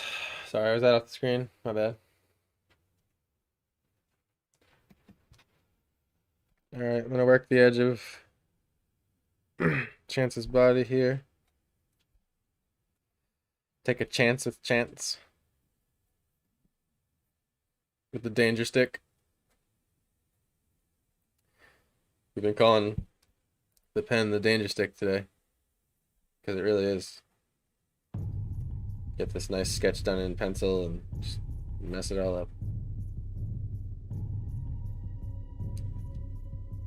Because what's easy to do is like interpret your pencil lines wrong. And then, yeah, it just doesn't look right forever. Sometimes when I'm desperate and like I messed up a drawing that like I really loved how it was going, I'll get some white out and then just kind of like Photoshop the picture a little bit with different contrast and brightness so that the whiteout disappears. But that's only if I like really liked how it was going and then I messed it up.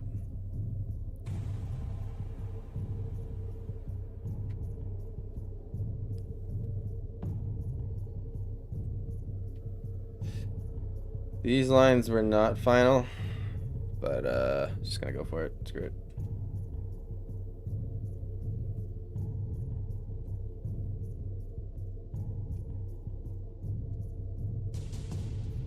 it. This is like almost like the Shadow Temple music in Ocarina of Time.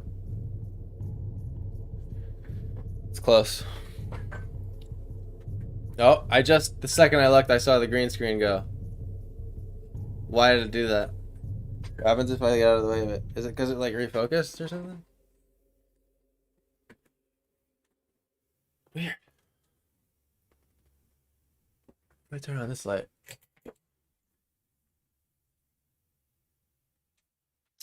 I don't get it. I'll consult my Streamlabs team. See what they have to think after this. I know, I have to look really oversaturated for it to work. I'm not actually that blush all the time.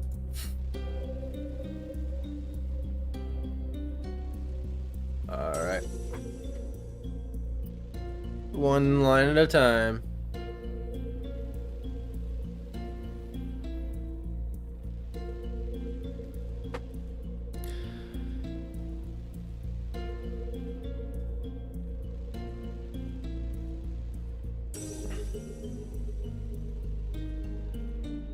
This is like almost the Halloween theme.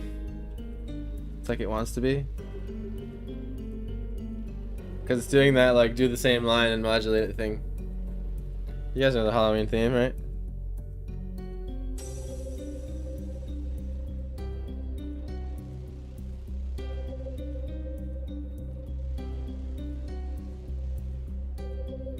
Okay, this is the part where I gotta be sparse with my lines because the shading is gonna take the rest. There's like little eyebrow indicators here I'll give.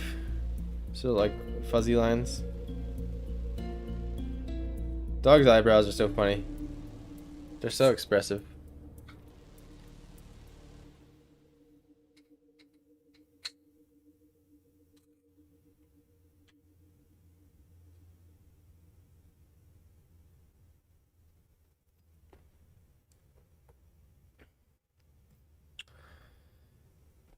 Dun dun dun dun dun.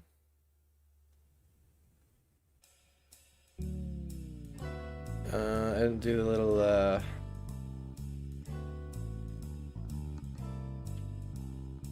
like where the tooth lifts the tongue up.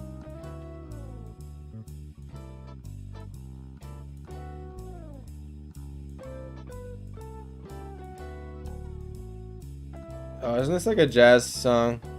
This is definitely someone covering like a jazz head, but I forget what it's called.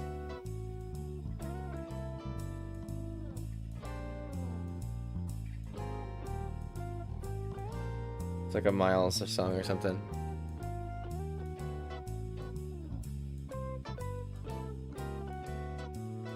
Solar? Solar? Solar? No.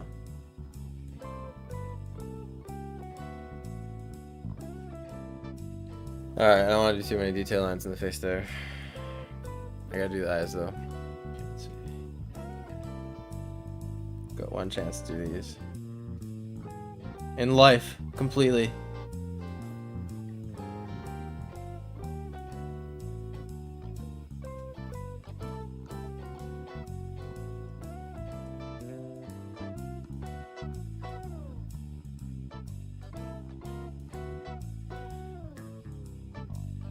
So concentrated.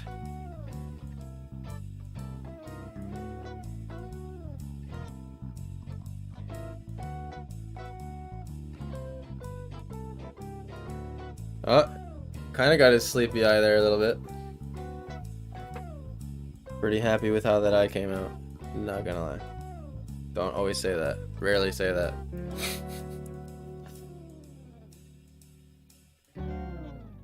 He's a couple more fuzzies right there.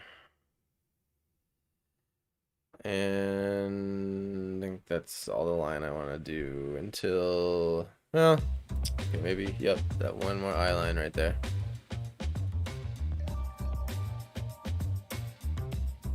Oh, that was risky. My hand was like dying to shake. And he has one on this eye too. Something like that. Good enough. As Julius Caesar would say. No, I don't know. I just said a totally random name. That's not what Julius Caesar said.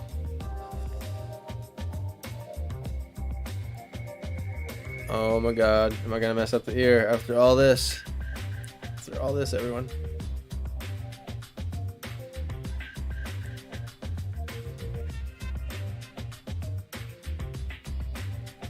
So something with, I've learned out of the book Drawing with Force is they say to draw with the gravity, the direction of the gravity. Does help. So I'm trying to draw in the direction of the flop. That the ear is flopping.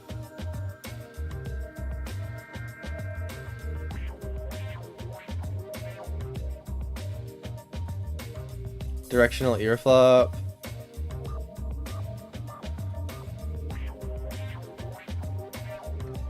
I didn't quite end that line the way I wanted to, but that's okay. It's a sad accident.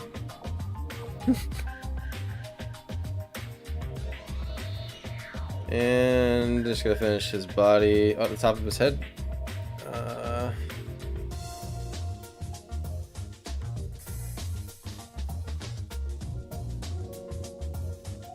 Hip. I should have looked before doing that, but I just went for it, and now that's what he looks like. Okay.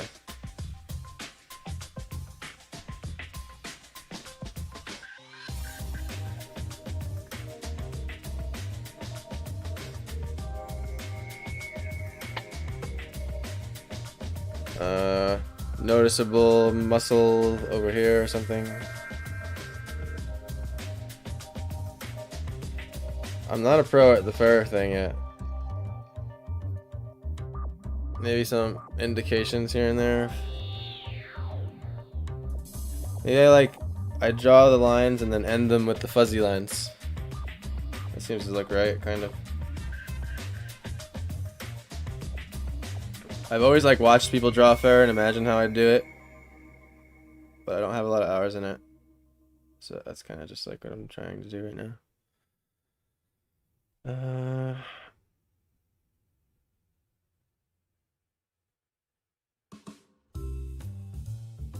Something like that. I don't know.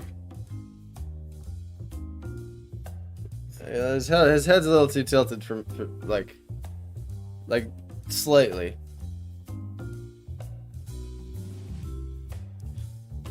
To where maybe not he's all tilted. It's not so it's his body's leaning or something to me. Maybe not. I don't know. Maybe it's my own visual bias, but does it seem like the dog's leaning to y'all?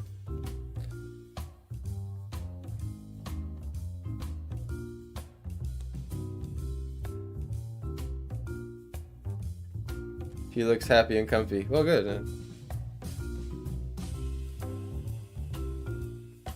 I'm glad he actually looks happy, because I'm trying to capture that about it. He needs to look like droopy and old and sleepy too, because that's part of what makes him cute. That's his personality. He's the tired old guy, you know. He builds up the energy to come say hi to you and flop on you for a second, and then he goes and chills in the grass. Maybe a little bit looks natural. Alright. Thanks for the feedback. Appreciate it. That's how he's drawn now. Forever.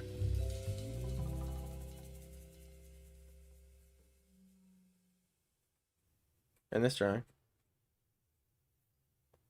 The best part about it is if this was paint, I could just keep repainting his face 5 or 6 times before you start noticing the paint building up too much. I think you nailed the face here, and he's leaning a teensy bit, but not bad looking. Yeah, I think he's leaning a teensy bit too, but that's fine. Maybe his dad's holding up a treat. He's about to get a treat thrown at him.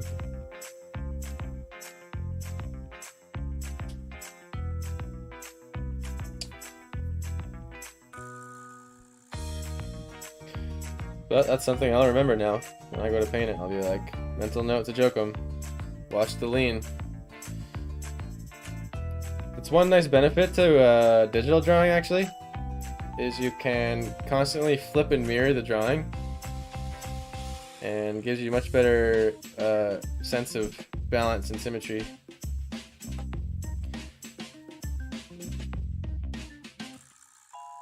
I'm trying to fade this position properly here, where the grass is dense and it's just trying to always remind myself, where does every single line lead and connect to? It has to go somewhere. So if I start doing this, where does this go? It has to fizzle out and point in the direction, it has to have reason. This line is doing that because this is arching with this piece of grass, and then it's going in perspective that way with the other grass.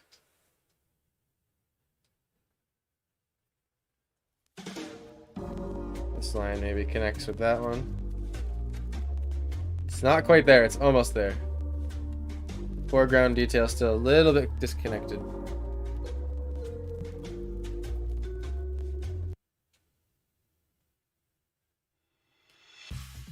That music was like staticky and weird, so I had to change it.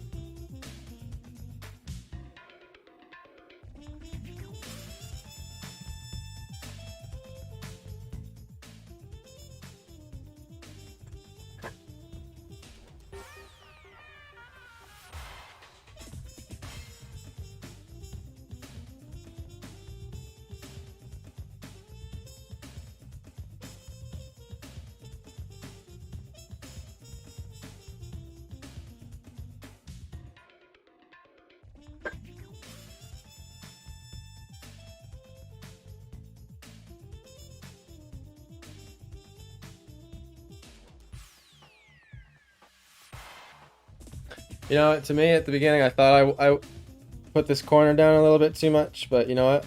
The more I look at it, I'm actually kind of happy with like the warp. It kind of happy. I mean, it just made it look a little bit fisheye-ish, and I think maybe what I gotta do is just do that. Like, just like make some fake edge there, and then carry that out so it'll be like that high.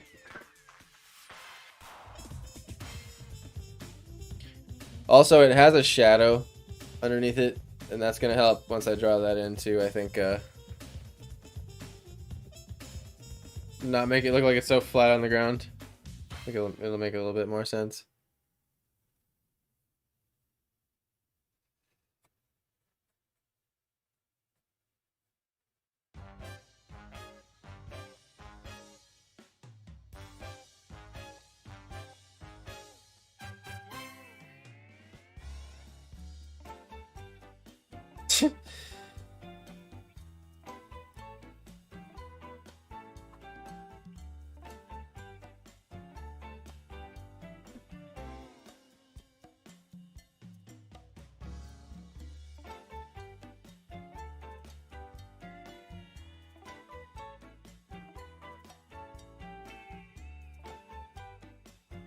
I'm just tossing a weird plant for no reason.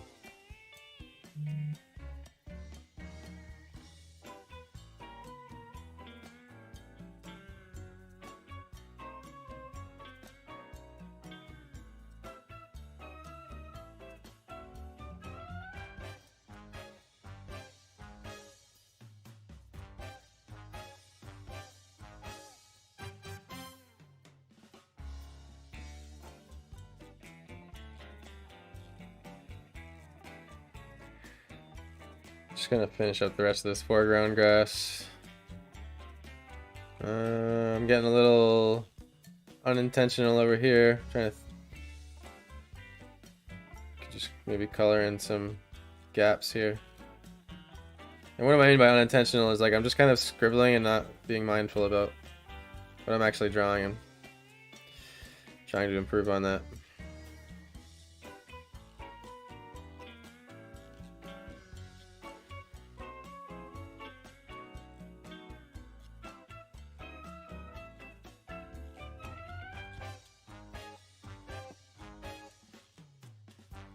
Y'all gonna come hang out on the Ocarina of Time stream later?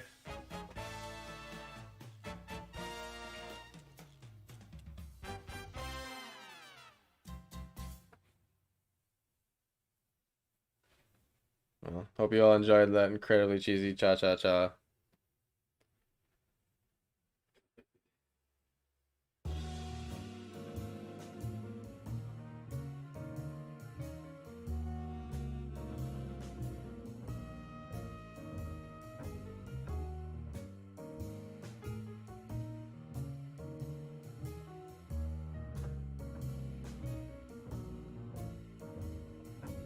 Yeah. I'm gonna after I'm done with this stream, I'm gonna take a break for a while, eat some food, relax a little bit, and then I'm gonna hop back on and continue my journey through Hyrule to save Ganon. Or I mean, sorry, not to save Ganon, to defeat Ganon and save Princess Zelda. I've been having so much fun. I left off on the Deku Tree, so the first stream took us about like an hour and 45 minutes. And we beat the Deku Tree boss, got the first Spirit Stone or whatever, the Kokiri Stone, and pretty much left off there. I only like the cha-cha-cha. It's cheesy, yeah.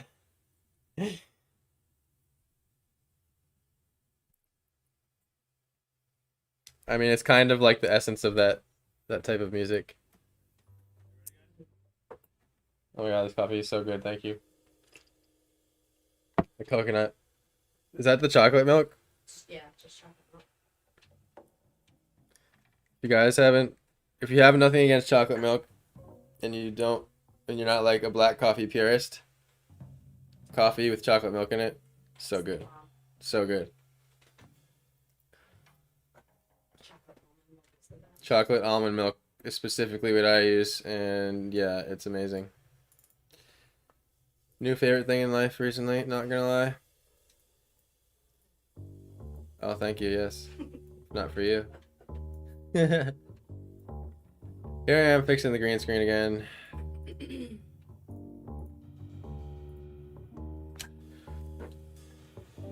Ah, Sam, so you know of the secrets of life.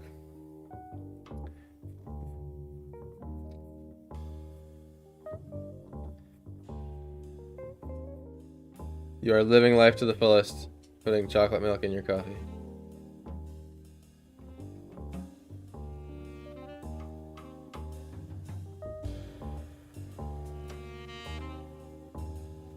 This is like the most normal song we've heard in the last 45 minutes, I swear.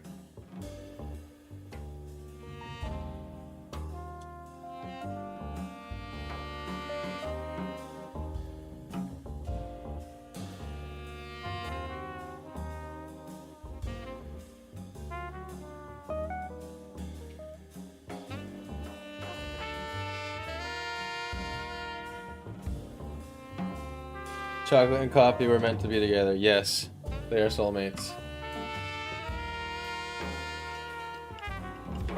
Absolute soulmates.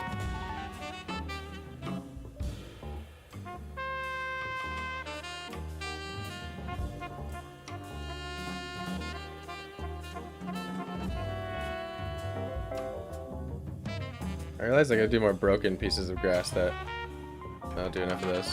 I got the curvy ones, straight ones, and then there's like these pieces of grass that are like got lawn mowed but not quite. Yeah, now that I can see that, that's making it's a good breakup of the texture. It's two the same.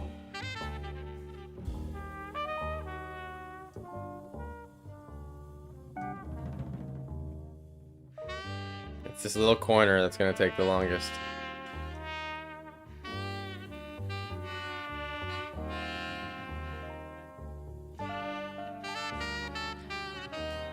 This song is giving off Lonely Sitter Denny drinking coffee. Oh, Lonely City Diner drinking coffee, yes. Tiny violin guy on the side. Smoky bar.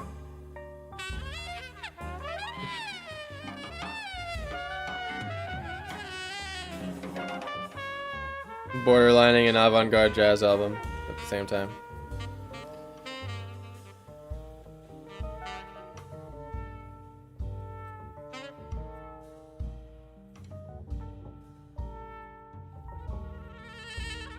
Cheesy detective movie opening shot music. But the loneliest detective. The loneliest detective ever. He's trying to solve the mystery of love.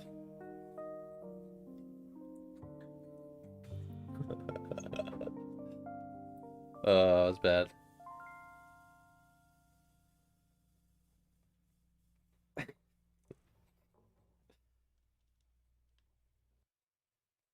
At least I have me to laugh at my jokes, you know? So I'm never actually alone.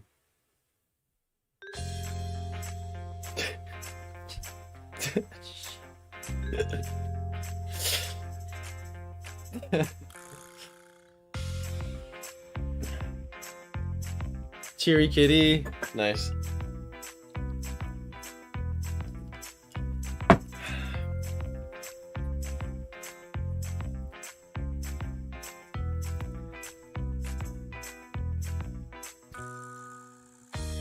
There's not enough ambient occlusion, guys. Oh no.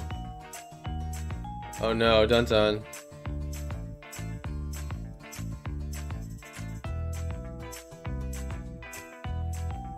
I'm fast tracking this detail.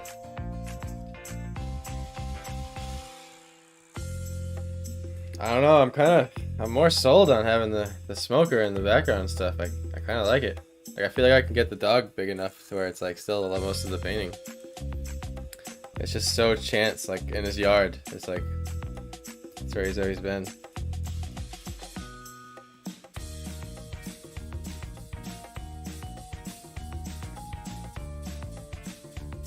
I definitely like this house way back there. In there. I do. I don't know how much he does. So this is vanishing off. So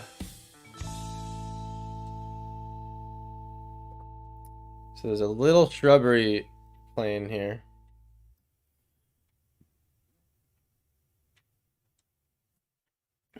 Where the grass sort of has gets higher.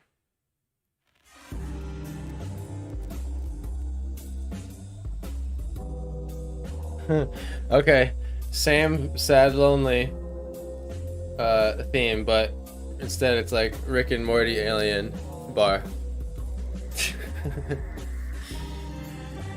Drinking weird alien coffee that's like globs out of the cup in a weird way with weird viscosity.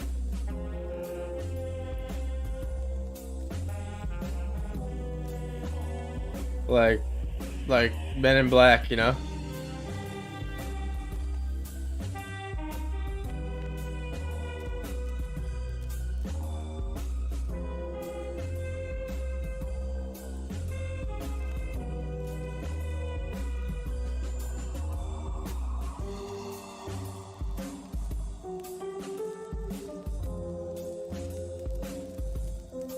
It's something like that.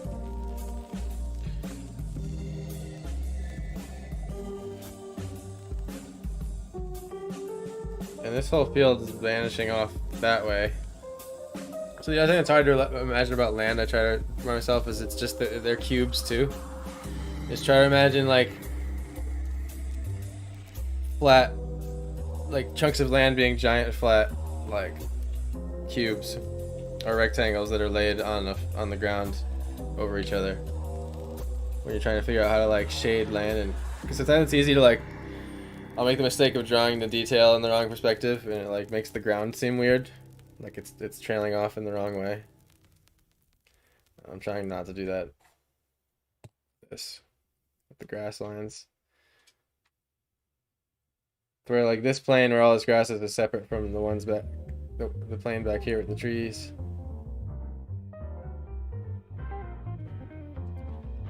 It's definitely something right looking about like having a line and then like drawing the blades out of it.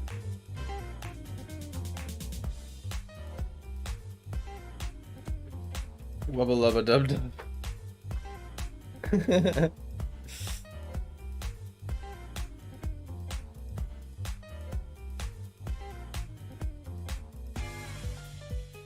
This is like that gypsy electronic stuff. I think that stuff's pretty dope, honestly. I think they call it electro swing. If you've never heard of it, check it out. It borderlines like hyped up Six Flags music that you're like walking around in all day at Six Flags, but not as cheesy.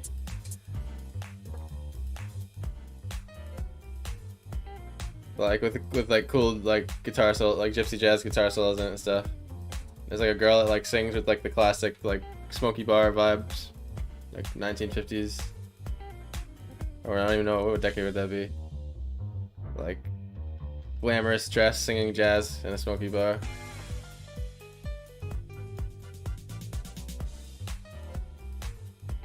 '30s, '40s maybe.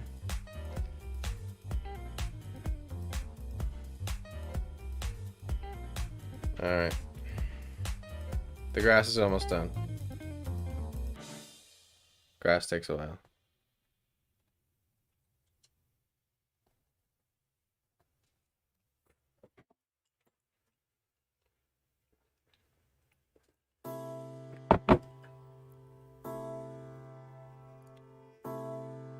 I'm sorry, what was what? I'm spacing. What are you asking?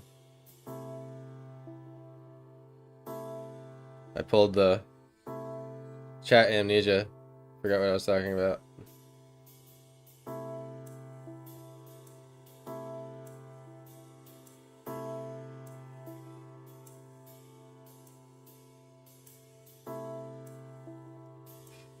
That's some mighty fine looking grass you got there, sir.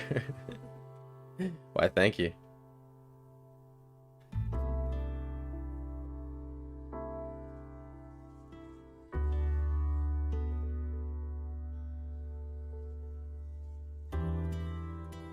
So I'm actually going to experiment with carrying out the grass lines in that direction, as if they're vanishing and converging.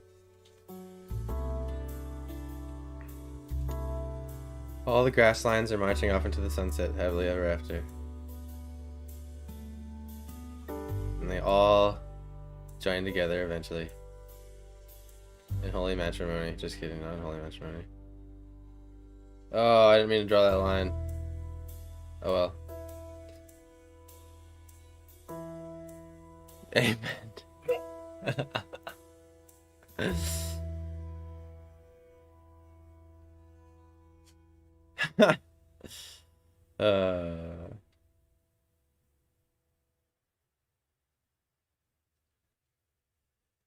All right. Still a little low on the detail right over here, transitioning away. Could add a little bit more.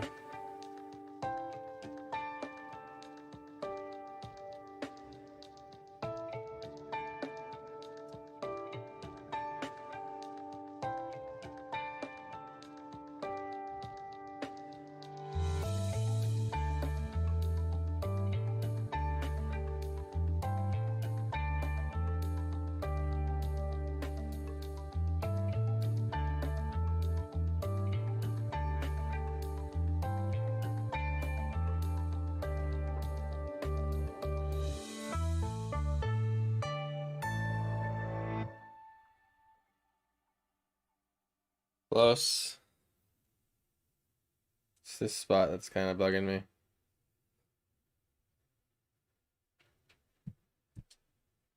I've honestly overdone it slightly in the background.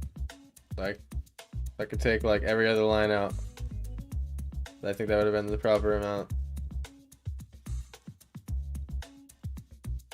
Like after the smoker, if the lines, I could take out like every other line after that. But to now go with the theme, I'll fill that in there. That seems to be. Maybe if I add in a couple more, that will like, yeah, I see what I can do.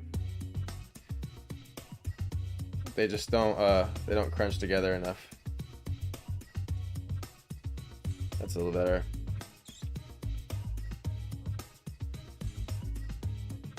Yeah, okay, that was just what it was. I just had to like continue the theme, basically.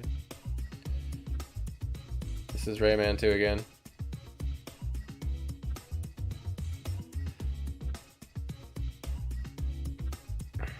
Okay.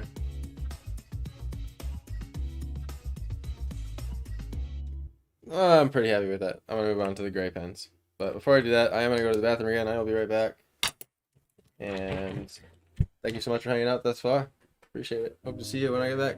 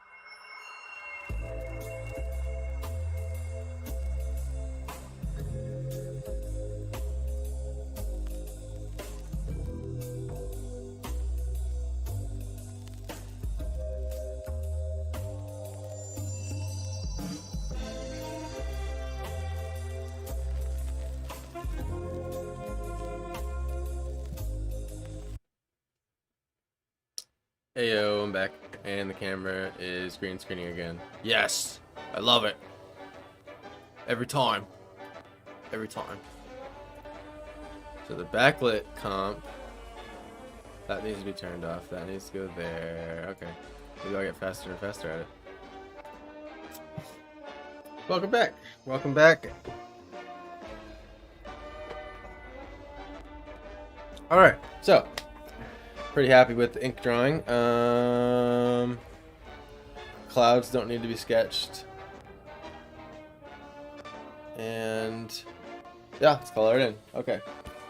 So basically I got 3 custom diluted gray ink. It's just like really cheap watercolor brush pens that I got off Amazon, and gray Noodler's ink, and you dilute them with water. And one's like light, medium, and really dark. And you can go darker than they go by letting it dry and layering it. It works very much like watercolor, and I love them. It's a really good way to like draw quick.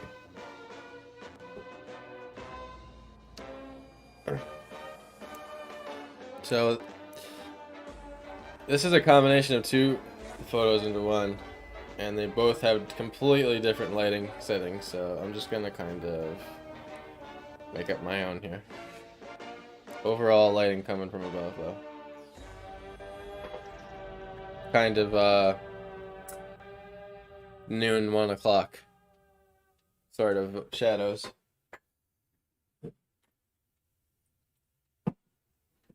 I was looking at this graph the other day. It's really cool, or not the other day, but a while ago.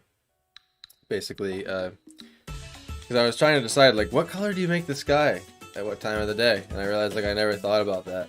But there's this thing that shows you each time what color theme the sky has, in the sense of, like, where the sun is and the way, like, the light's getting refracted through the atmosphere. For some reason, I just always, like, in my early paintings, I just accidentally made everything either look like it was early morning or sunset. And it was just because of the colors I was using. And basically, I remember asking the question, like, then, like, when do you not make things be influenced by, like, yellow sunlight? And basically, it's just, like, noon, 1 o'clock, 2 o'clock. It's basically everything just kind of has... everything's just kind of whatever color it is. It's kind of like white light almost, because the sun actually burns like white hot flame. It's actually white, but as it gets lower and lower towards the horizon, it reddens. And so if it's 12 o'clock, you just draw everything and shade everything as if it's white light. Basically, it makes it look daytimey.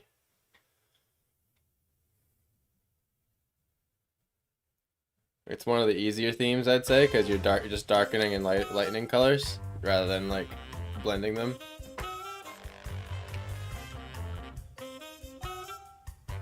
So I'm gonna go ahead right away and just kind of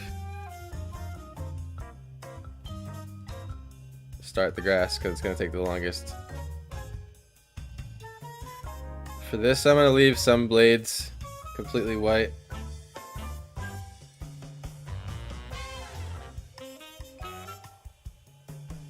So that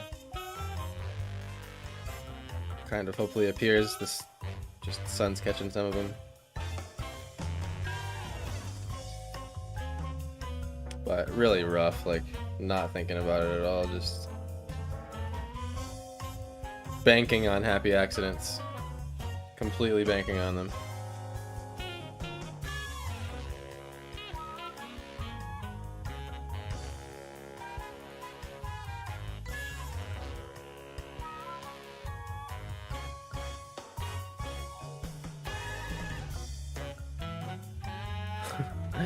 I gotta change the song. I'm sorry, I can't. Alright.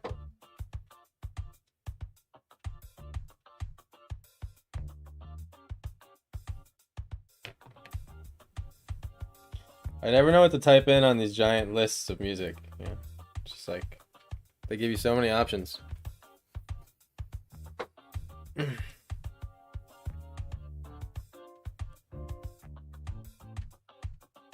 It's definitely not like hyped up Fortnite techno music, that's for sure. I can't get into that.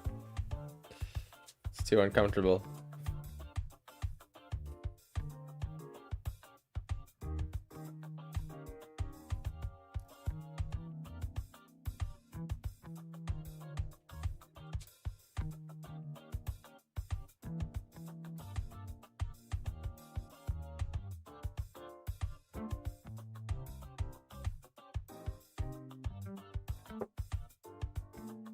Guess that's good enough for me.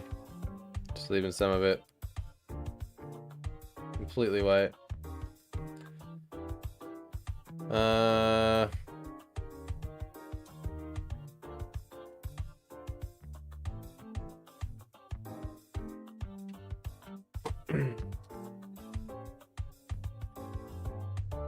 And that sort of goes away as the grass goes out more because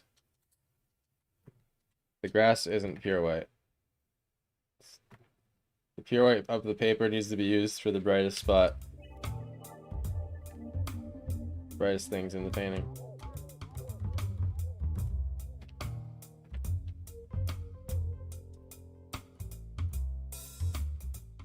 But this should give me some nice happy accident fluctuations here for the layers of grass.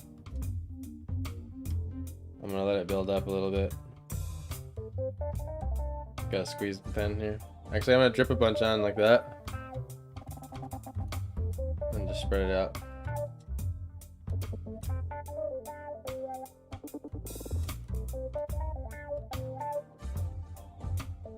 So fast. That's why I love these pens. You can fill in a whole paper quick.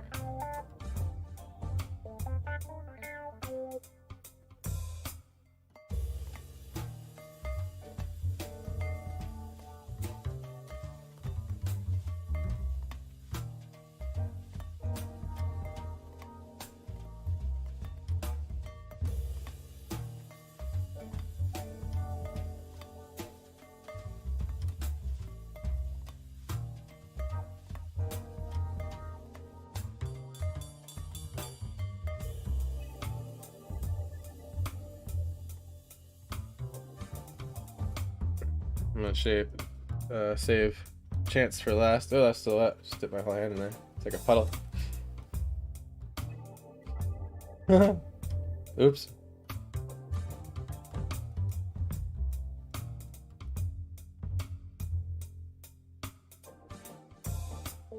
Unlike watercolor, these inks do like sort of dry quick, and then like whatever happened. You can't reactivate them as much as watercolor, but there is a very short window if you get to it fast where you can kind of move it around. I'd be nervous to drip like that on the paper. Yeah, that's not something I would just do without knowing the result. Basically, this is my lightest version of the ink, and I know that like it's so light, no matter how much goes on, it sort of just, as long as you spread it out to a certain thin, it'll be fine. Even if you probably let it puddle up and dry, it would still dry light because it's not much. But this is one of my favorite ways of drawing quick, like pencil sketch, do it in pen, do the pen outline, all the ambient occlusion stuff, and then shade it with these gray pens. It's really fun.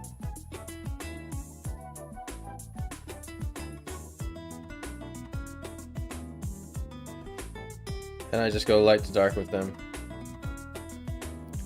I'm just looking at this metal here. So metal is weird.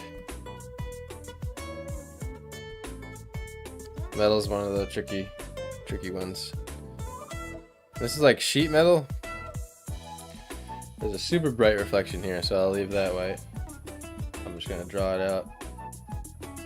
What's happening is the sunlight's reflecting off this box.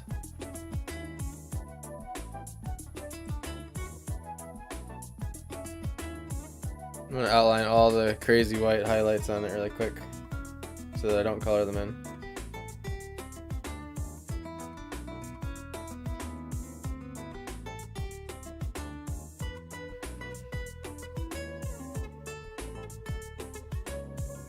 He's a white lab right now. He's a Great Pyrenees, Great White Pyrenees.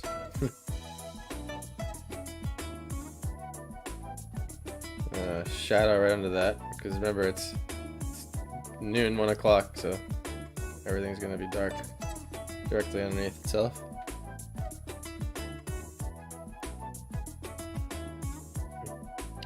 Overcast day is a good quick lighting too.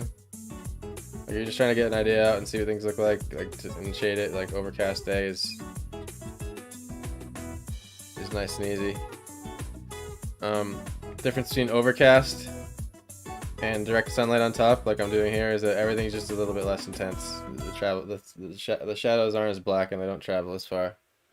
There's more diffuse light bouncing in all the crevices, so you see everything a little bit more, but a little bit more neutral and mundane and flat.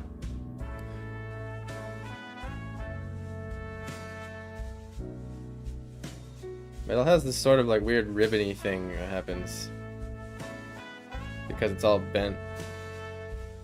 I don't even know what's gonna look like metal, but that's where the gray paint comes in later, which I did say at the beginning of the stream I was gonna color it with gouache, but I've changed my mind. I'm just gonna color it with this gray stuff, and I've gotten out of the study what I like.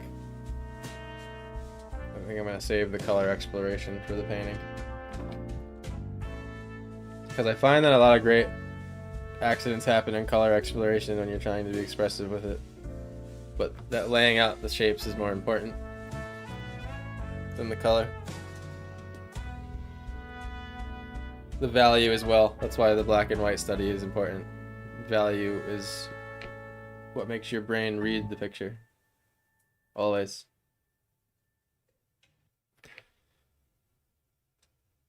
I probably mentioned this in past streams, but some things I do to make sure like my work is on track to looking readable is I'll take anything I'm working on, I'll take a picture of it, and I'll go on my iPhone or whatever phone and go to like the simple saturation settings, and I'll turn the saturation all the way down to grayscale. And if my drawing still translates, I know it's good. And pretty much as long as you match the color value with the value map, everything makes sense. It's actually kind of crazy. You can like almost ignore what like the normal color of things and it'll still make sense. There's a great lesson by Marco Bucci on color that he demonstrates it perfectly on YouTube. You can go look up. Great teacher. I attribute a lot of my knowledge to that guy. And he just says things right for me. He explains them very clear cut and straightforward and skips right to the good stuff. The stuff you need to hear, at least.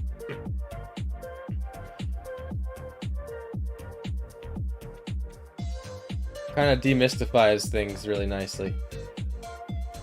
Color for me was one of them. He gave me a very tangible way to look at it. Because color's weird like that.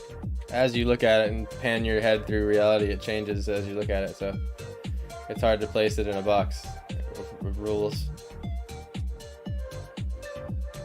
But there is a way to approach it, and I love his way of approaching it.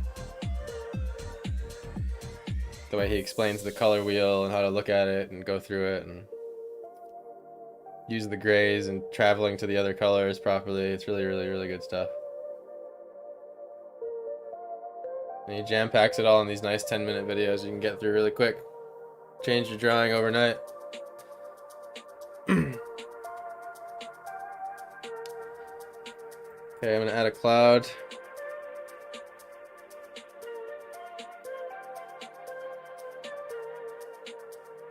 And actually what's funny about this sky is the cloud is the lightest thing in the sky. But so like something I do with clouds, I'll smudge this ink right away, right before it dries. You have like a second, and then there's no reactivating it again. There is, but it's not quite like watercolor. It doesn't reposition quite as good. Maybe a little one over here. That. And then one behind the house. There we go, some clouds. A little one there.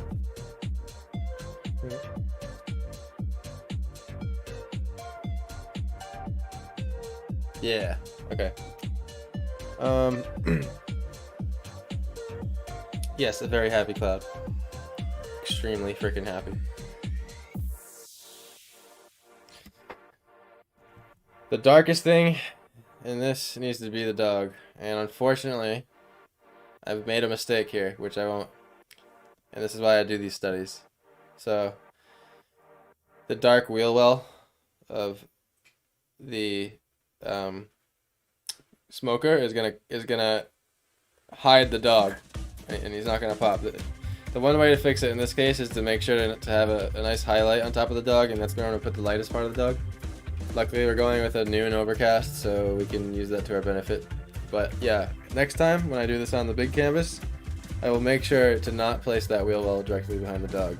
And so like that's like something I would get out of this, doing this, to where I would have to repaint all that, you know, making that mistake. And those things are easy to overlook, because while I was so fixated on fixing this and making it look right, I forgot that the dog was right there. So let's see what happens.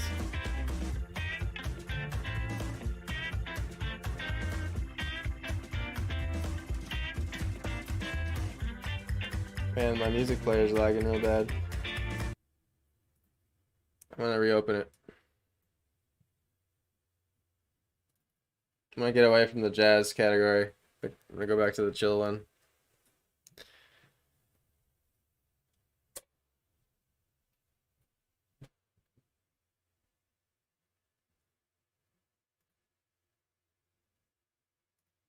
I think what happened was the more and more songs that it loads, it ended up having like 200 loaded songs on the screen. I'll just go to this.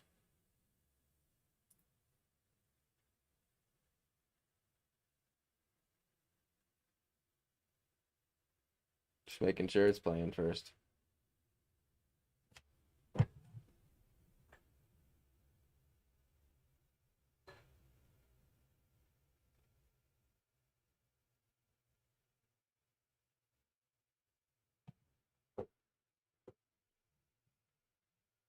It's not playing. Sorry, guys. Come on. Ah.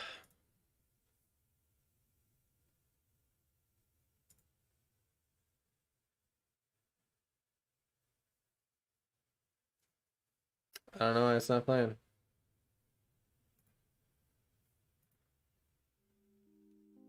Oh, there we go.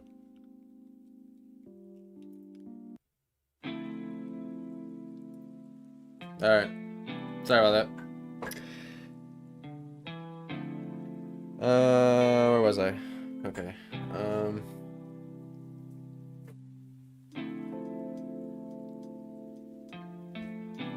So yeah, these trees are actually pretty dark. So this everything just needs to be colored with this first. Because nothing is lighter than the sky. Just have to stay true to that. Leave a little bit of highlight on it, just lazily. And I'm actually doing little circles. I find it always good, no matter what you're doing, to try to imitate the texture of what you're drawing, no matter what. Like, don't just color in something solid the same way, and if you're trying to be realistic, like, color it in with little circles and leave puffs as if you're drawing the lines. I find that it like kind of helps imitate whatever you're drawing better. Same thing over here. These are a little bit closer, so I'm gonna take a little bit more time to add some more detail in the highlights and stuff. It's the noon overcast, so stuff will be clipping like that. sort of. I actually colored it in a little too much, but oh well. It's backfield too.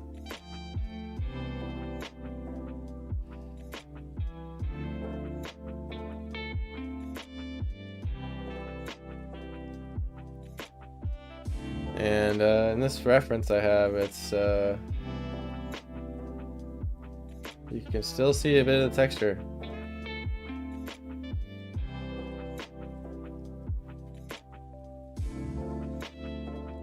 Something I do too, I have one of the pens I have is just pure water. And if I make a really bad mistake, sometimes you can really just dump some water on it and have like a napkin ready and dab some of it up. But yeah, gotta be quick with it.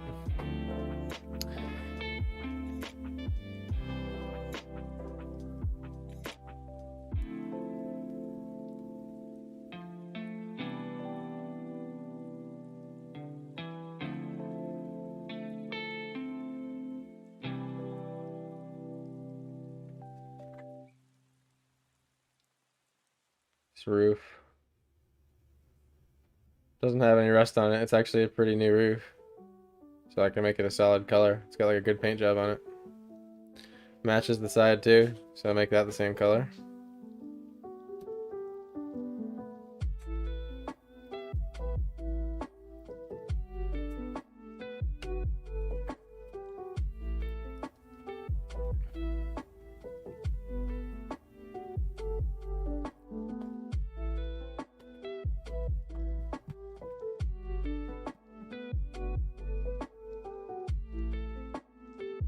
Okay, gonna color these trees in too, leaving highlights on top of them. Not just covering the bottom of these bushes. So this it's actually pretty light color, and it has these rust spots on it. They're literally like this.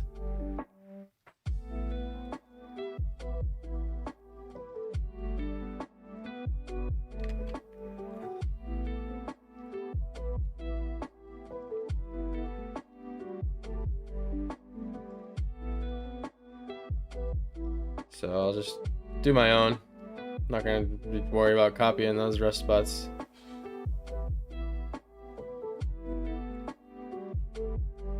It's fine, I hit that because that needs to be shaded in anyway.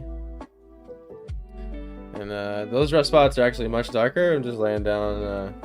I've learned with these to not jump the gun and go to the next shade yet until you can you're done coloring everything with this possible, like as much as you can at this shade first. Okay. Cinder block, grill. Give that. Okay. Pretty happy with that marker.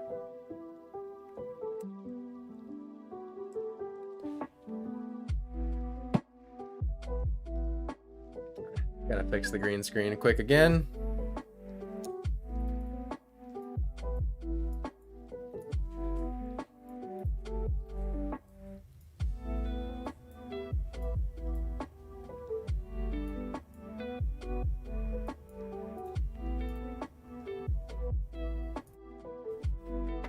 Cool. So now I'm gonna go to the second. Actually, no. I gotta do a little bit on chance here. So the lightest color on him will definitely be this color, and like right there, that's how light that's gonna be, because that's actually a highlight. And real quick, I'm just gonna shade him in mostly this color, except for like extreme highlights, which is like one there, one there, some happening there,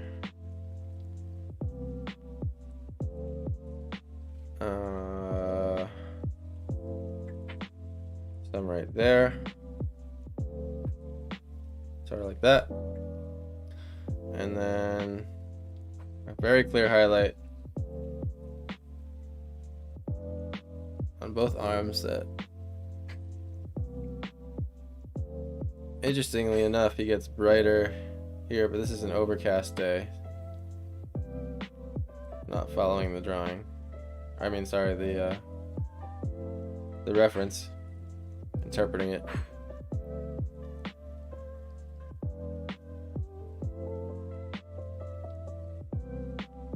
There's an effect with reflections. I can't remember the name of it, but it's happening on his fur right now.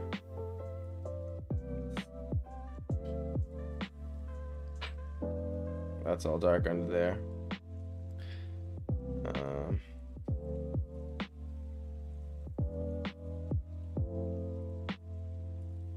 Some highlights there. And then the last remaining ones that are really bright are like on his back here. This one's really bright.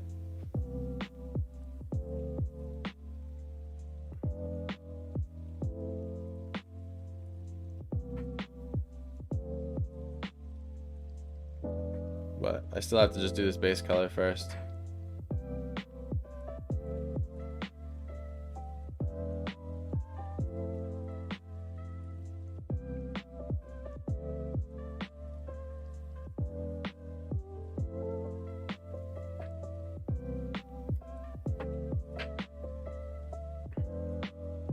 Alright, and then the tongue.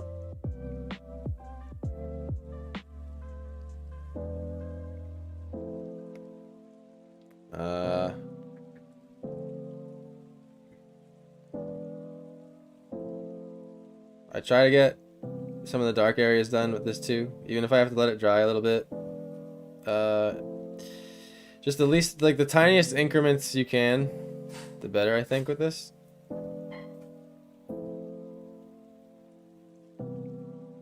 Like there's gonna be a dark corner in there, because you'll notice, like, because at one point I mixed like 5 different shades, and then I realized it was too much and I was switching markers too much, and it's better to just have 3 and like build them up. Yeah.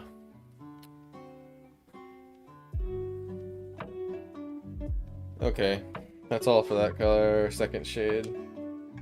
I'm gonna test it on my paper because I've noticed with these that they come out super dark at first.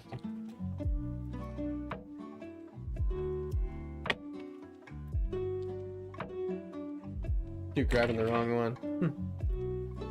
I'm just gonna grab a test paper over here on the side quick. Last time I had to have like a paper towel ready to keep the ink from being too much. Yeah, that's what it should be. Okay, I'll see how dark this one is.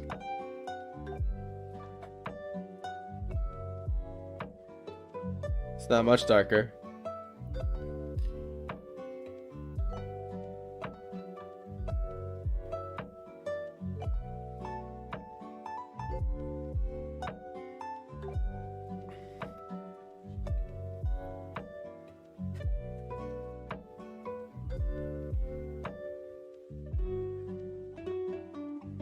So we're actually getting a reflection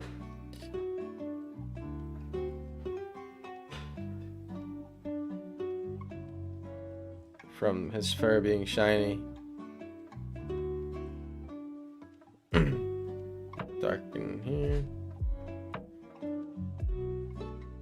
I get realer results, like smaller increments, like I said, so no, it probably doesn't seem like much of a jump in darkness, but I've made the mistake of jumping too much many times with these markers. It's kind of, they're sensitive.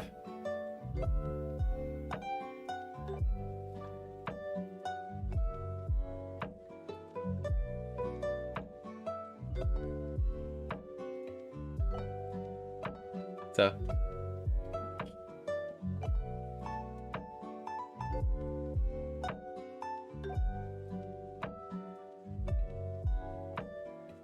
no, you're fine.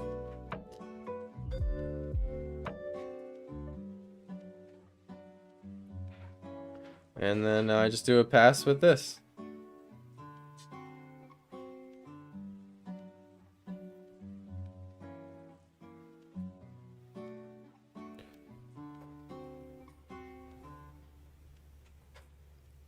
is a dark area here.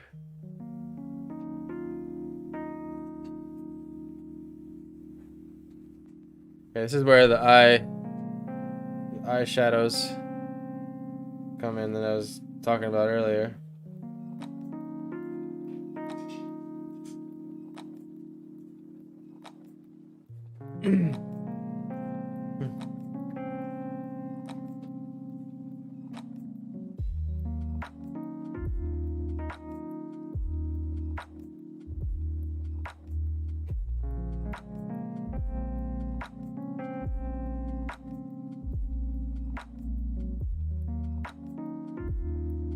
It's gonna be a fun study.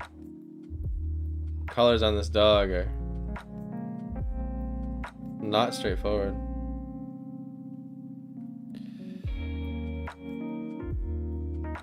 So now here's where I keep those highlights I marked before.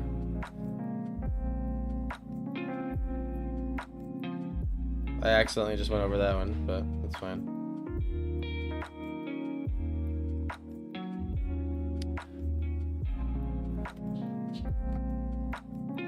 Sorry, I don't keep meaning to move that out of the view there.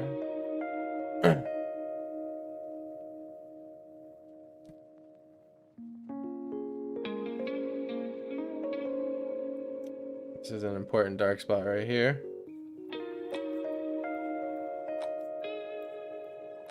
Here's where the marker will really define his body.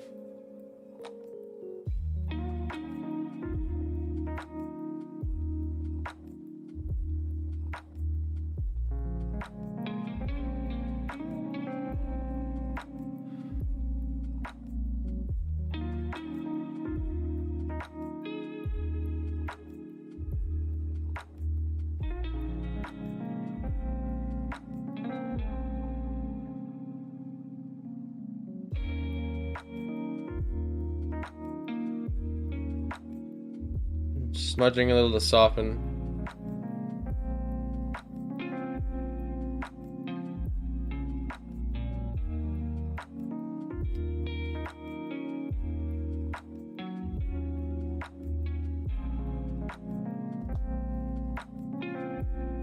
And sort of like natural shadow over here from him being close to the ground. I'm trying to like keep those wrinkles in the skin in mind. Might have been a little too dark there. Something like that.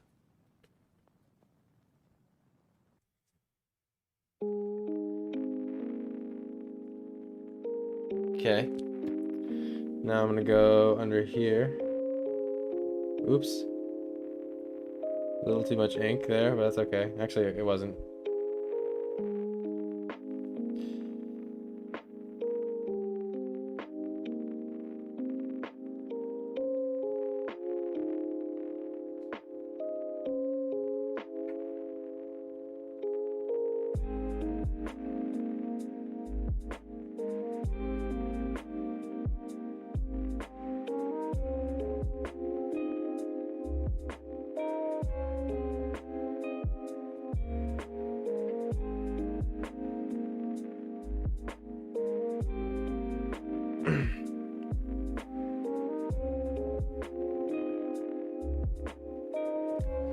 Now I'm going to darken up the rust spots.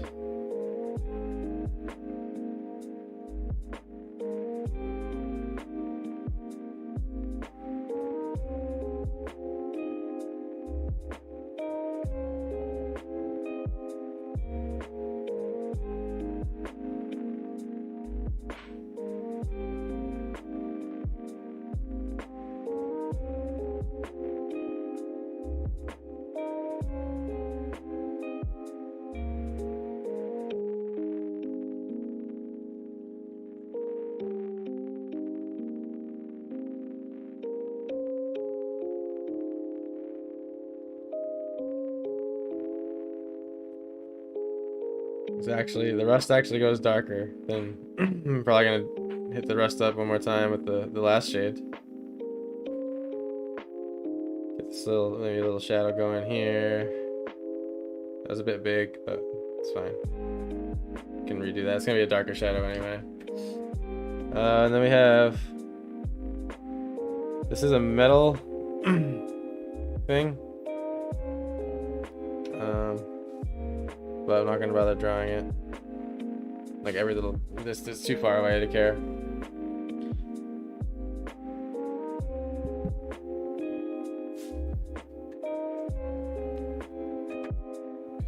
So I'm suspecting that I'm not seeing Facebook comments. I'm gonna check.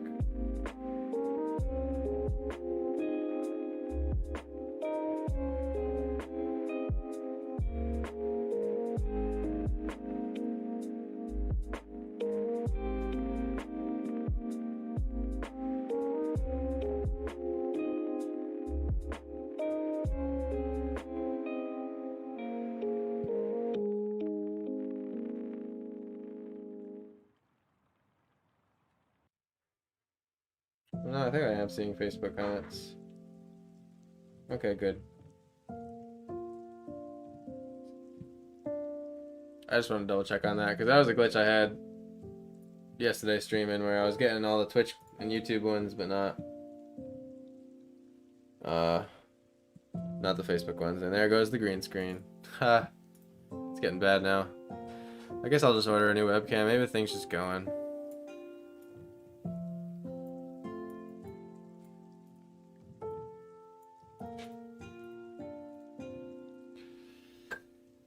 Alright. Now, the trees.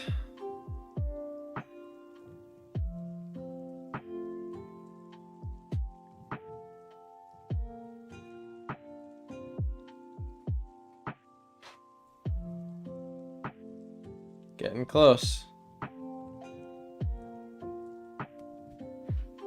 One more marker pass.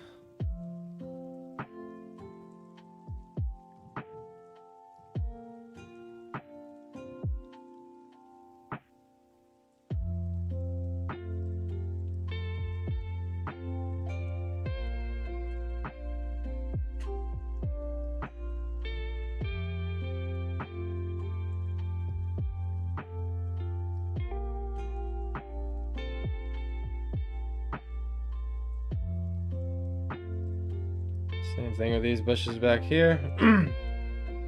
And the house as well.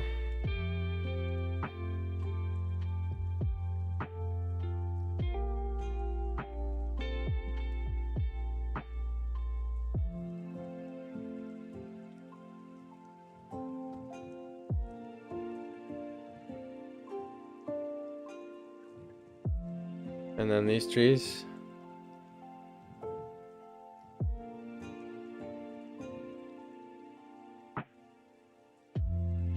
Trying to keep the prior tones visible as well, not covering them up completely by the new one.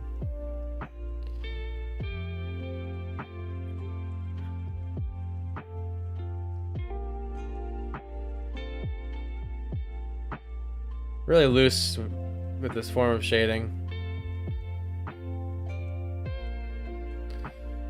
The water ink does a lot of natural things that are really cool.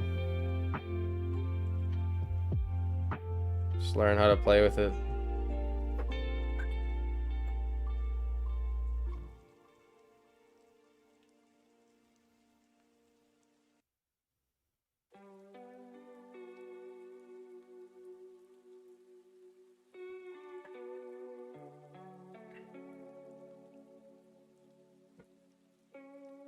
Okay. Now for the darkest one. Which this one has been giving me problems with it running lately, so let's hope it doesn't do that.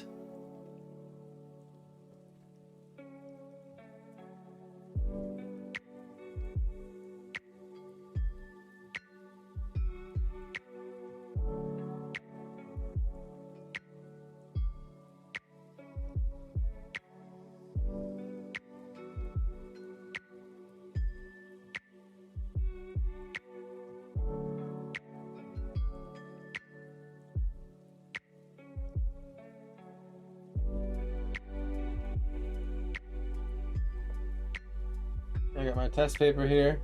And you can see how dark this is. That's just the pure, that's the pure gray ink without any water added.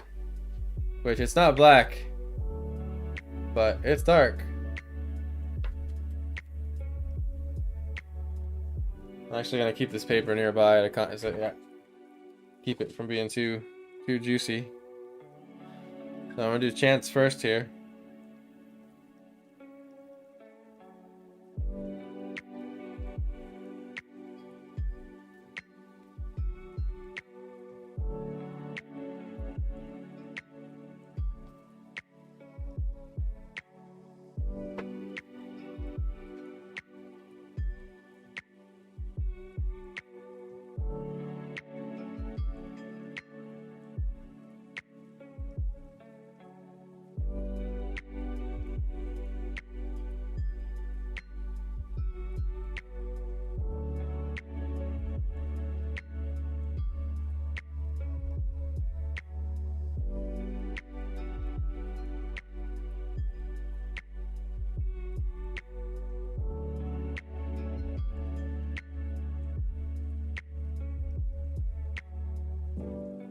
Be careful not to cover up the grass here too much. And that highlight's a little too bright, but I'm gonna come in with a lighter marker to fix that.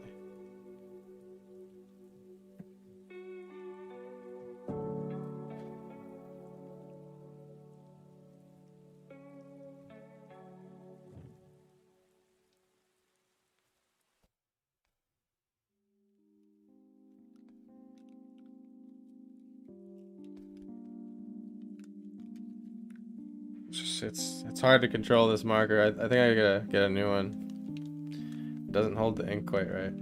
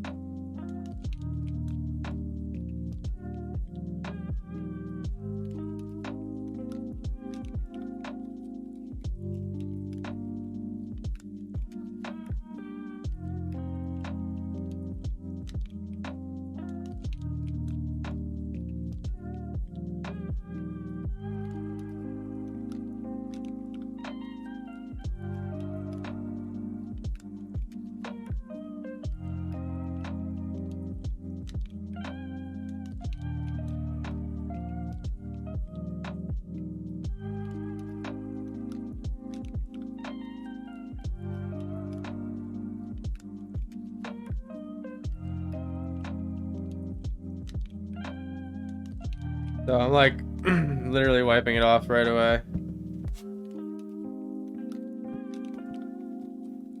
But I'm gonna get the other marker again here.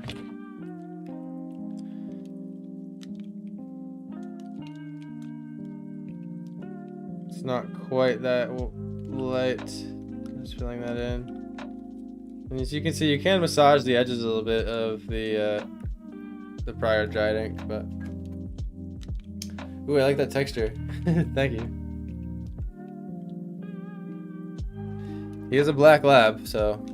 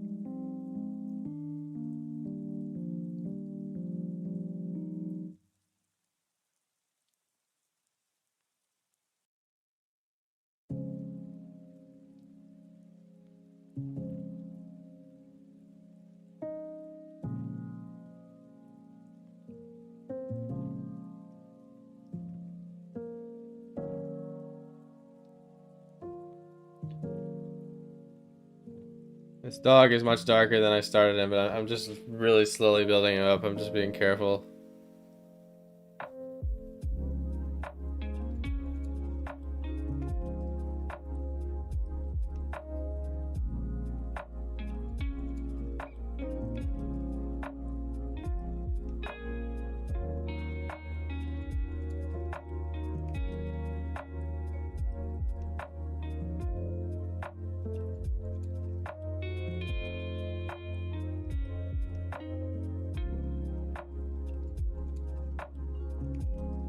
Also, it's like you'd think his nose would be blacker than him, but it's just the same color.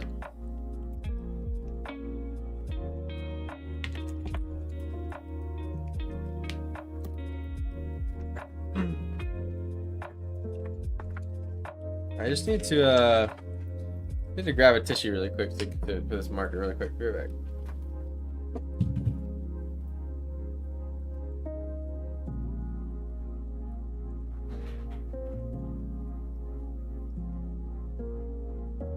What?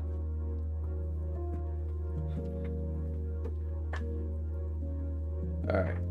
This is what I was doing last time, just like right before I put it on the paper, I would just dab it.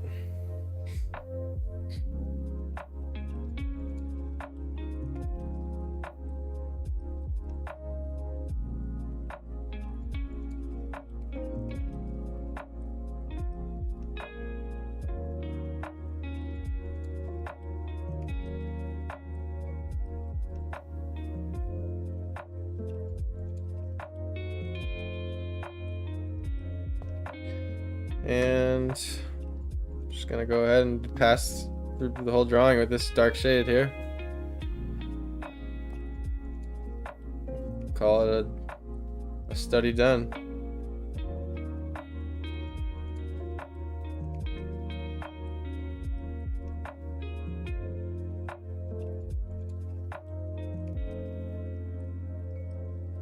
You gotta see how fast you gotta get to it when you smudge it. Just right away.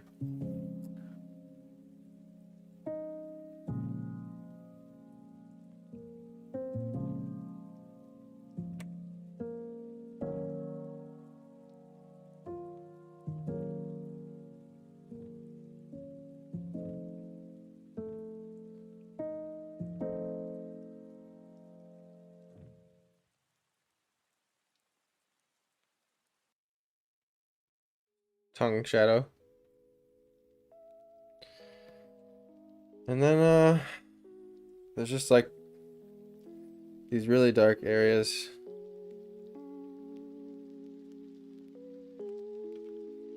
Like under here.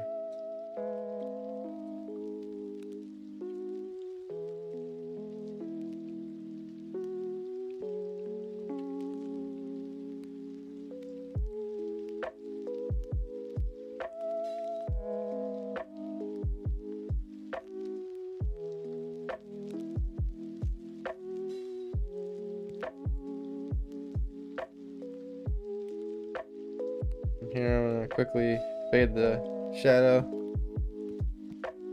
Don't want it to be too harsh of a line.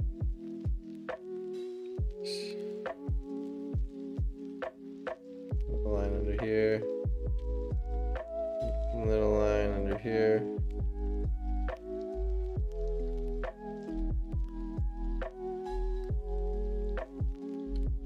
Honestly, the medium pen is probably the one that takes the longest. And then the rust here.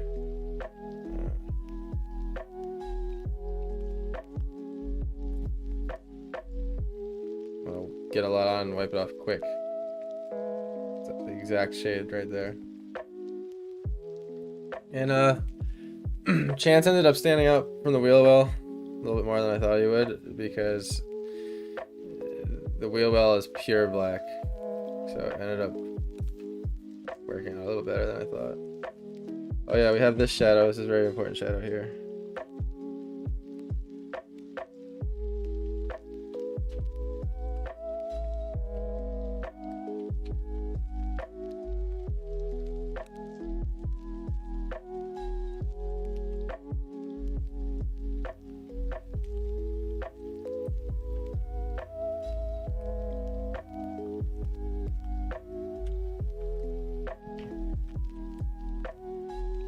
This is that shadow that the roof is casting.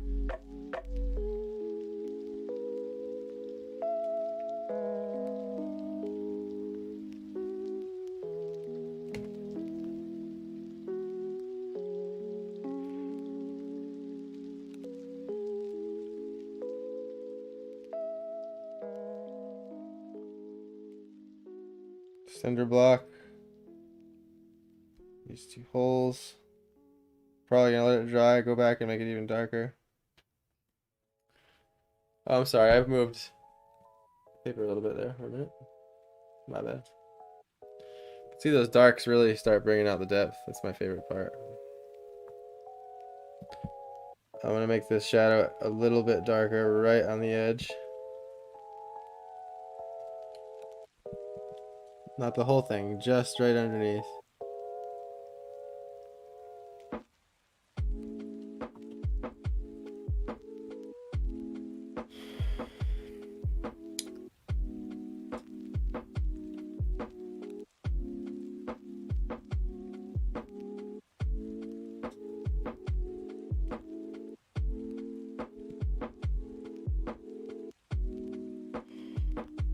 Just kind of bouncing around the drawing now. And stepping back from it. See if there's anything else I gotta add.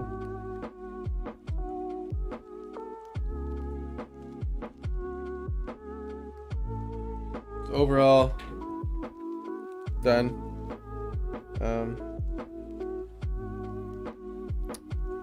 There's some picky ambient occlusion spots.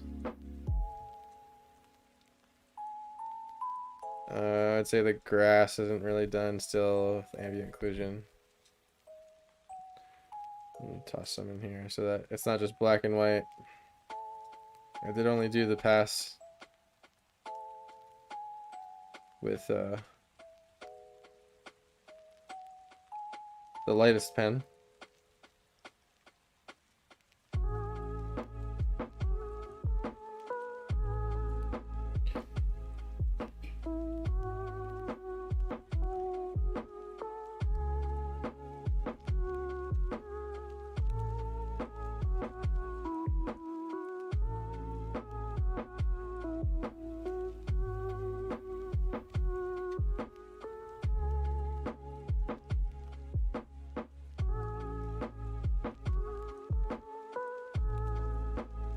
Should I would call the laziest fast-tracked grass ever.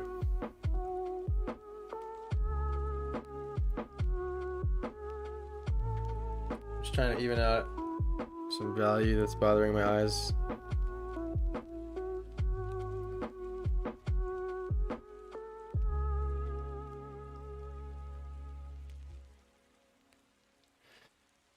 And yeah. I could add some maybe in these trees here.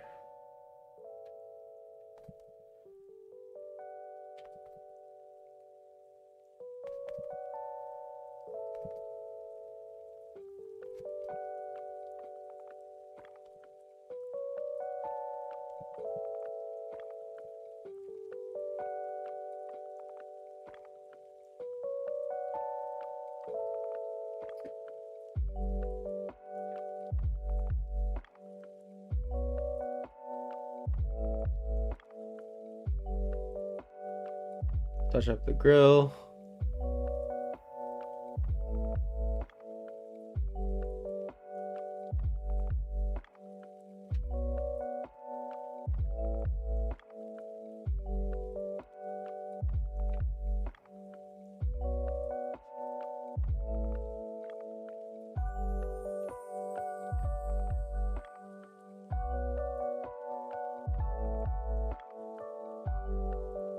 Here was a little too white.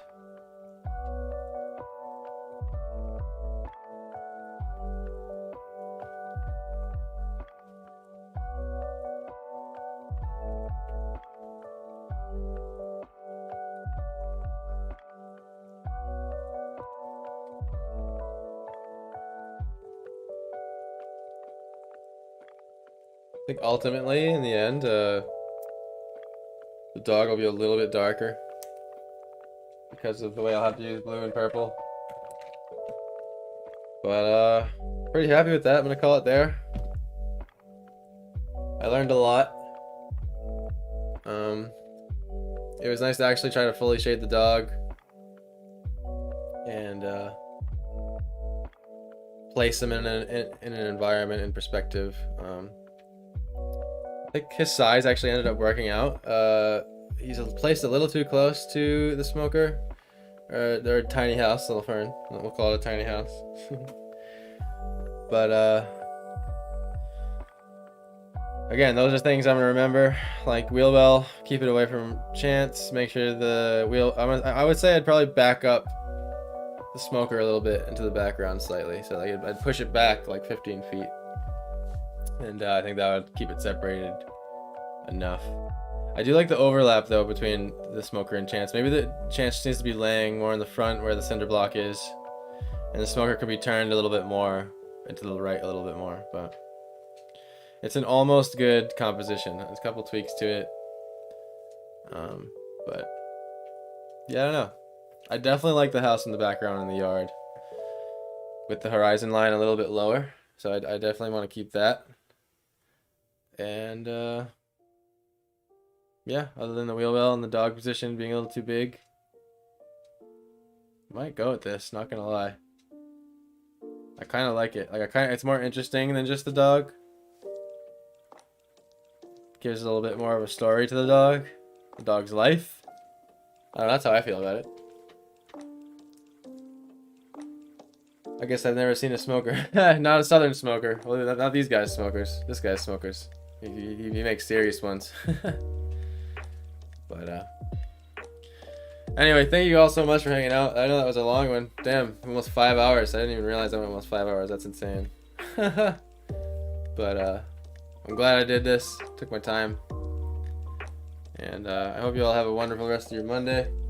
Again, thank you so much. Good to see you, Little Fern. And Scout, Matt. Hope everything's good. And I'll see y'all a little bit later tonight for some Zelda. Because I'm freaking pumped. But yeah.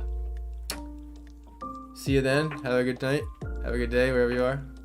And until next time.